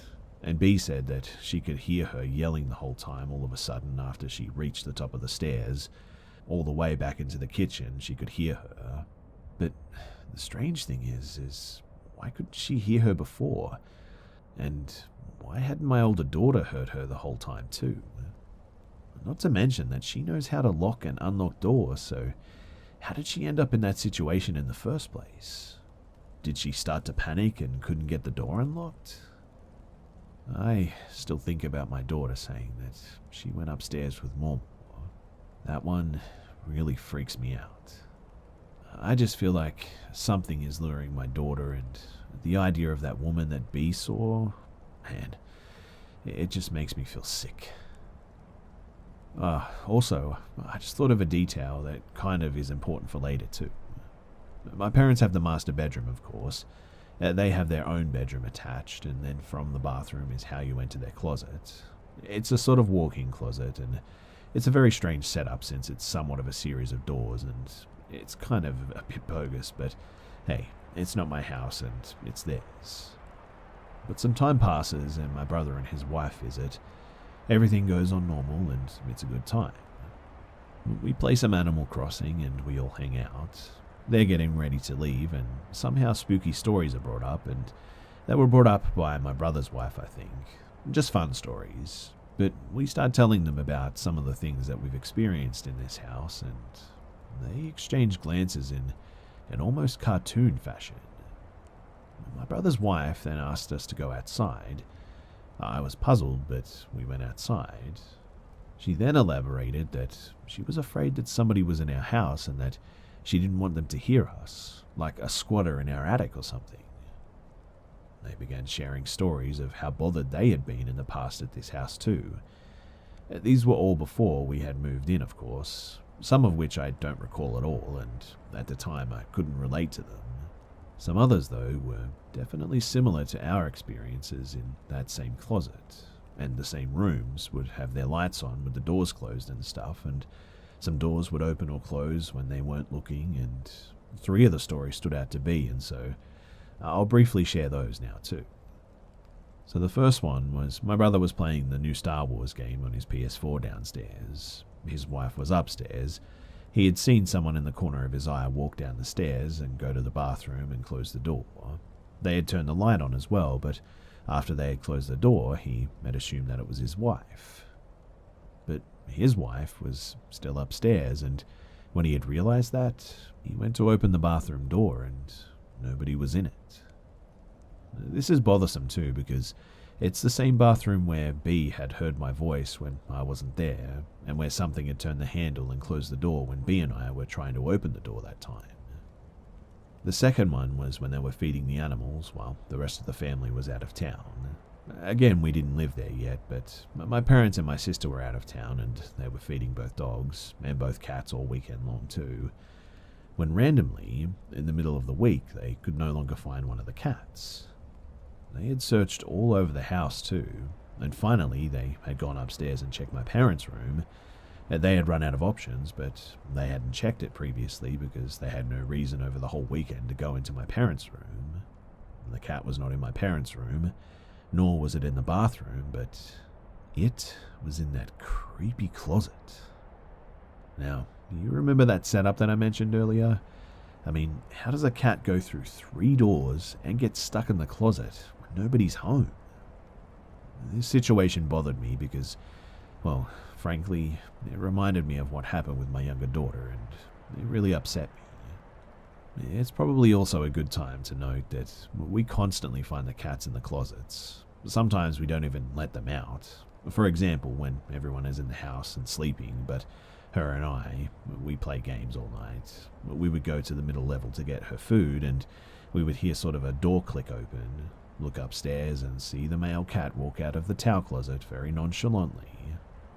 This has happened 3 different times too, but nobody let them out. The door just opens by itself and he walks out. The third story from my brother and his wife, and this one is kind of simple, but they were house sitting again, as they often did for my parents. My brother was staying up playing some games on his laptop, and he had went outside to have a smoke. He was sitting on the bench outside, and this bench is right outside of the kitchen. Towards the back of the house too, he had been there for some time, and the light from the kitchen window was shining across the ground. He said that a woman had walked into the window, and she was standing there in that window, and he said that it scared him because he knew that it wasn't my wife. Like, the silhouette didn't look like hers, and he knew that she was asleep. And when he finally mustered up the courage to stand up and take a look in the window, there was nobody there. The shadow was gone, and when he had went back inside, he had confirmed that his wife had been sleeping the whole time. The reason this story bothers me as well is because that window, it's the window where my daughter was staring in the middle of the dark of the kitchen that night. One experience my sister was a part of was when I was on my way to work. I got a text from B. She was still in bed, but all it said was, "Something is in the room," and a follow-up message about things getting knocked over and she's too scared to get out of bed. It's like 5:30 in the morning and still dark. I knew my sister would get up that early because, well, she's unhealthy, much like us, so I called her and asked her to go check on B. She went downstairs and turned the light on, and when she did, she saw that my fan was knocked over and that all the stuff on my dresser was knocked over as well. This is all on the opposite side of the room where B is in the bed, but they eventually fixed everything and kept the lights on until the sun came up. There are only 2 more stories before we get caught up at the present moment. Both of these stories are the most recent, and they've both happened in the past 30 days. But they both really concerned me because they both tie all of the events together, but also make them all much harder to understand. As I said before, I travel for work, especially right now as the area of Indiana that I'm in is considered a red zone for COVID, so all the local work was pretty much shut down. But about a month ago, we were on our way to a job in Georgia, and there's not really that much setup for what happened because, well, it just happened very suddenly. We'd been driving for many hours already, but we weren't overly tired or anything. We always stop for naps in the car or something like that if we think that we're getting too tired on a long road trip. We'd been driving on the highway for most of the trip, but as we were getting close to the destination, the GPS had taken us off onto some sort of local roads for the rest of the trip, which we found odd because I didn't think Albany was that off the beaten path. We had gotten onto a decent stretch of road though in the backwoods of Georgia on our way to Albany, but we still had a ways to go. We both had started to feel a little off about the road that we were on. Nothing too specific, but just that feeling that creeps up on you, you know? Realizing that I could always turn on my brights since I'm no longer on the highway, and maybe it would help us feel a little better to be able to see more of what's around us, I decided that that's what I would do. But no sooner than I had turned on my lights, I could see something on the side of the road. It was coming out of the woods and towards the road. I couldn't make out what it was, and then we were passing it. As we had gotten closer, though, and I was able to distinguish it more, I can only describe it as a grey, even for my eyes being somewhat colorblind, human-sized, sort of fleshy, shaking thing. Not shaking like a bag blowing in the wind or fabric caught on trees. Besides, I'd clearly watched it come from inside the woods, and it was shaking like it was having a convulsion. You ever seen the Silent Hill movie? Remember that thing on the road that attacks the cop lady? Like a person gift-wrapped in their own skin? It was like that, but less person and more shaky. Same color, though. I instantly asked her if she had seen what I just saw, and she was thoroughly freaked out and described exactly what I had just seen.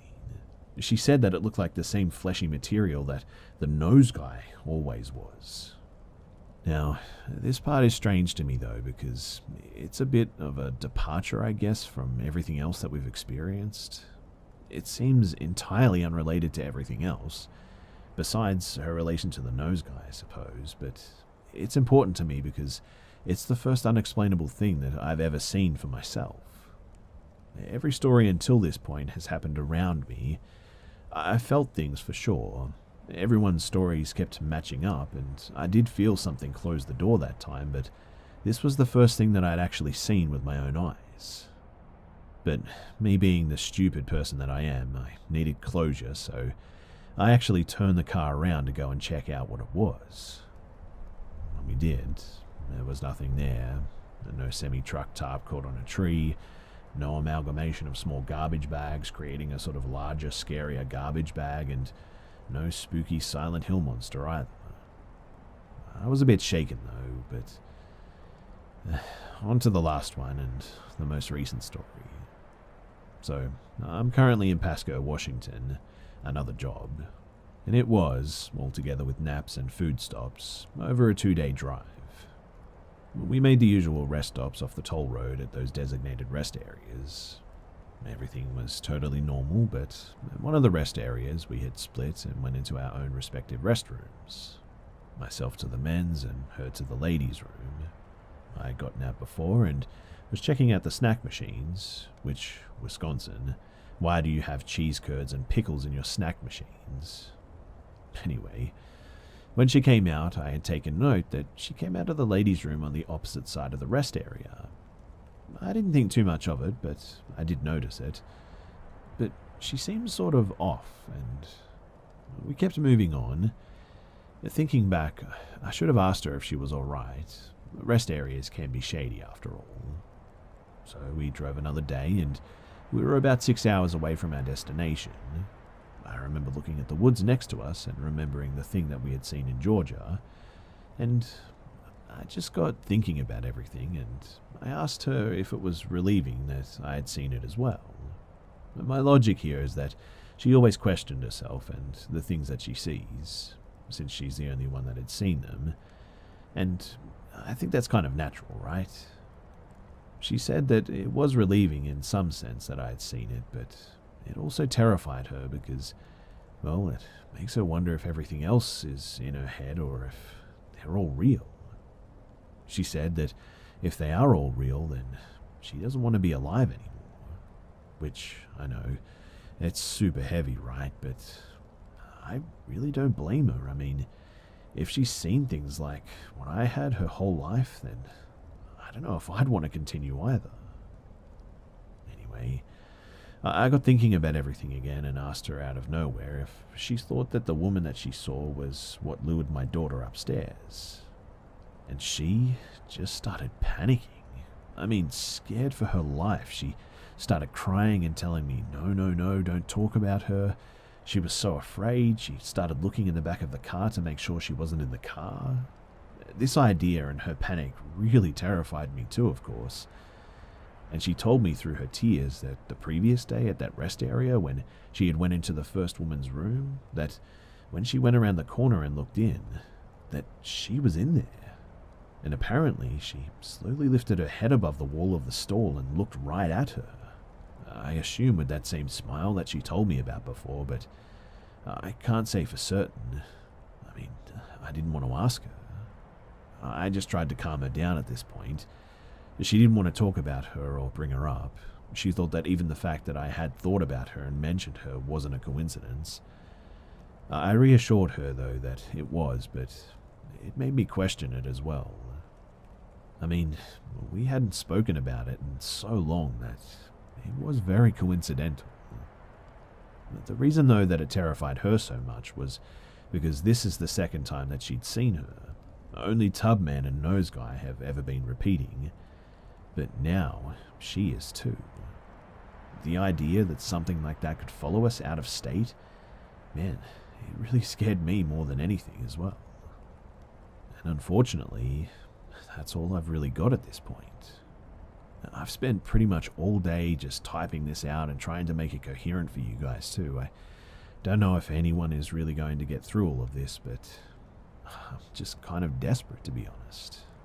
I need to know if anyone has had similar experiences, if anyone knows anything about this, if we need a medium or if we need a psychiatric help. I don't know what to do. There are so many little details and bits and pieces that I've probably missed, maybe even important ones, but I've done the best that I could to try and explain everything I found important. I hope I haven't forgotten anything too big, but if you've gotten this far, then thanks for listening.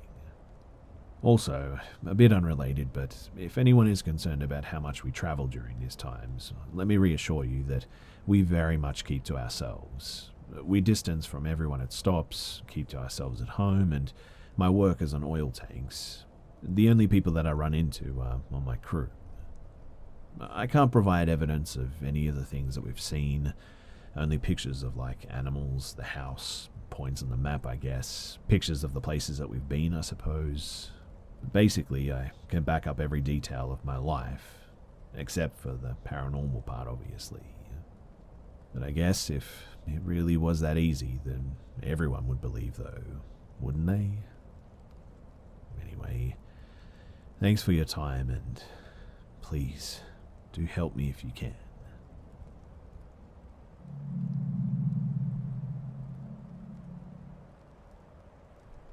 So a few years ago, I, a female and 17 at the time, would attend community college at the outskirts of my hometown. I would take an 1.5-hour long bus drive because both my parents worked, and my other siblings were too young to drive me, so it's what I had to do. The outskirts of my town, despite being the literal outskirts, are more populated than you'd expect, with strip malls and apartment buildings. Pretty much everything you need is there. The bus would drop me off about maybe 4 blocks from my university, which isn't too far, and I always enjoyed those few minutes. It gave me time to sort of disassociate. Anyway, this one time I left my phone at the library, like a true idiot. Using my brother's phone, I called a friend who worked at the school library during the late evening shift, 7 to 9, and he said that he'd bring my phone to me, but he lived closer to the college than I did, so I told him that I would just meet him at his shift and I would pick it up myself. He said okay to this, and I boarded the bus at around 6. Now, I get off the bus at my usual spot, and the place looked, well, deserted. I'd never been there that late at night before, and maybe it was because it was a weekday that people were home, or I don't know, but I had my brother's phone in my pocket, and I just clutched it tighter and tighter, picked up my speed until I was practically jogging. I'm nearing to a corner when a flash of light goes off to my right. But there in the shadows is a really slimy, grimy-looking man. He's balding, with a tourist shirt unbuttoned halfway, showing off his chest hair. And he was wearing sunglasses at night, was wearing some sort of gold jewelry, and was probably borderline morbidly obese. Just picture the word sleazy as a person, and you probably have it. But most importantly, he had just taken a picture of me. In the instant that I saw the flash go off, I knew it was coming from his phone too. Now, I think it's important to understand our positioning for this. So, he was pressed against a building to my right at the corner I had to turn. I was about 10 feet away from him, and to my left, on the same side of the street, was a car with blacked out windows, no license plates, directly across the sidewalk from this man. The car was parked with the driver's seat facing me, so that meant that it was on the wrong side of the road, because Americans drive on the right side, as opposed to the left. Now, I had slowed down at that point as I began to debate my next move. Cross the street and continue walking, make a break for the school, turn 180 and leave my phone at the library, or approach the potentially dangerous man. In the end, I probably did the stupidest thing possible and approached the man. I'm not going to sit here and give you street advice or anything, but maybe just don't do what I did. I'm alive, but I was definitely lucky. Anyway, I demanded to know what he was doing, and he looked sort of taken aback by that question. I could see his brain sort of short-circuiting because this tiny young girl was red in the face, demanding to know what he was doing. He eventually sputtered out about how he was just standing here. I said, "No, I saw you take that picture of me, man." And his face immediately fell. He started saying, no he didn't, he hadn't done that. Why would he want a picture of me? I had imagined it. At this, I asked to see his gallery, which, I know, is extremely risky because who knows what I would have seen, and getting close to the guy like that was crazy, but it's what I did. He slowly pulls up his gallery, and as it's opening, I see a blurry picture of me in the distance. To be honest, I didn't think that I would get that far. Granted, I had been running on adrenaline during our whole interaction, but this really made me pause. I told him to instantly delete it, but then a door slammed shut, and I just knew that it was that parked car across the road. My brain cleared up very quickly, and I hightailed it quickly to the school. But as I was running, I could hear a single pair of footsteps behind me. I sure as heck wasn't about to turn around, though, and check out who it was. But the car started at some point. They would have had to have done a U-turn on a relatively narrow street just to be able to follow me. And, to be honest, I think that's what saved my life that night. The fact that the car was parked facing the wrong direction. Eventually I reached the school out of breath and in tears. My friend opened the building for me and I was crying, explaining what happened. He locked us in while we waited for the police, but unfortunately the sleazy guy and his buddy, they were never found. Anyway, my mum had gotten out of work by that point and I called her to ask to pick me up. We waited with my friend until the end of his shift and drove him home too. Needless to say, these days I carry mace with me everywhere I go now, and am yet to find a police report stating a guy matching his description had been arrested. To be honest, I don't think the police actually believed me fully, but who knows. Oh, and to this day too, I wonder, what would have happened if I hadn't have confronted him? Would I be here to write this story out? Or did I put myself in unnecessary danger by doing that? I don't know. All I can say is that I'm thankful that I'm here.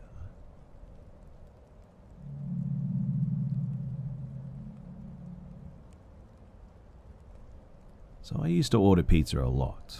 I mean, I love pizza. Who doesn't, right? Well, my local pizza place, it got a new driver who just way overstepped the boundaries of what's acceptable.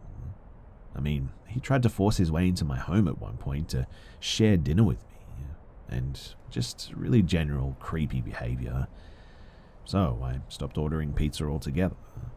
Well, really, I personally never noticed anything. I have a security system, so I figured all was well, and I never check it really. But about 2 months after the pizza incident, I hear scratching at the side of my home. I figure that it must be an animal. I do live outside the city, so there are animals here looking for a place to nest. There was also a big fresh coating of snow, and it was cold, so I can only imagine that something is looking for a way in to be warm. So I do what I usually do. I let my dog out. He's huge, like 120 pounds, King Shepherd and Marima, and he just bolts out the door. Again, not totally unlike him when there's an animal outside.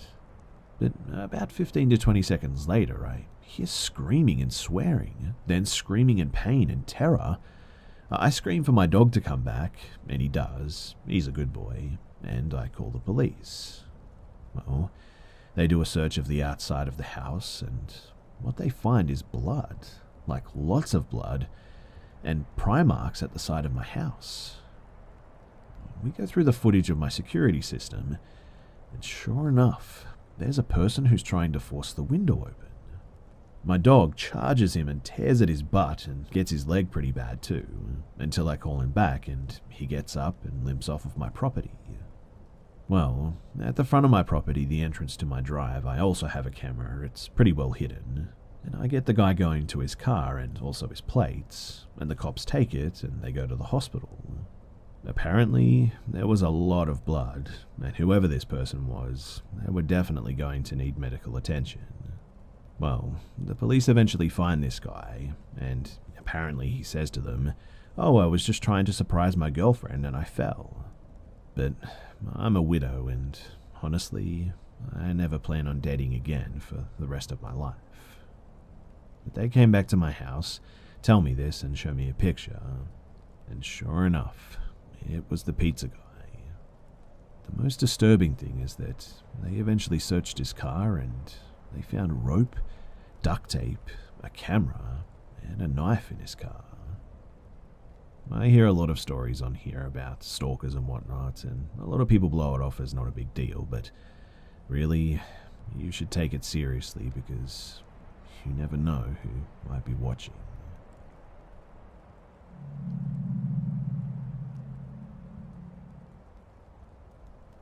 When I was around 11 years old, my family and I had just moved from Tennessee to Texas as my dad was working out a deal for a new job. My brother and I, we were homeschooled at this time, which meant that we could move in with my aunt and uncle with no problems relating to finding a house in a good school district. My family was pretty close back then too, and all of the cousins got along just fine. But we loved to do everything together, especially me and my female cousin Peyton. My immediate family, meaning me, my mum, my dad, brother and sister, had spent the past 7 years without a jack-in-the-box. It was terrible too.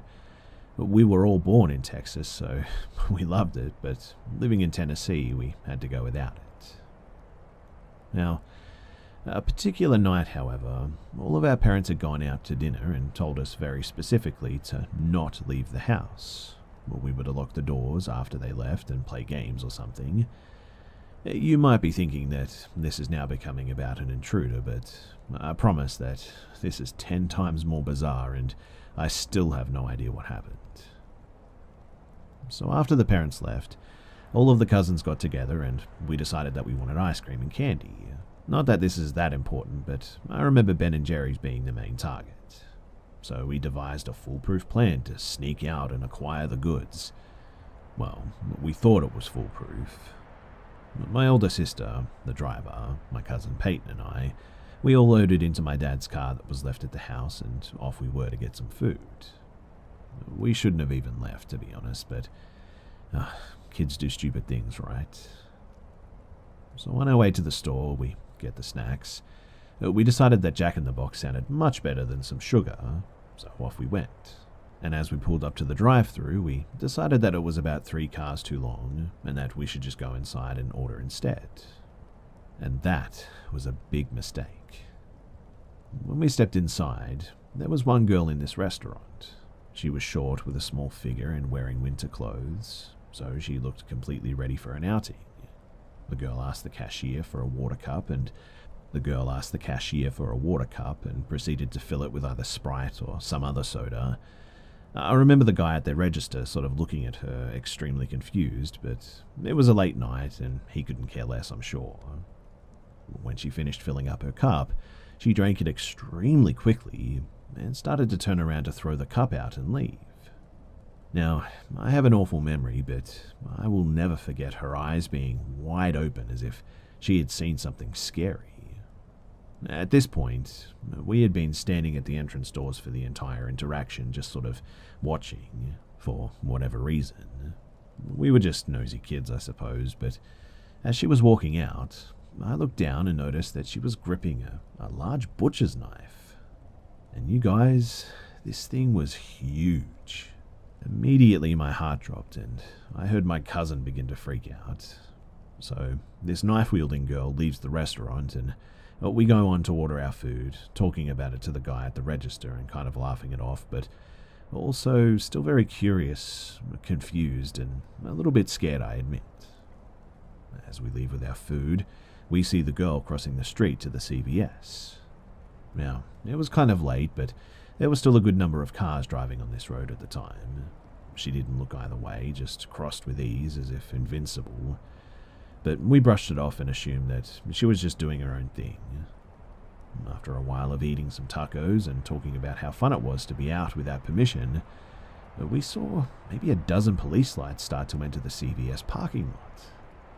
Like I said before, we were pretty nosy kids, so we decided to do what any nosy person would do and investigate. We drove over to the CVS and we were stopped in the parking lot by an officer to be asked a couple of questions. My memory gets a bit hazy here, but I do remember that it was a problem because my cousin and I were both minors at the time technically, or something about being minors, and involving ourselves with the police was actually a problem. So they asked us a couple of questions, and I just remember my sister and cousin explaining that we had seen a girl wielding a knife in the Jack-in-the-Box across the street. But with that, they eventually let us go and we hurried back home. A little bit later that night, when everyone, parents included, were winding down for bed, our mothers called the three of us into one of the rooms in the house to talk about something. I don't think any of us really realized that they knew about what we did. They sat us down and calmly asked us what we did tonight, and I think we lied, but I don't quite remember. Either way, it was useless because somehow they knew everything, and even what we didn't know. You see, our mums told us that someone on Facebook had posted about 3 heroic girls that knew information about the girl in the situation that I'm about to explain to you. Heroic? Hardly. All we did was answer a few questions. Nosy? That's probably more like it. But they told us that this girl had entered the CVS and grabbed a woman by the hair and proceeded to hold the knife to her throat for several minutes before the police could show up. Apparently, people had tried to get her off, but it was useless. After all, she did have that weapon. The girl was apparently screaming and just being very aggressive, but as that was many years ago, I don't really remember too many details. All I do remember is that it was a really scary situation for a lot of people. And to this day, I often think about how easily that could have been one of us with a knife to the throat in Fort Worth Jack-in-the-Box, or how easily someone could have been hurt, or maybe even worse. Anyway, I'm just glad that everyone got out of that situation unscathed, and I'm really glad that nothing happened to us that night.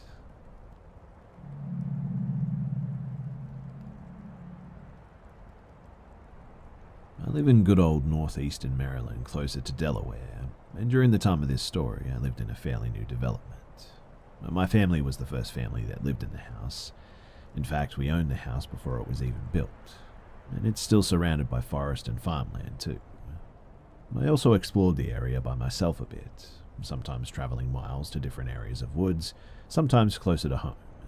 And although the forests weren't too thick, they were thick enough where you could be fully encased in them without seeing the edges for a while.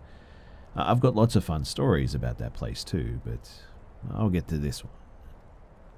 So, this happened a few years ago, and I have since made peace with the event as perhaps being some sort of a time anomaly where it was somehow proof that the past, the present, and the future are all stacked on top of each other. I forget the terminology, but that's not really important to the story. In any case, I was home with my only mother in the house with me. We had several strange paranormal experiences between the two of us in and outside of the house, and around the development too, but nothing like this. We were both upstairs, and the layout of the upstairs floor plan had my parents' room on one side of the house, and mine was on the opposite side. Between us was a large foyer type thing that had the steps to downstairs with a tall ceiling connecting the first and the second floor, and a large bay window as well. It was midday on a weekend. I was high school age and playing on my phone in my bedroom while my mum was in her adjoining bathroom taking a shower in her room.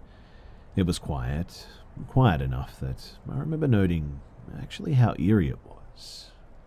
And out of the dead silence, I heard my voice clearly calling, "Mum," in a sort of irritated tone coming directly from the bottom of the steps in the foyer. I remember thinking that I must be hearing things. But then my mum responded, "What?"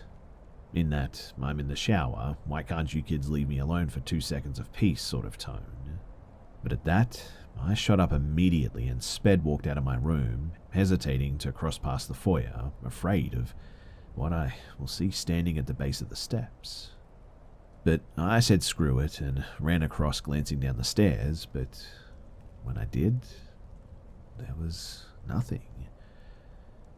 Well, I ran into the bathroom with my mum, and all I could say was, "Hey Mum, that wasn't me." "What?" she replied. "That wasn't me." She believed me, having experienced several strange things in the house as well. Most notable, the woman that would walk into my sister's room every once in a while. She usually would show up only in your peripheral, but once I actually saw her head on, but that's another story. Anyway, we still talk about it today and theorize what it could have been. I feel the land is haunted or something in general in that area because there's a lot of creepy places and things that have happened there. I still have so many questions though. I mean, could this have been a mimic? Some sort of a cryptid? But is it even possible that they mimic the voice of a person within the area? It's been a good 4 or 5 years since this happened, and I still can't put my finger on it. But what do you guys think? Any thoughts would be much appreciated.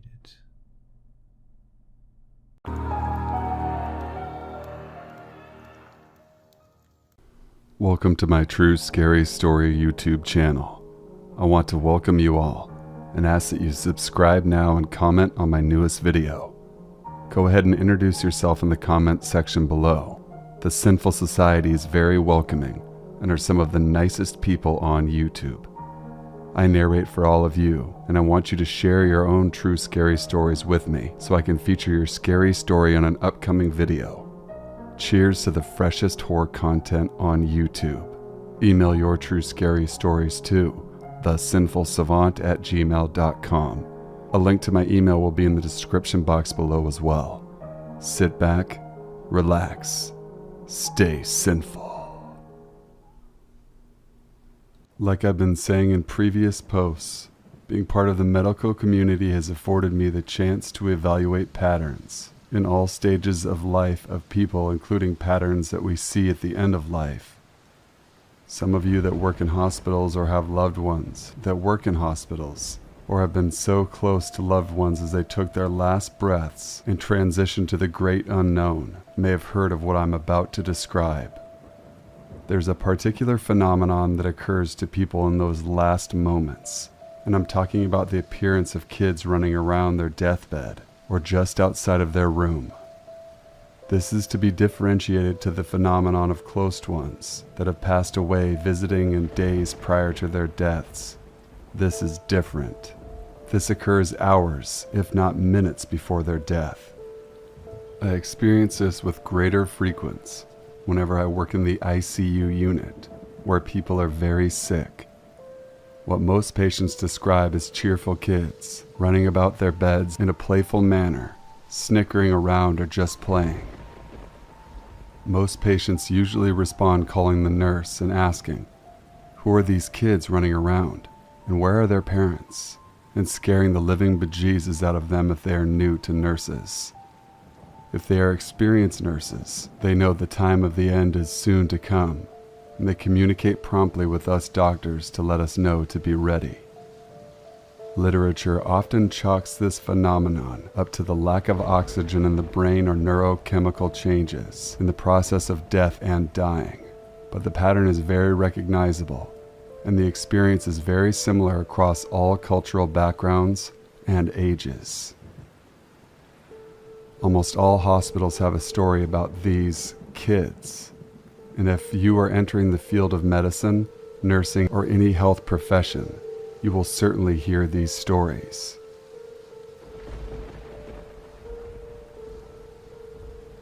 So, if you're doing rounds in the ICU late at night and hear some snickering or tiny feet running in the hallways, prepare because a call of code green or code red is about to sound off in the PA system. For context, I sleep with my bedroom door closed and have my bed set so I can see my door, even when I'm lying in bed. One night, maybe 7 or 8 years ago, I awoke in the middle of the night I could just barely open my eyes and couldn't move my body. I could see the figure of a little girl, Caucasian, maybe 5 years old judging by her height. She wore a very dirty nightgown and had long hair covering her face. Her hair looked dirty and kind of clumped together like it hadn't been washed in some time. She walked over to my door, then stopped. She turned her head and looked right at me. I could see her face. It was black and rough looking like it had been burned. I then realized her gown and hair aren't dirty, they're burned. She didn't look angry or sad, just straight-faced. It didn't matter to me though. I started hyperventilating and freaking out on the inside. She turned back to my door and walked through it. I could then open my eyes fully and move my body again. I fell back asleep about an hour later, not sure how. Out of my morbid curiosity, the next day I checked my smoke detectors in my house. 2 out of 3 were broken. Only the one closest to my room still worked. Needless to say, I replaced the smoke detectors in my house that very day. 2 weeks later, I'm laying in bed in the middle of the day. I must have dozed off because I was conscious, but couldn't open my eyes or move my body. I felt someone tap my shoulder, like a quick tap, tap, tap, that a child would do to get your attention. I could literally feel my skin getting pressed in. 5 seconds later, maybe, I opened my eyes and no one is there. I was alone when this happened. I've never had sleep paralysis ever again. So ghost girl who came to me during sleep paralysis, thank you. When I was about 6 or 7 years old, so about 35 years ago, I was playing hide and seek with my little sister at our grandparents' house. I was in their basement and thought the old broken fridge in their basement would be a perfect place to hide. That fridge must have been from the 1950s. It's my best guess. I crawled into the fridge. I can still remember how it smelled in there, like old plastic and some chemical I cannot name. The door latched shut and I laid balled up in the dark, quite pleased with myself, thinking I had found the perfect hiding spot. After just a couple of seconds in the fridge, I heard a voice tell me to start screaming and banging as loud as I could. I did as I was told and my sister quickly found me and opened the fridge. I got out and truly didn't realize how much danger I'd just been in, but immediately knew this wasn't a good hiding place, and I told my little sister to never go in there. A few days later, I remember telling my mom and grandma that I had hidden the fridge, but not about the voice, and their faces were panicked. That fridge was removed from the house shortly after. It wasn't until many years later that I realized that I could have died that day. Those old refrigerators could not be pushed open like the ones we have today. There was only so much air inside. That is what really creeps me out. I'm extremely grateful for that voice that strongly told me to give away my hiding place.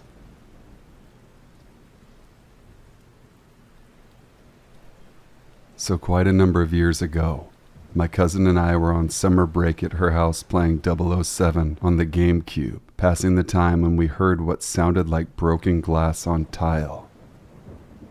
The TV was up pretty loud, so we paused it, tensely waiting for another sound. Then, we heard the sound of flip-flop sandals walking around in the kitchen area. My cousin called her mom on the phone. She asked my aunt, who was a nurse, if she was home from work yet. My aunt was not home, and of course wanted to know why we were asking. Once we told her, she told us to crawl out the window and run to the neighbors as quickly as we could while she called the police. The bedroom window luckily led to the backyard just next to the gate, so we got the hell out of there quick. Fast forward an hour or so, and the cops informed my aunt that there had been an obvious break-in. The window on the back door had been broken, and there was a note left for my aunt. Now, my aunt had recently gotten into a serious relationship with this super nice guy. We'll call him Josh. Well, Josh's ex-wife, however, was not so nice. She had at some point followed my aunt home and found where she lived. She then proceeded to break in through the back door, rummage through a bunch of our stuff, and leave a horrible note for my aunt. I can imagine what it said. From what I heard, she was arrested.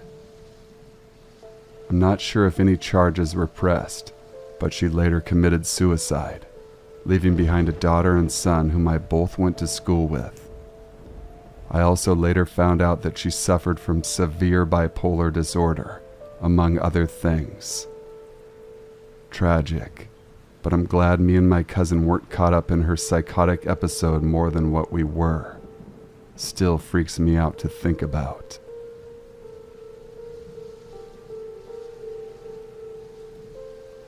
I was walking home around 10:30 or 11 p.m.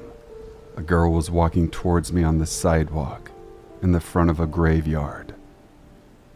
She was like 20-ish, pretty, and was talking to someone on her phone with a headphone in. And when I got a few steps closer, she put the phone in her pocket, and I could tell she thought I didn't see it. She got 5 feet from me and said, "Sorry, I was talking to myself. I promise I'm not crazy." I said, "No worries. I do that all the time." She said, "Really?" I replied, "Yeah." She kept talking to me, saying something. I can't remember, but at this point I'm a few steps past her. She's still talking to me, so I turn as I walk a few more steps, but I see her following me with her hands behind her back, semi-skipping, acting cute. I stop and face her. She says while walking towards me, "My friends say I'm crazy, but I'm not. I promise." I just said, "Yeah, my friends say the same thing about me." I turn away, she says, "What?" I walk away minding my own business. She starts telling me her name. "I'm Amanda," she says. "No thanks." My immediate thoughts were that she was talking to boys on the phone saying, "Hey, I found a target. Women don't do that. Girls don't stop a guy and try to have sex. Last time I checked, you'd have to be pretty good looking."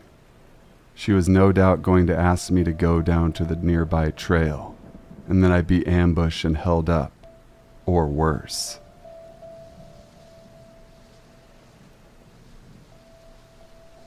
I was in college at the time, so a female, about 18 years old. This was before cell phones, so when I ran out of gas, I wasn't able to call anyone I knew to help me out. I was driving home from visiting a friend one town over, and I ran out of gas on a country road that was between two towns. There were no houses or anything on this road, just forest on both sides of the road. The walk to the gas station was probably at least 5 miles, and the same distance back from where I had come from, if not longer. It was probably around 5 o'clock in the afternoon, still daylight.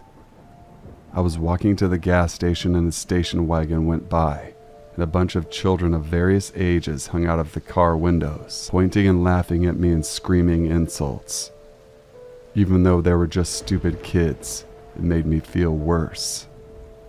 I prayed that someone would come along and give me a ride to the gas station. Eventually, a pickup truck stopped and a man who was probably in his 40s asked if I wanted a ride to the gas station. I accepted the ride, believing it was an answer to my prayer. Instead of staying on the main road that was a straight shot to the next town, the man turned onto a less traveled back road. It was a windy road through the forest, a pretty drive, a road I hadn't known existed, a longer, more roundabout way to get to town. I don't remember if I was scared or worried at that time. I think I was just wondering why he took that way, instead of going the shorter, more direct way. He drove in silence the entire drive. Eventually we arrived at the gas station, and I got some gas, and he drove me back to my car, the normal way, on the regular road, and after thanking him for his help, I was on my way. I went home and never mentioned this to anyone. It wasn't until years later when I remembered this incident that I realized how lucky I was that that man wasn't a psychopath, or if he was, that he didn't take that opportunity to hurt a young, naive woman that day.